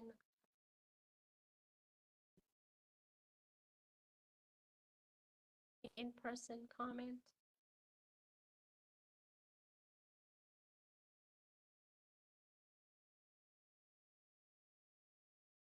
DCA moderator, assist in WebEx, please. Certainly. If anyone would like to make a comment, you may look for the hand raise feature, the hand icon, and click that to raise your hand. Our call-in users can press *3 to raise their hands. And if you would choose to use the Q&A feature, that is the question mark icon, click that, type the word comment into the text box and click send. Each speaker will have 2 minutes with a 30-second warning. Are there any comments?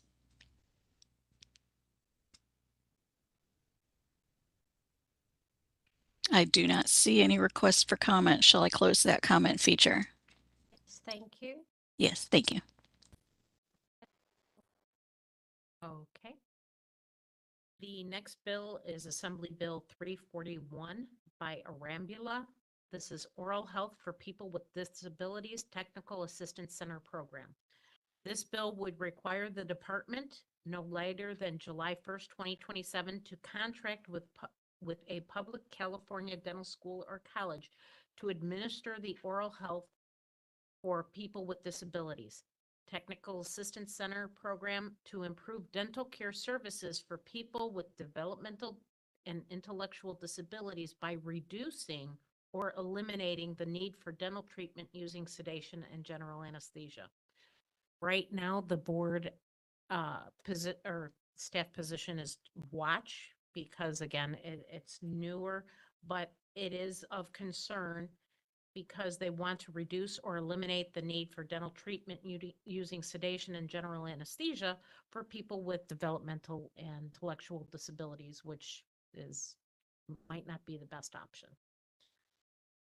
We have AB Assembly Bill 350, healthcare coverage fluoride treatments. The staff position would be, yes, sir. I'm sorry, are we talking about this as we go? We Okay, just start I with think one and then we do it. now, what right. we do. I was told to, so. Okay, what are we doing? Madam Chair, go ahead. We're separating each of these, having discussion, going to vote at the end. on Okay, all the bills. then I misunderstood. So we're gonna have a discussion? Yes. Yes. Okay, all right, thank you. I apologize. Any committee member discussion on AB 341? This is one that a caller called in on, that she was concerned as she works in a regional center.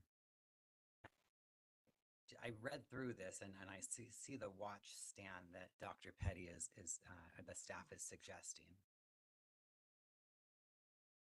I guess I honestly, I'm sorry, I don't have a lot of discussion on it. I just wanted to pause for a minute, understand what this process is that we're doing right now. See if there was any additional discussion on concerns from the dental hygienist at the regional center. Telling me that bill is to potentially properly sedate disabled patients to do dental care. That's, it says to improve dental care services for people with developmental and intellectual disabilities by reducing or eliminating the need for dental treatment using sedation and general anesthesia. So what they want to do is partner with dental schools to try and reduce the use of reduce the use of sedation by treating. And so dental schools will sedation, or they're just going to try to treat with it doesn't.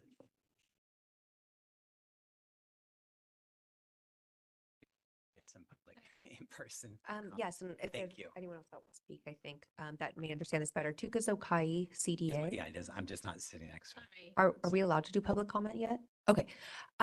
So I think the idea is to reduce this because for individuals with intellectual and developmental disabilities in certain dental settings, they don't have the equipment to make the individuals feel safe, comfortable, and so they end up using anesthesia. So the idea would be to connect with places that have the ability to make the patient feel safe and comfortable to then reduce the need for anesthesia. And so that's why you'd partner with the schools.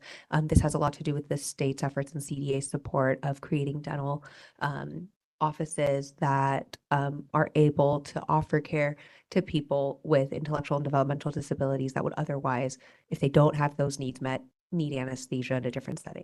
That is my understanding. Can you clarify what's safe, and comfortable setting versus? Yeah, so like one example is the noise in the facility. So sometimes if a place is not able to have noise control, it can be overstimulating for the individual. So if there's a facility that is able to be like in a soundproof room, where they may not have that in a different setting, but they have it at this partner center, then they can do it there to make the patient feel more comfortable. Otherwise, the patient may not feel, the individual may not feel comfortable, and then they go, okay, let's just do anesthesia. What they're talking about is desensitization programs that the universities have. They want to implement more desensitization so that the patient doesn't run the risk of dying under general anesthetic. So they're promoting desensitization prior to a person having to go under the. So, and Does that make sense? Right, and exactly that's the correct term, which is why I welcome comments from experts.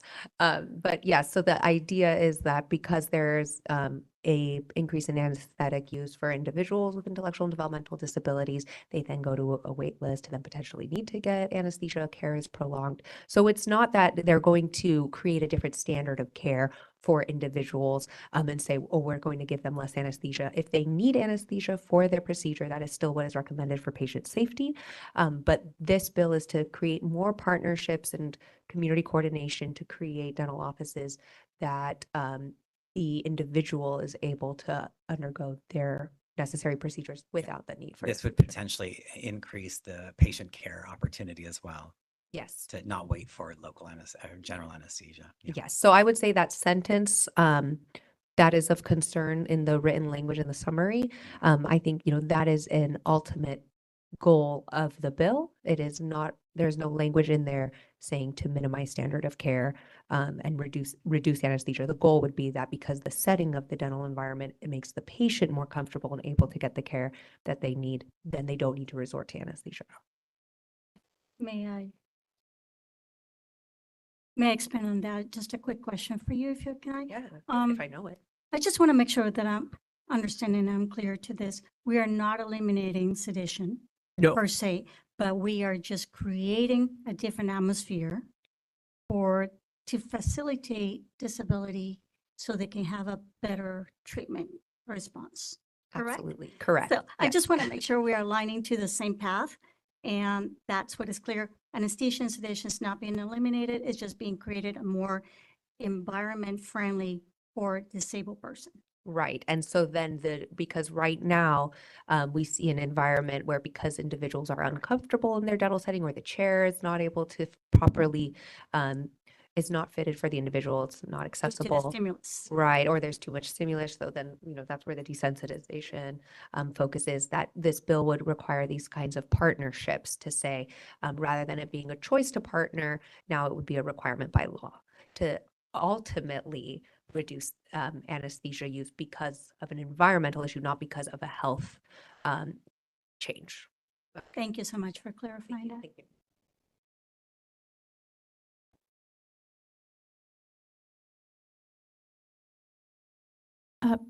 My question is for either Dr. Petty or the person that was just commenting.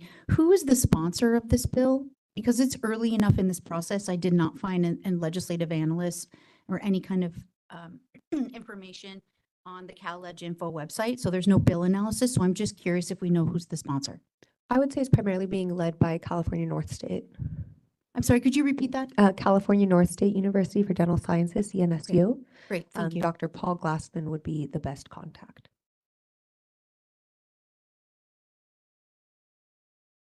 I would like to recommend the board, if they're going to take a watch position, to potentially reach out and see why dental hygiene schools aren't included in this particular bill as well. Because a lot of dental hygiene programs have the ability to work with special needs patients. They have the environment that they can create just the same as a dental school could. So, if we're going to really increase access to care, let's look at the whole team. Let's look at, all the resources we have available. So I would recommend that, you as a board recommend that, someone seek out the author and certainly will make sure CDHA does, to find out why we haven't broadened the scope to include dental hygiene programs as well.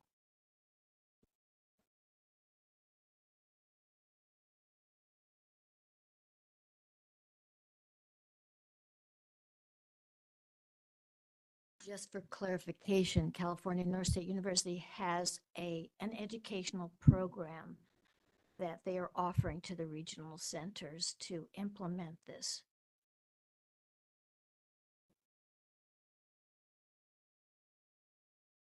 BCA moderator, facilitate the Q&A for public comment, WebEx. Certainly.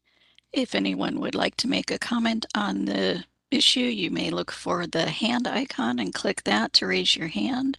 Our call-in users may press *3 to raise their hand. Our first person in line is Kayla Sahara. Kayla, I'm going to send you a request to unmute your microphone. You'll have 2 minutes with a 30-second warning. And we can hear you, Okay, as well great. as the TV behind you. Oh, sorry. Could you please turn the TV off? I'm so sorry, but thank you Thank for letting me speak. Our concerns, I'm actually an RDHAP who is also the dental coordinator at one of the regional centers. So in discussion with some of my other regional center dental coordinators and with some of our contracted RDHAPs, we have a lot of concerns about this bill. Partially because we are very rural. So many of our individuals would have a huge hardship getting to one of these dental schools to be able to participate in one of their programs. And the criteria that the public dental schools are going to have to meet is currently really vague. They spell out a few things, but they don't really outline how it's going to work. We also are concerned because it sort of suggests that regional centers are going to have a choice to participate, but many of us who already have programs in place that are working, we don't want to see those programs disrupted because honestly, we rely a lot on our RDHAPs who also provide desensitization at a great scale because they see the bulk of our patients. And when we started our dental hygiene program, we were having about 48% of the individuals were being referred, to dentists for immediate dental needs, abscesses, pain, such as that. Now that our program's been in place for 5 years, that is consistently around 10%. 30 seconds. Also, teledentistry is, it would appear useful, but the dentist diagnosing the treatment is not going to be the dentist providing the treatment. So this is still going to leave us with the access to care issue in our rural settings. The other thing about that is the provider is not going to be able to pay for the exam and x-rays if it's already been done through teledentistry. And it's very difficult. Time is up. Okay. Thank you. Our next speaker is Linda Brookman. Linda, I'm going to send you a request to unmute and you'll have 2 minutes with a 30-second warning. You're unmuted. Go ahead. CDHA and oral health advocate. I just wanted to, if they could add to the language, always include the APs. This is why we have been created to work with special patient populations, and we can reach them in their home where they are. It's very much more comfortable for them. So on the prevention side, this is more of a way to work with this population. I've worked with special patients before, working in their homes. They are much more relaxed. They don't have the loud noises, the smells, and this is, so in the language somewhere include RDHAPs. Thank you. Thank you. And the next speaker is Cheryl Greer. Cheryl, I'm going to send you a request to unmute and you'll have 2 minutes with a 30-second warning.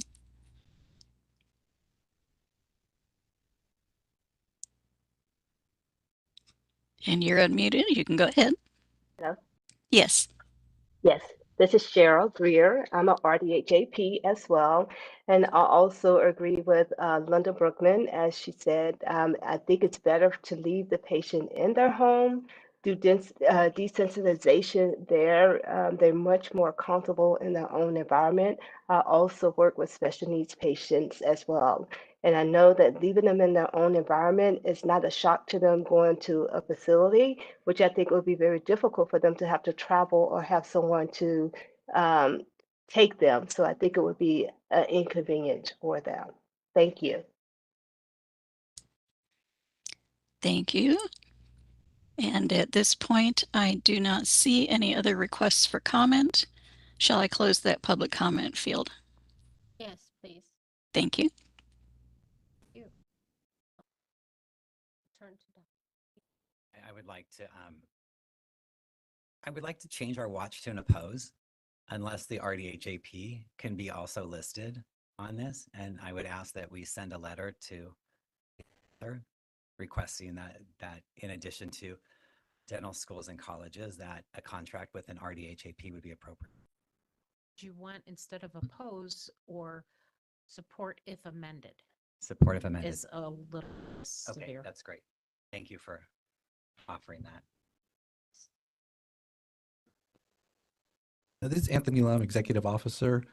I just want the committee to please keep in mind that these positions from staff are basically looking at what the interest is of the board, of course, but that these bills that are introduced very recently could change over time. So that's why many of these bills, we just put a watch on there because we don't know what the final effect will be.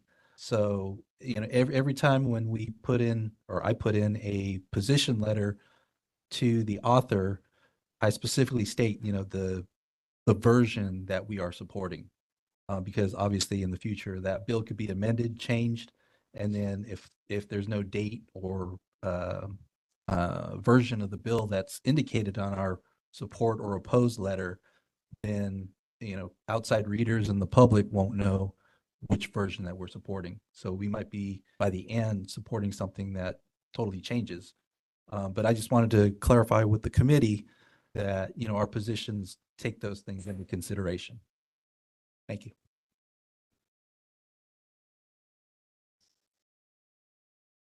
Public comment, okay? Tukazokai CDA. Just wanted to also share that this bill is for one California dental school, whichever one is awarded to make this contract. So it's not requiring all of the dental schools. This is for a program to create this kind of center. So it's not, I know there's a concern about how RDHAPs may be affected, especially those in very rural areas.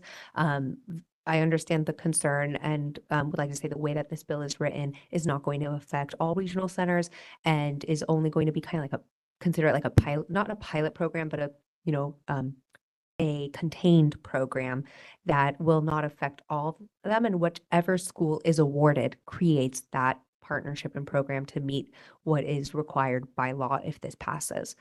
So just also specifying that this is not going to completely transform the way regional centers and individuals with disabilities are treated, because this is about one specific program and requiring for one dental school to create this kind of program with these 10, I think it was 10 regional centers that they participate with. And it's for the regional centers will not be required to do anything. It is for the dental school that is awarded to create these partnerships.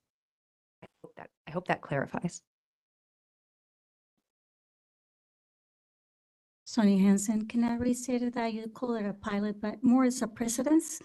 Yeah, so this is to create a disabilities technical assistance center program. So a single program, and by law, if this passes the way it is currently written, one dental school will need to create these partnerships.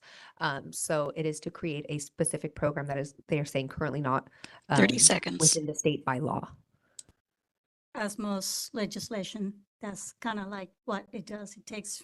Right. So there is, for example, a program with UCLA that it's not required by law, but it's a program that they have. So this would require that whatever school is awarded, and it would be a state award if passed, that the state is supporting to whatever this award is, that would require that, for them to create this specific program at the school. 2 minutes.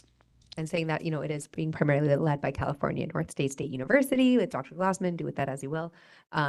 So there's obviously interest in dental school support for such a bill to pass, but it is for any dental school to apply for that would then get a contract if this bill were to pass.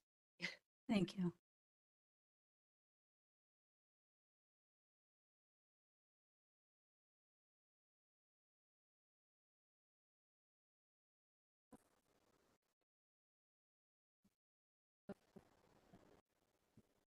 Dr. Petty, on to AB 350.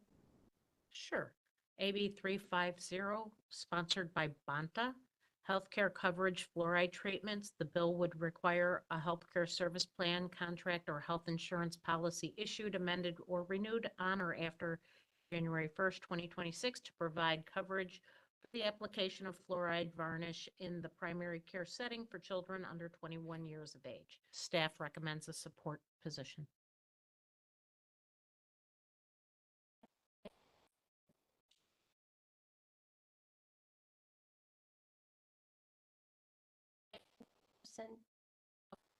Comment?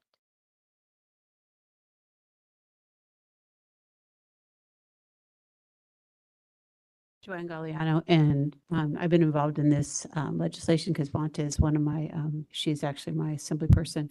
The only concern that we have from a hygiene standpoint is that at this point in time, there is concern that by having people that haven't been adequately trained to place a fluoride varnish and no referral system really set up, that these children, it would be a Band-Aid. In other words, it would be something that, you know, they would potentially, a parent could go to a primary care clinic, get the fluoride varnish and think that their kid was done. Wouldn't have to see a dentist, they wouldn't have to. So I would, at this point, I would take a watch and not a support. The author's been very good. CDA is one of the sponsors. We've been working with CDA on this. So I think it's going to be a good bill. But I think that we just want to make sure that the loopholes are closed so that we're ensuring that we're not having people do something that's preventive in nature, but could cause further problems down the line because they think a problem is solved. There's no, you know, guarantee of a dental home or someone getting to see a dentist for care if they should need it. So again, I would recommend a watch at this point. Tukazokai, California Dental Association. And as was stated, yes, CDA is a co-sponsor of this bill. We're definitely in support of individuals being able to get their oral health needs met, holistic oral health needs met, and we're in the spirit of interprofessionalism and understanding different points of care access. We do think that this bill would increase prevention and access to prevention. However, this does not replace your oral health needs assessment or kindergarten oral health needs assessment. So there still would need to be a separate assessment that is required by law. And this does not replace a dental visit. There's a lot of research that does show, you know, with fluoride varnish, especially since it can be placed potentially, you know, depending on the individual more frequently than one would have their, you know, dental hygiene visit or dental appointments, that this could increase that access to care with those different touch points. And that fluoride varnish, you know, that's where the education comes in of requiring the education for your needed dental visits. But this is specifically for fluoride varnish and increasing the touch points individuals have where they could get that fluoride varnish for prevention. I do have a question for you, sorry. No, Was go ahead. this going to affect the public health? Because part of their job is going to provide fluoride varnish. This is to increase the capacity for individuals to do that and the spaces they can do that. There is additional language in the bill as well where if a provider is doing health education, on that day they can do the fluoride varnish. But if someone is like, so for example, the kindergarten oral health needs assessment, there are some things where, you know, kindergarten oral health assessment, you don't bill for that unless it's in conjunction with something like treatment. Fluoride varnish is separate from that. So something we're still working on with the bill language is if someone has their kindergarten oral health needs assessment, that it doesn't hinder them from being able to get the fluoride varnish because you're billing for fluoride varnish, but you don't bill for a COHA. So that is still being carefully examined to make sure we don't create a new problem. So that's creating more access, is what you're saying. The short answer is yes, it should create more access and prevention, but it does not replace a dental visit. Thank you.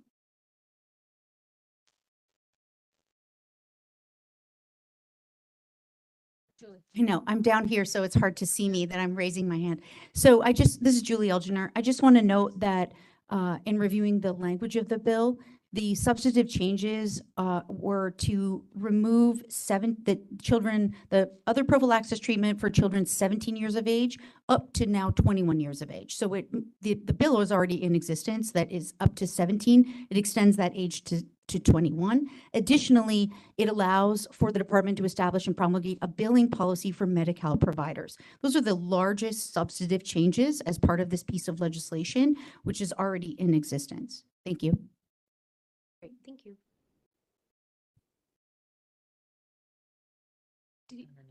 DCA moderator, would you facilitate the Q&A? for WebEx Certainly. comments? Yes. So if anyone would like to make a comment on the bill under discussion, you may look for the hand icon and click that to raise your hand. Our call-in users can press *3 to raise your hand. And we do have a request from Linda Brookman. Linda, I'll send you a request to unmute. And you know you've got 2 minutes with a 30-second warning. Yes. Go ahead. Hello, board. Hello, board. Thank you. Again, Linda Brookman, CDHA. Just as a comment, yes, I'm so happy that it has been raised from 17 to 21. There's a lot of children going through transition, leaving their homes, going to colleges, but they may still go see their primary care. Adding fluoride to this age range is excellent. Also, these are first steps in medical integration and interprofessional education, which is the only way we're going to reach all the people that are not getting oral health care. I'm a big oral health care advocate and an educator on interprofessional education as well, and these are first steps. The one thing I would recommend in the language of this bill is to add that the nurses and the doctors that they are working for ensure that the child has a dental home. So that should be part of the education, oral health education. They do not, just to let you know, nurses and medical doctors do not learn anything about oral health. It is totally siloed, and this is the first steps in bringing this together. Hopefully, in the future, we can have oral APs working with primary care doctors and pediatricians to bridge that gap and reach children that may never go to the dentist. 30 seconds. And we can set up dental homes that way and educate the families as well. Thank you. So I would add language about what I mentioned. Thank you. Bye-bye. Thank you. Are there any other comments on this bill or this issue?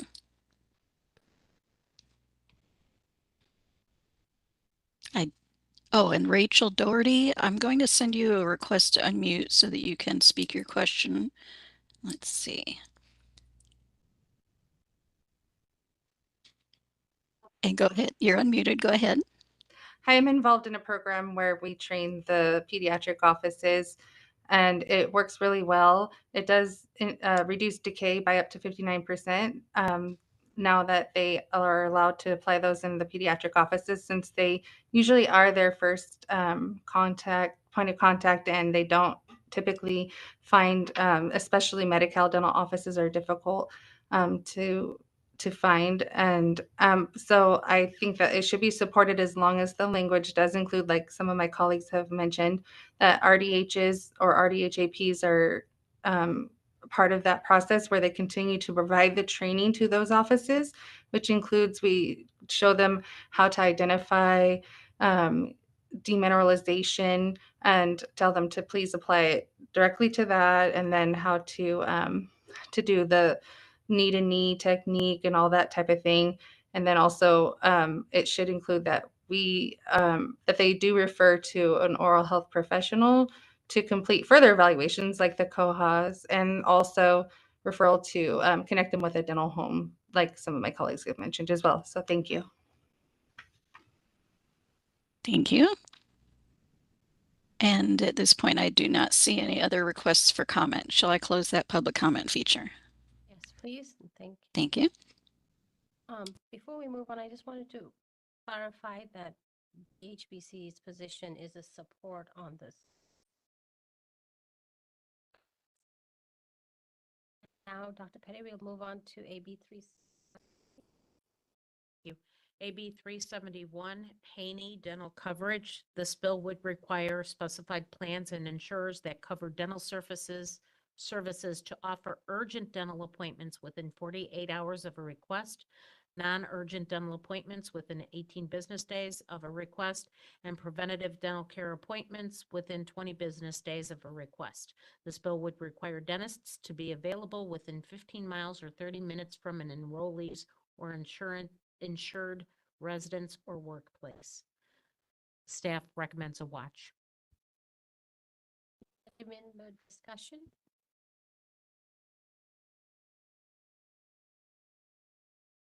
Any in-person comment?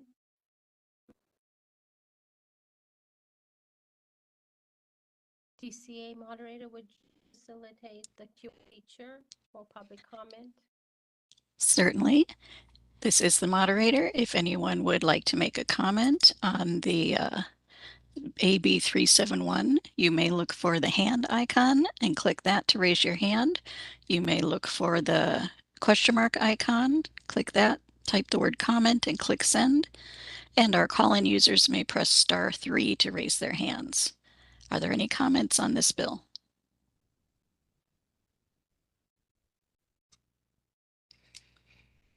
I do not see any requests for comment. Shall I close that feature?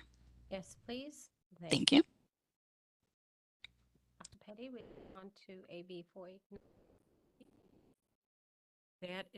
That bill is from Banta, Healthcare Professions Deceptive Terms or Letters, Artificial Intelligence. This bill would prohibit AI programs from using terms, letters, or phrases in its advertising or functionality, falsely implying possession of a healing arts license.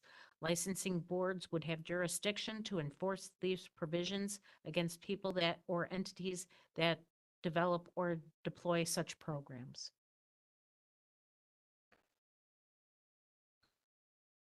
Thank you. I just want to communicate to the committee a conversation that I had with Darcy Sears, who's the policy analyst for Assembly Speaker Rob Rivas's office.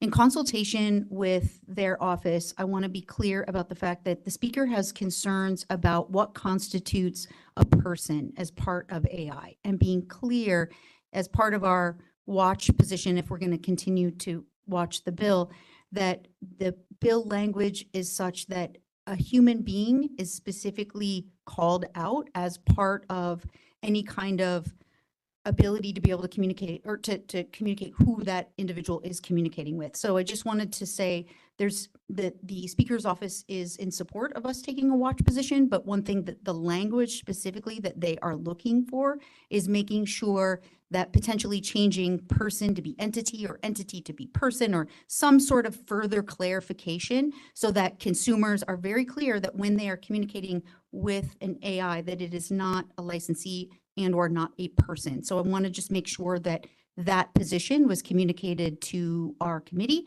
and to the larger board. Thank you.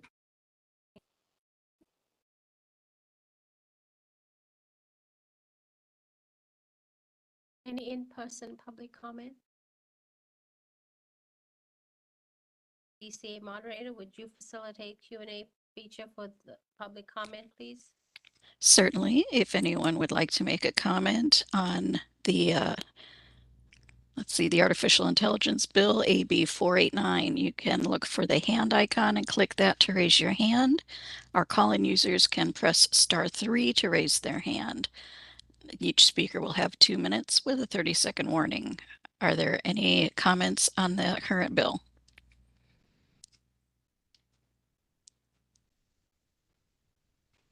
I do not see any requests. Shall I close public comment? Yes, please. Thank you. Dr. Petty, can we move on to AB 873? Yes, Alanis Dentistry Dental Assistance Infection Control Course. It removes the requirement for the unlicensed dental assistant to take the 8-hour infection control course prior to handling potentially infectious materials, and instead allows the unlicensed dental assistant 1 year to complete the course after continuous employment for 90 days. The board recommends the staff recommends an opposed position. Discussion.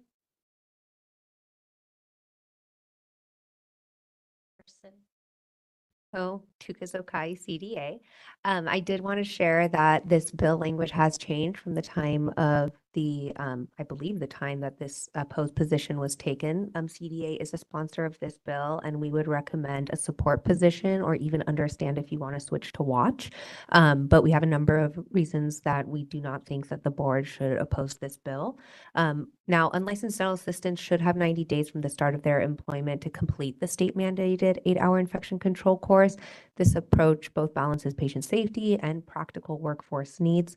While all other licensed and permitted dental team members have already completed this training, requiring unlicensed DAs to finish the course before they can begin working creates unnecessary hiring delays, exacerbating the workforce shortages and limiting patient access to care. A 90-day window to complete the infection control course would not compromise patient safety, but would actually enhance the learning process by allowing new hires to apply real-world experience to their formal training. Now, I just want to clarify a few things that the bill would do. Now, this bill would ensure that unlicensed dental assistants can receive timely infection control training without unnecessary delays. This bill does not ask to remove the virtual format. In fact, the bill provides fee authority for the dental board to approve specified course providers, including instructors applying to provide the 8-hour infection control course in a virtual format, interim therapeutic restoration courses, and radiation safety courses. That is language that was approved at last year's sunset bill. This also provides dentist employers with 90 days to ensure unlicensed 30 DAs can seconds. complete an 8-hour infection control course. And this, again, ensures that foundational knowledge is obtained prior to completing the course. It would provide necessary amendments to allow the board to swiftly begin approving ITR courses, modernized radiation safety courses that reflect the changing landscape of technology within the profession, and virtual formats for the 8-hour infection control course. So by shortening the previous one-year course completion windows to 90 days and expanding the course accessibility through virtual formats, AB 873 provides a practical solution Time. that supports both dental practices and patient care. I'm sorry, Tuka, Tuka, do you have more to say? All right, did you finish? Because I said, if you have questions, please ask. I think just reiterating that we're concerned about the current opposed position and that things are changing and in motion. We've been working with the dental board. We've been working with Christy Bell. So we're in communication. I just want to make sure you have time because I appreciate your input. Thank you so much. And CDHA is so glad that CDA is working on the language with us. But we would say that the California Dental Hygienists Association is totally opposed to any unlicensed dental person dealing with any infectious material, blood, saliva, anything else, not only for their safety, but for the safety of the patients. So we would want to make sure that they are not dealing with those kinds of things before they take their infection control course. Even food supply people have to take courses before they deliver food. So this, regardless of the workforce issue, it's a safety issue, which is your responsibility. Speak. If allowed. Yes. So the requirement before was 120 days. So we do have a precedence of there being a time to take the infection control course, especially when individuals are hired and they need time to take the course. They can't start until exposure to blood and saliva. Now the OSHA training and other required infection control is done. They're not going in as an unlicensed dental assistant without any understanding of infection control or meeting those OSHA standards that food safety providers, are also privy to. So there's still patient safety standards. It's just giving the time, and the time has shortened from 120 days to our recommendation of 90 days. The only precedence for before exposure to blood and saliva is from this last dental sunset bill. And there has been significant challenges in dentists being able to meet this, especially in rural areas where there isn't an in-person course in time. I work in private practice. It's often that I see that an unlicensed dental assistant can be brought in and put into an opportunity to sterilize instruments, which I think puts them at jeopardy. And then if they're not understanding the proper course of process, that puts the patient in jeopardy as well. So I appreciate your additional comments, but I just from my experience, I think that training is essential early on. Speaking from personal experience, when I was an unlicensed dental assistant a long time ago, I did primarily on the job training. So I did the OSHA training and then I had on the job training. And even with the 8-hour infection control course, there needs to be on the job training. So it's not that someone's going in and expected to do all the sterilization and appropriate infection control techniques without clear on the job training that the 8-hour course could then reinforce when they're able to take it. So in this classification, we're talking about someone like front office person helping in the office?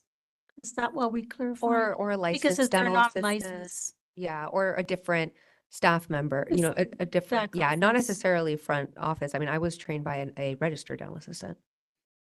Okay, thank you for clarifying that.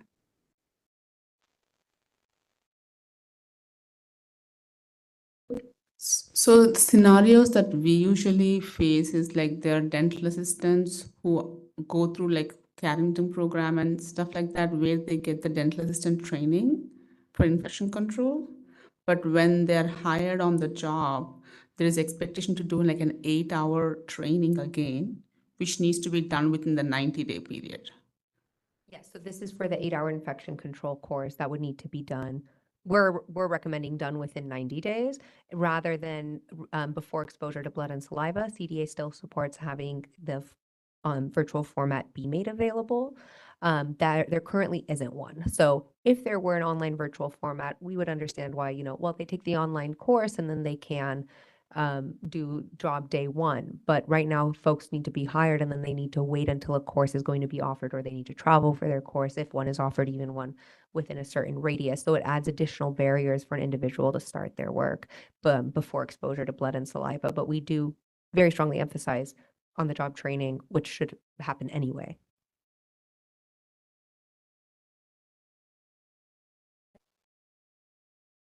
My concern is in the revised language that's in section 1750C, 1750C, and the information that has been stricken has successfully completed the board supervised or board approved 8-hour course for infection control, blah, blah, blah. And what has been added in continuous employment to the 90 days, as you have indicated, successfully completes a board approved course in infection control within a year of the date of employment. That last component is concerning to me, that someone has up to a year to be able to complete that.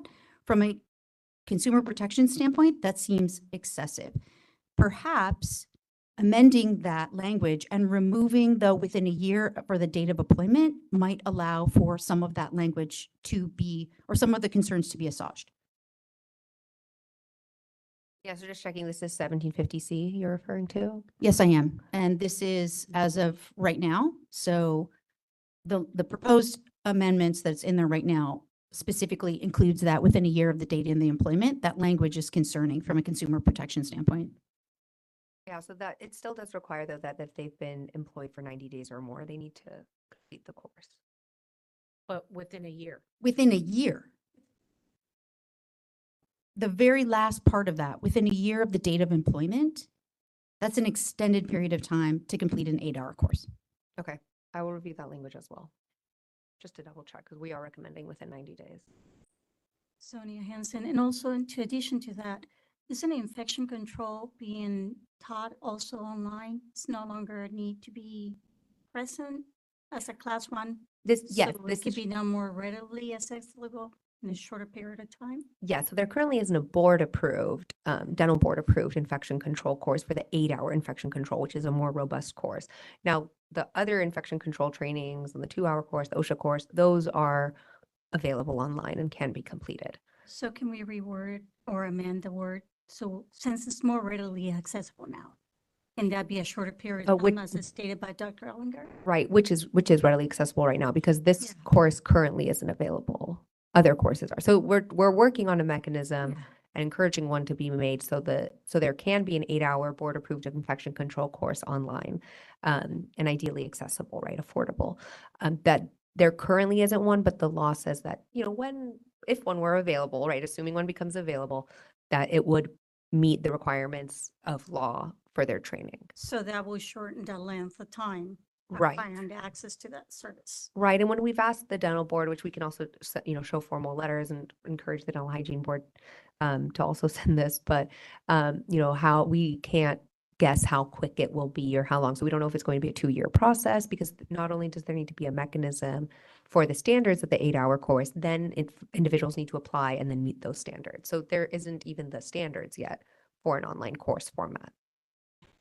Thank you for clarifying that. And I do want to thank Dr. Eldner for a question on the 90 days. I just want to double check that. I don't want to speak out of turn. So I'm going to double check because I see that language. And then we'll get back to you and see exactly how I can specify.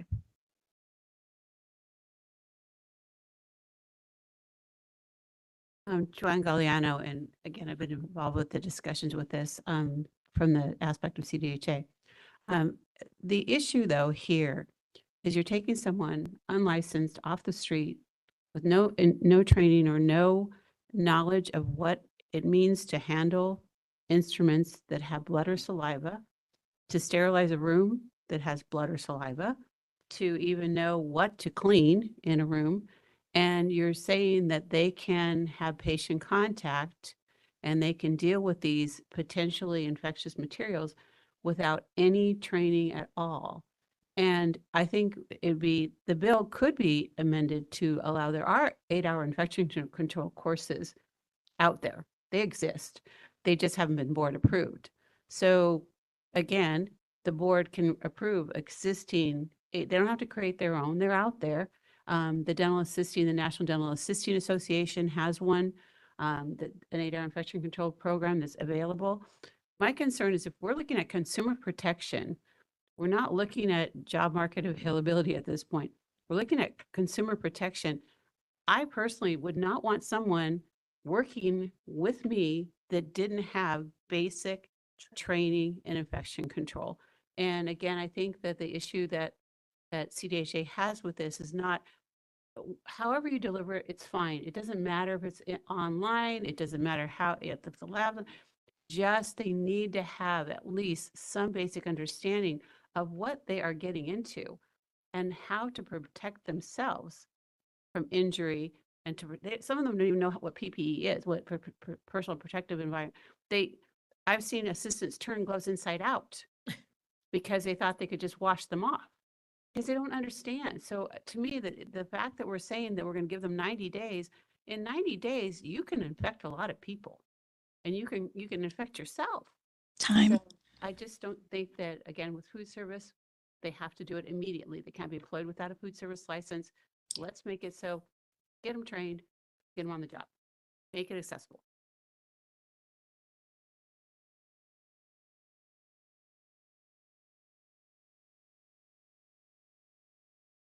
DC moderator, facilitate the Q&A feature for public comment, please. Certainly. If anyone would like to make a comment on the bill in discussion, you may look for the hand icon and click that to raise your hand. Our call-in users may press *3 to raise their hands. And the other option is to look for the question mark icon, click that, type the word comment into the text box and click send. We do have a request for comment from Linda Brookman. Linda, I'll send you a request to unmute. And you're unmuted. Go ahead. Thank you for taking my comment again. I fully stand behind what Joanne Galliano has just said. It's even a little shocking to me that they can just take an online course. I know in dental hygiene courses, there's a whole the didactic part of it, but there's also the clinical part of teaching how to wipe things down, what to wipe things down, what to look for, how to prepare the instruments and such. And to have someone with no knowledge of infection control, it needs to be, they should not be working with patients until they have passed this course. Thank you. Thank you. We do have one more request for comment from Cheryl Greer. Cheryl, I'm sending you the request to unmute. And you're unmuted. Cheryl Greer again, RDHAP. I think for public safety, it's crucial that training is performed ASAP. I would even say even before they get into an office, have some type of training on OSHA. I would as well was a dental assistant before I became a hygienist. So in working in different offices, I see OSHA failure all the time. So proper sterilizing and cleaning the room properly to prevent the spread of disease is crucial. So for the public safety, I would have to say this is like should really be looked into. Thank you. Thank you. And next request for comment is from call-in user 23. And call-in user, you can press *6 to unmute your microphone.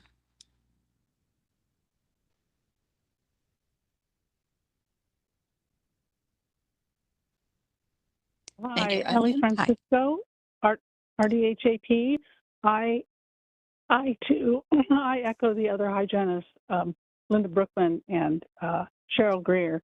I also heard mentioned probably 3 times in this last hour about rural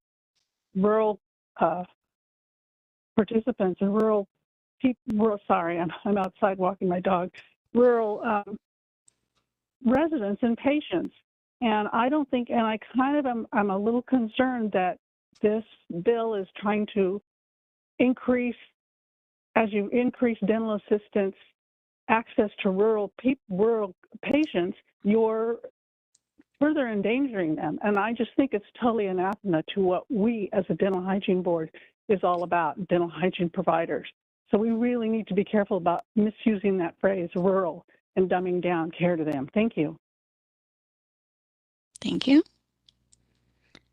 And I do not see any further requests for comment. Shall I close the public comment feature? Thank you. Thank you. This is Anthony Lum, Executive Officer. Just a couple of points, and well, 1 point and 1 question of clarification. On the infection control course, does it, in a perfect world, they'd all be board approved? Does it have to be board approved? Yes. Okay. Yes. Okay, because all I see in our excerpt is that if they're not in a board approved program, but it has to be a board approved Yes, and infection control. It Okay. does need to be a board approved course, yes. And to clarify, it is going to be 90 days, not 1 year. Those amends have not been published yet, but just to clarify, it will be the course within 90 days, not up to 1 year. So I think that's where there was the confusion of what is currently online. And as I say, at the very least to take a watch position rather than oppose as the language is changing. And my second point is on our position, the recommended position. Just for the committee, it is a recommended position. A lot of times that we've had individuals in the past comment on opposed positions. It's a little softer, I would say, but if we can change it, if we don't go to a watch, but if we go to oppose unless amended. But the only thing about the if amended is that we have to come up with what we would like to see in the amendment. So that's just a suggestion. Thank you.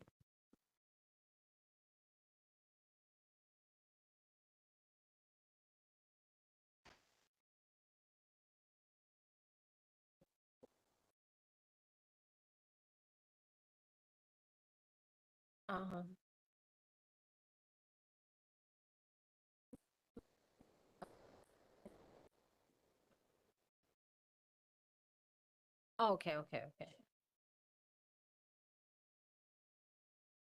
Dr. Petty, we move on to AB 966. So I just want to make sure I'm clear. What is the committee's position then? Is it oppose unless amended, or is it watch?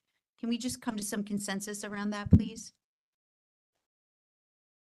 Oppose, in my opinion.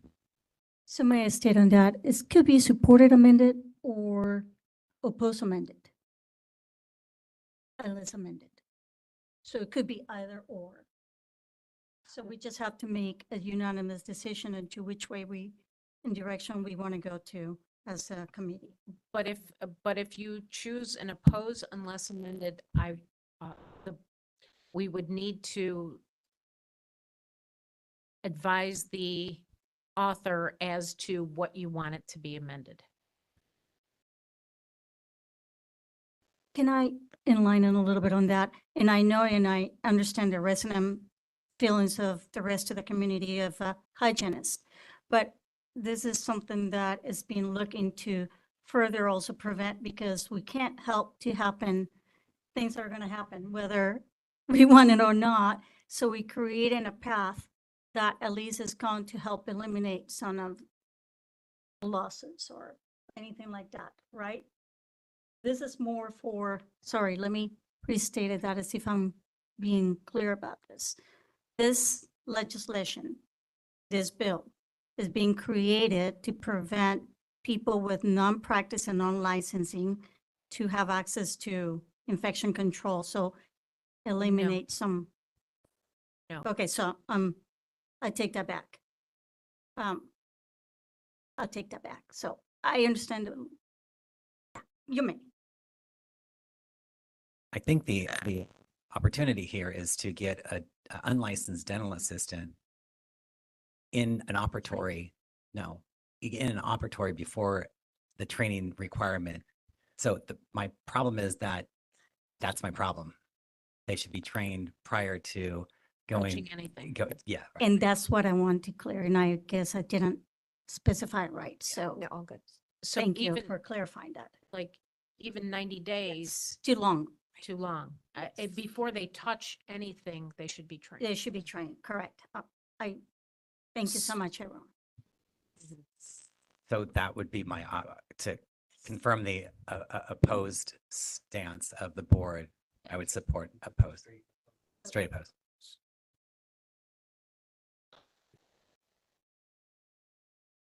It's Anthony Lum, Executive Officer again. The straight oppose that can be presented as recommended from staff. But if you do put an oppose unless amended, the unless amended part could be that you would prefer to have the training done before the person starts working. That could be your amendment. So Just a suggestion. This is Julie Elginer. It sounds as though the concern is around the 90-day grace period, whether it was 90 days or 120 days or 1 year or whatever that language is. So as I am listening to the discussion from our committee members as well as from the public, the concern seems to be around the ability for the dental assistant to be able to have access to the public without having the 8-hour course for that time period. So it seems to me that the position could be opposed unless amended, and the amendment is the removal of the 90-day, 120-day, or the 1-year time period. What would be the point of the bill if we did amend it to remove that? It seems to me that the whole point of the bill is to allow that grace period. So if we did amend it to remove the grace period, then there's no bill. Maybe, but again, it seems as though the concern is allowing people to be able to have access to the public without having completed the infection control. And if it is the position of this board that that should not happen, then that's the position of the board.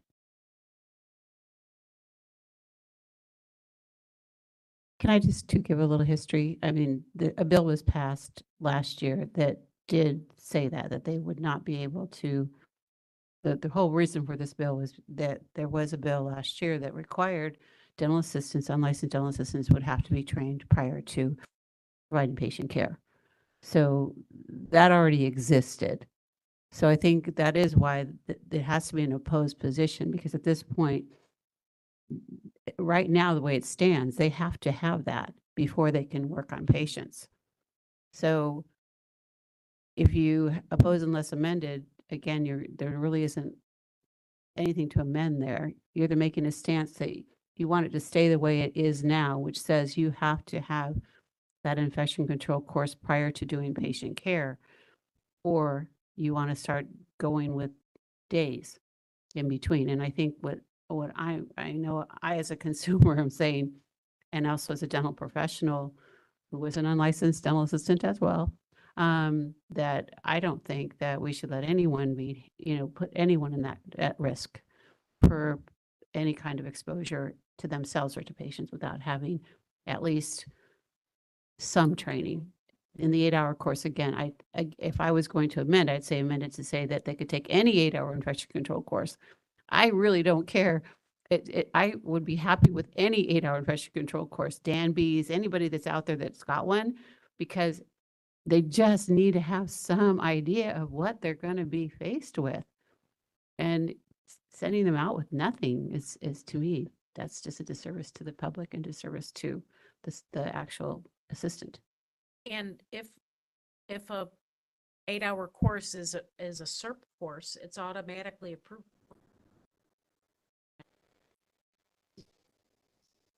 Yeah, if it meets the standards of what is needed for the California Dental Board or the Dental Board of California. I did also want to share so that, there was the 120 days, but prior to last year's sunset bill, that would give 120 days. So this language is already more conservative than what happened before 2025.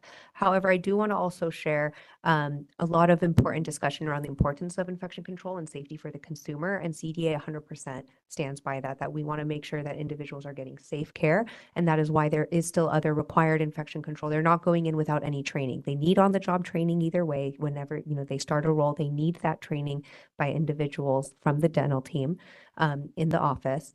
There is the required OSHA training, so there is a level of infection control and standards of safety with infection control, at least from OSHA. For the 8-hour course, we are giving them time to be able to take that course within 90 days, and it's not going to be a year. It's not 120 days, it's 90. I did also want to share that surpassing all other dental practice topics, the California Dental Association has heard from a number of member dentists across the state about this. In the last few months, it's been 23% of our calls about challenges for their dental assistants to be able to take this course. This is not about rural health only, which we do not want a double standard of care. This is not changing requirements for infection control to give a second class of care for individuals in rural areas. That is absolutely not, and that would be discrimination. This is about making sure individuals can get the education they need, the training they need, and protect consumers by making sure they have the right infection control. But when we see that a bill has had unintended consequences, which is what has happened with the sunset bill, specifically with this before exposure to blood and saliva, that individuals are not able to hire, not just in rural areas. It is difficult for folks to take this class. Now, with the oppose unless amended, if the board wants to recommend that other 8-hour infection control courses could be offered online, that is up to the board. But at this time, we see a significant challenge with hiring, training, and we think that the 120 days, it was, the 120 days that has been repealed, to at least consider 90 days of continuous employment to be able to take the course in that time while still doing on-the-job training to prevent any kind of disease spread within the office because of that extra training, that even if they take the 8-hour infection control course, we don't want them to just and then start working without all the job training. Either way, that would be required. A level of infection control understanding would be required with the OSHA course.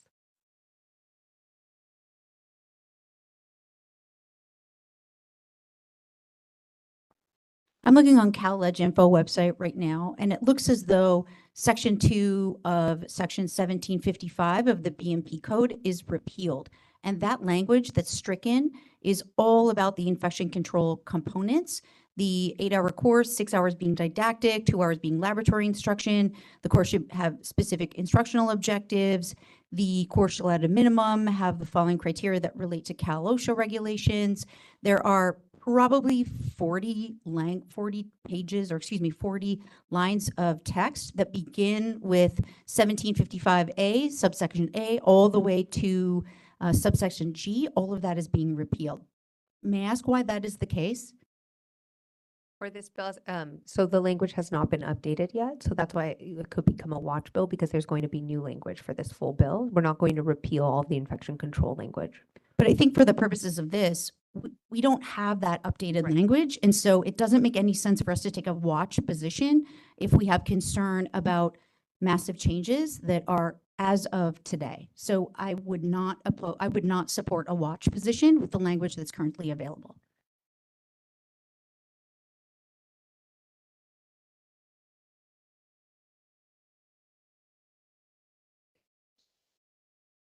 And I do want to mention about the shortage of dental assistants is there, but safety comes first. But whoever is applying for the dental assistant jobs, they are coming with training.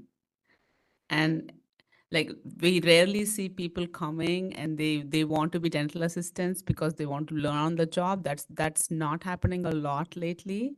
It's mostly people who want to be dental assistant. They go to the schools for dental assistant training, and then the schools they have go through infection control, and the rule was about 180 days of time was given earlier for them to get this 8-hour training, but still then it was hard for us to find those classes. And finding a class for 8 hours is even more difficult now.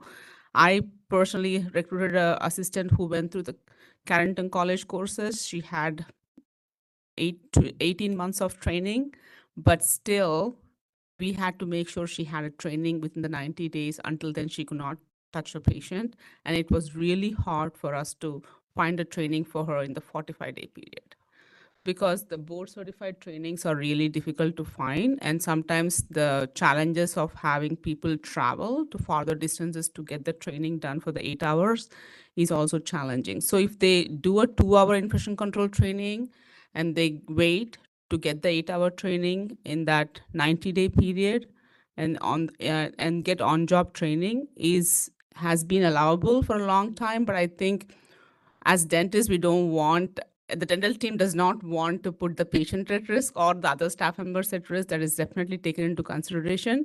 But we should probably have more dental board approved infection control courses, which will increase access for the assistants to get trained. That might be an area we want to focus on, because if that's actually a limiting factor right now.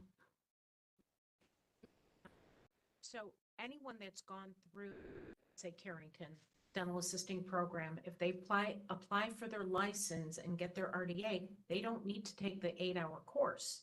They only have to take the 2-hour. It's the unlicensed dental assistant that needs the 8-hour course. But everyone who goes through the dental assistant program training does not get the RDA certification. They have to take again a RDA, board certified RDA course to get. No, they can apply. Yeah. Yeah. But everyone is not applying. Some people just want to be a DA. Right, which at that point, yes, then they do take the 8-hour, Yeah. but if they've already had it with, why can't they get their RDA? So, it's neither here nor Mhm. there, but licensed dental assistants, RDAs, not need to No. take the 8-hour course. It's a it's a 2-hour, infection control course from the dental board. Only if they're an unlicensed DA. And a lot of those unlicensed DA are people street.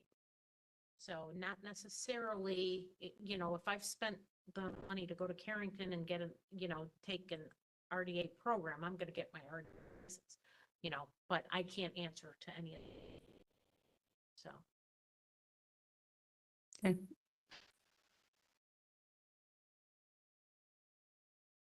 Let me ask again, just for clarification, where we landed, are we landing on oppose unless amended, or watch? I think we are going with the pose. Right? And if we oppose, or if we oppose unless amended, we have to offer specific language to the author's office where our areas of concern are. And for the purposes of this discussion, it sounds as though the concern is that the 90-day component, the language that's currently available is up to 1 year. And we also have concern over the stricken language, which is section 1755 of the Business and Professions Code being repealed. Is that a fair summary? Okay, thank you.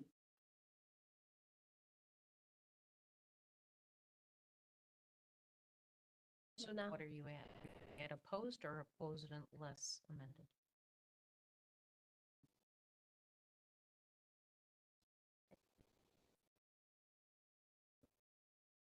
So how are we gonna write?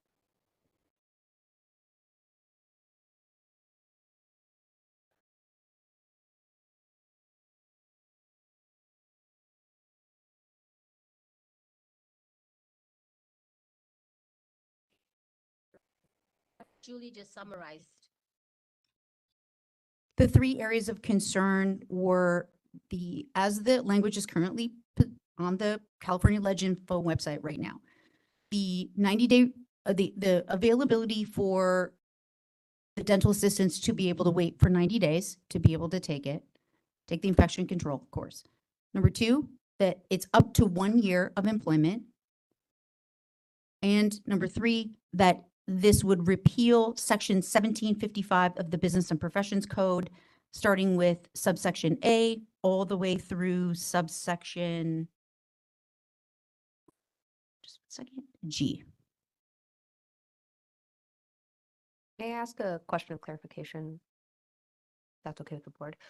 So if board staff is being directed by the board to share these concerns, and by the time the letter is written, there is new language out that is going to address these concerns or may not address these concerns, is there an ability for to consider at the next dental hygiene board meeting, or to just be aware that there may be time and energy spent on a letter by the staff that is not going to address language of the bill? Again, just here to think of staff time and capacity and giving a good faith heads up that language will change. But I also understand that you have what is in front of you right now and you need to go based off of that. I'm just trying to give a good faith effort, understanding staff time. Yeah, this is Anthony Lum, Executive Officer. If the committee chooses to recommend the opposed unless amended position, of course, the full board would have to approve that. But we would basically create the opposition letter with the amendments with the current version of the bill that we're viewing. There would be an opportunity to change that stance because we will be in July. I know that's after committee hearings and the like, but that's the closest that we could come to that unless there's a additional meeting convened. But that would be the next time we would address it, is in July. And just in the good faith thought. So if the concern is 1 year, it is changing to 90 days, but I'm also hearing from committee members that they want it still to remain before exposure to blood and saliva. So just putting that out there as a thought too, because we are addressing the 1 year, but I think there's some stronger language that your board would like to see. So in good faith, just sharing that. We are addressing the 1 year, but maybe not to the extent that the board would like. Yeah, this is Anthony Lum again. Yeah, just from what I heard from committee members is that, the concern, even with the public, is for individuals who are unlicensed to even start working without this infection control training. So, as a consumer protection agency, that's something that's very top priority for us. And we can work with Representative Alanis to be more specific on what infection control measures are required. So if not the 8-hour infection control course, what kinds of consumer protections we do have in law and also in practice. I'm against changing the board's position from opposed to opposed unless amended. The amendment that we want to propose is the change of blood and saliva exposure. That's the whole point of this bill. So we're wanting to amend something that the whole point of the bill is to allow the unlicensed assistant to go into practice before their exposure to blood and saliva, yet the bill is stating the blood and saliva. So we're asking them to amend their entire bill. That just doesn't make sense that the author is going to make those changes. So why are we spending our time on amending a bill when we know that amendment it'll be fruitless for us to amend the bill?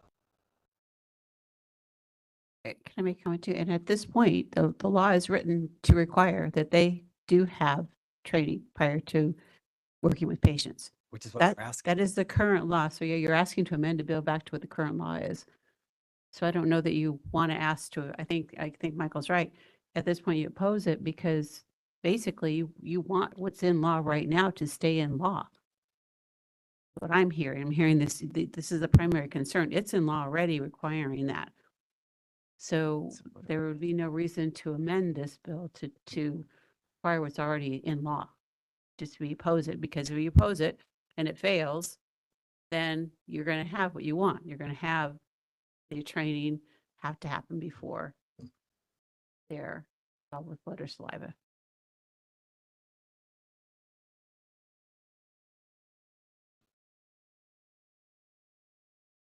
Oh, I'm fine with that, whether it's or oppose unless amended. I think both of those get to the same position, quite honestly. It's just a matter of kind of signaling to the author's office and to the sponsor that, you know, where our areas of concern are. I just want to go on record and being very clear about the fact that my personal position, that is that I have deep concerns over Section 1755 of the BMP Code being repealed through this piece of legislation.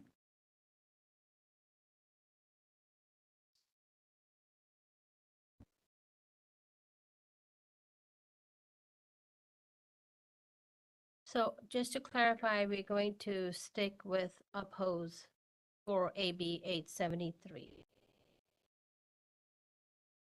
Okay, we will now move on to AB 966.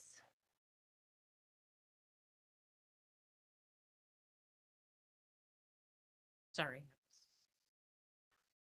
That would be Carrillo Dental Practice Act, foreign dental schools. This bill would maintain approval of any foreign dental school whose program was approved by the board prior to January 1st, 2024, until the school has been issued a denial of accreditation by CODA and the school does not appeal. The school has been issued a denial by CODA following the completion of the appeals process, or the school withdraws its application for accreditation by CODA, provided the school applies for accreditation on or before January 1st, 2026. This bill would require an applicant who is a graduate of a foreign dental school with its extended approval to agree to practice dentistry full-time in one of 5 specified practice settings for at least 2 years, the first 3 years of licensure. Staff is recommending a watch position. Committee member discussion? Any in-person public member discussion?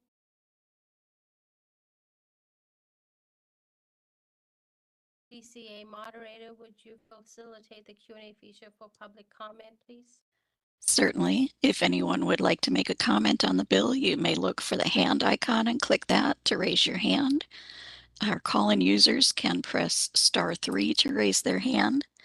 And if you cannot do that, you can look for the question mark icon, click that, type the word comment into the text box and click send. Are there any comments on the bill?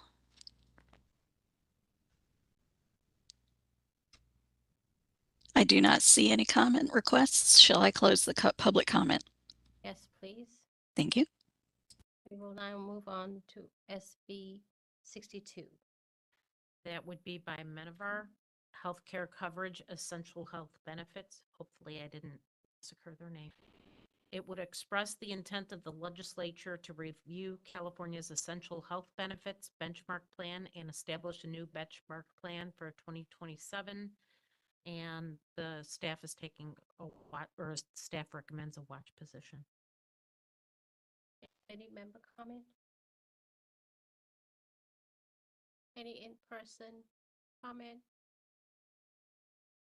DCA moderator, would you facilitate the Q&A feature for public comment, please?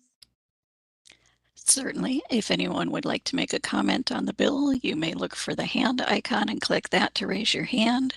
Call-in users may press *3 to raise your hand.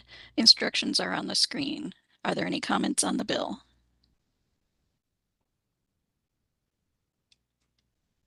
I do not see any requests for comment. Shall I close that feature? Yes, please. Thank you. We would now move on to the last SB 350. That would be Calbadon Health Facilities. This bill would prohibit a private equity group or hedge fund involved in any manner with a physician or dental practice doing business in the state from interfering with the professional judgment of physicians or dentists in making healthcare decisions and exercising power over specified actions, including, among other things, making decisions regarding coding and billing procedures for patient care services. Staff recommends a watch position. discussion? I do. This is Julie Elginer. I just want to say that this is an incredibly important bill from the standpoint of as more and more facilities, particularly in rural parts of the state, fall under things like maternity care deserts and we're struggling to provide care. We have seen an increase in the number of private equity firms that have come in and quote rescued these facilities. And they have placed very specific limitations on providers. We're seeing this from a health policy standpoint, as well as just the various facilities that are struggling. So I want to commend our staff for identifying this piece of legislation and let the committee members know that as practitioners and generally just as people who are concerned about access in the state of California and beyond, that we are seeing this happening. This is absolutely happening. It is not a fictitious or something that is hypothetical. It's very much an area of concern. So thank you for highlighting this. Any in-person comments? DCA moderator, would you facilitate the Q&A feature for public comment, please? Certainly. If anyone would like to make a comment on the bill, you may look for the hand icon and click that to raise your hand. You may look for the question mark icon, click that, type the word comment and click send. And calling users can press *3 to raise their hand. Are there any comments on the bill?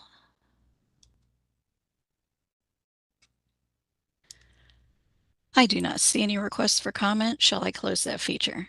Yes, please. Thank you. We are now going to vote.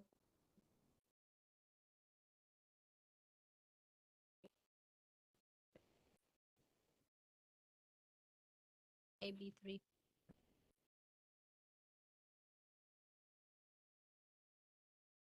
I had a question for because of the recommendation for AB 341 in the committee members' addition of the RDHAPs aspects and in trying to include them.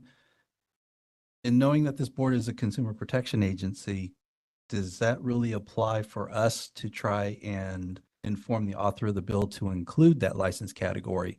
Or is that something that professional associations should support and push? I mentioned to support if amended. Understanding more information about the bill, I'm okay with a watch position if the board wants to just continue to watch this bill. Thank you for that clarification. Yeah. Staff. Before we vote, I did want to just understand what the board's position was on AB 350, healthcare coverage treatments. Currently as support, but we also talked about having a watch position. Right. Support, okay. All right. So should we clarify each of the bills? Okay, so AB 224 is a watch. 341 watch. 350 support. 371 watch. 489 watch. 873 oppose. 966 watch. 62 watch. 351 watch. Can we have a motion? Is there a motion? Please identify yourself and then make the motion. This is Julie Elginer. I move that the committee follow the, I move for the Legislation and Regulatory Committee to recommend to the full board to approval for the proposed positions as follows. AB 224, watch. AB 341, watch. AB 350, support. AB 371, watch. AB 489, watch. AB 873, oppose. AB 966, watch. SB 62, watch. SB 351, watch. Is there a second? I, Sonia Hansen, seconded.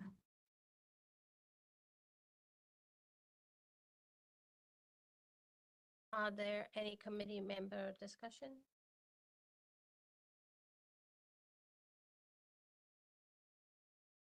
Are there any in-person public comment? DCA moderator, would you facilitate the Q&A feature for public comment, please? Certainly, if anyone would like to make a comment about the positions taken, you may look for the hand icon and click that to raise your hand. You may look for the question mark icon, click that, type the word comment and click send. And our call-in users may press *3 to raise your hand. Are there any comments? We do have one comment from Kayla Sahara. Kayla, I'm going to send you a request to unmute. You'll have 2 minutes with a 30-second warning. Go ahead. Okay. Hi again. Thanks for letting me speak one more time to AB 341. We just want to add that we do definitely support the addition of the RDHAPs to the language, that we would still like you to continue to watch, watch status even with that addition. And we'd also maybe like to see that this be a pilot project rather than legislation for this board's support. Thank you all for meeting today and letting us all have our moment. Thank you very much. Thank you. I do not see any further requests for comment. Shall I close that public comment feature? Yes, please. Thank you. Thank you. I will now ask Crystal to call the roll and record the votes for this agenda item. This is Crystal, and I will now call the roll. Lali Agarwal. Aye. Julie Elginer. Aye. Sonia Pat Hansen. Michael Long. Aye. Shudevi Panala. Aye. Motion has passed. Thank you. We will now move to agenda item Leg Reg 8, future legislation and regulatory committee agenda items. Are there any committee member recommendations or comment for any future legislation? And I have 2 questions for our executive officer and for the committee in general. Number 1 is, and this is for Dr. Petty. So sorry, I'm just wondering, is it possible to request that, if possible, along with the legislation and the position, that if it is publicly available, can we obtain the information on the sponsor of the bill as pieces of legislation are being introduced? I recognize that at the time of publication, it's difficult because the bill analysis has not been completed by the committees, and so that may not be public available. However, to the extent that it is available, could you please add that to our information? That would be helpful. Thank you. And my second question is, and I think this was alluded to earlier, given the fact that we do not meet again as a committee until July, is there a mechanism for this committee to be convened between March and July, given the fact that there is oftentimes moving parts, as well on the positions that we've taken, as well as bills, could become that were spot bills, could be moved into language that may pertain. So I'm just curious, is it possible to reconvene, or how does that work? And forgive me, this is just my first meeting, so I'm trying to understand the process. Thank you. This is Anthony Lum, Executive Officer. Yes, we can convene an additional meeting. It can be teleconference, it can be in person, what have you. We can always do an additional meeting to address board business like this. And that wouldn't be an issue, but it's at the president's prerogative to do so. Okay. any more comments? Any in-person public comments? DCA moderator, would you please facilitate the Q&A feature for public comment? This is the moderator. We've opened up public comment. If you have a comment, you can look for the hand icon, click that to raise your hand. Our call-in users can press *3 to raise their hand. And if you can't find those, then the question mark icon, you can click on that. Type the word comment into the text box and click send. Each speaker will have 2 minutes with a 30-second warning. Are there any more comments?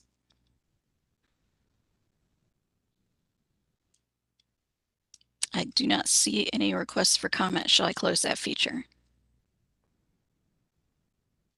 Yes, please. Thank you. This is Member Long. I would like to request a future agenda item for discussion and possible action on amending to 16 CCR Section 11116, the RDHAP Mobile Dental Hygiene Clinic in regards to the requirement of the AED.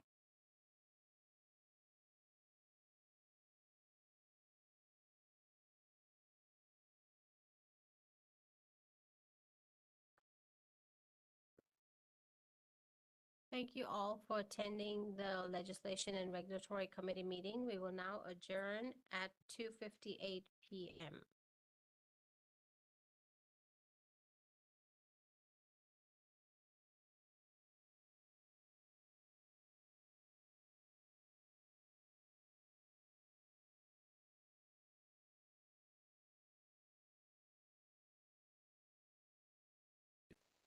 This is Anthony Lum, Executive Officer. Just to inform all the board members, we have a very short full board reestablishment of quorum, and then we're done. So if you can bear with us for 5 more minutes, that would be wonderful to get everybody in position, establish the quorum. Hopefully we'll be finished. Thank you.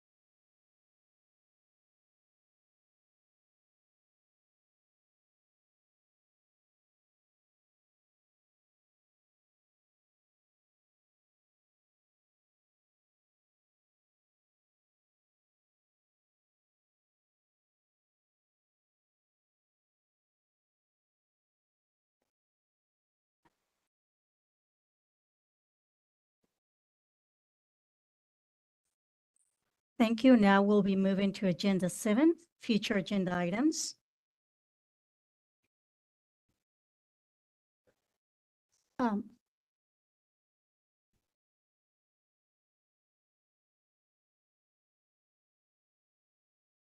Agenda number 6, we're going to do a roll call. We're going to establish a forum.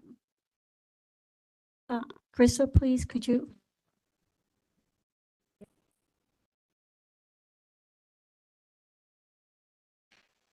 This is Noli and Agarwal. I will now call the roll. Commissioner Present. Pat Hansen.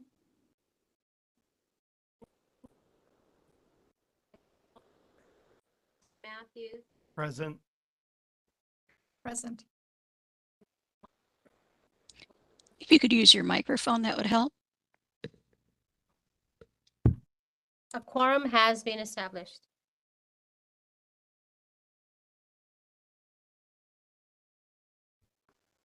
Thank you, Nayeli. Now we move into agenda number 7. Any future agenda items? Their board have any recommendations for future agenda items?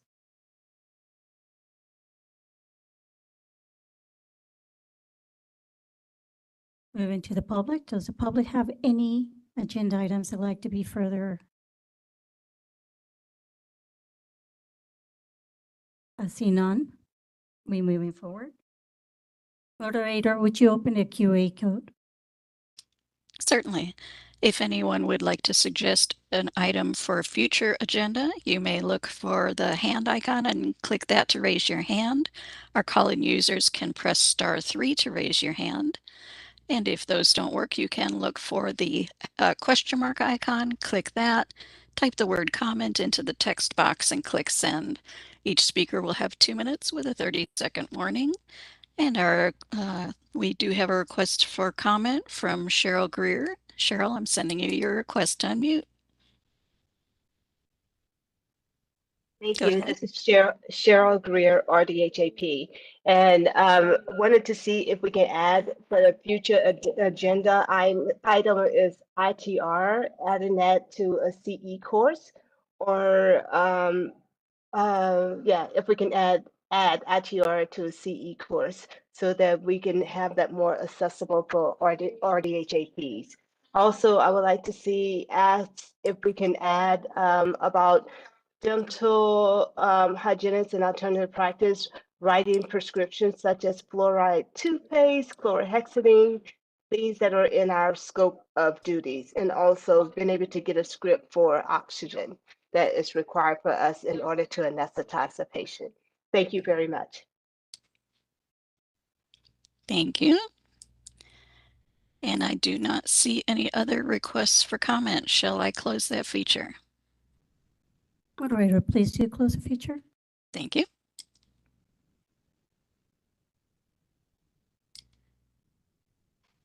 Moving on to agenda 8. Are there any comments from the public, or the meeting is adjourned? Thank you for your attendance.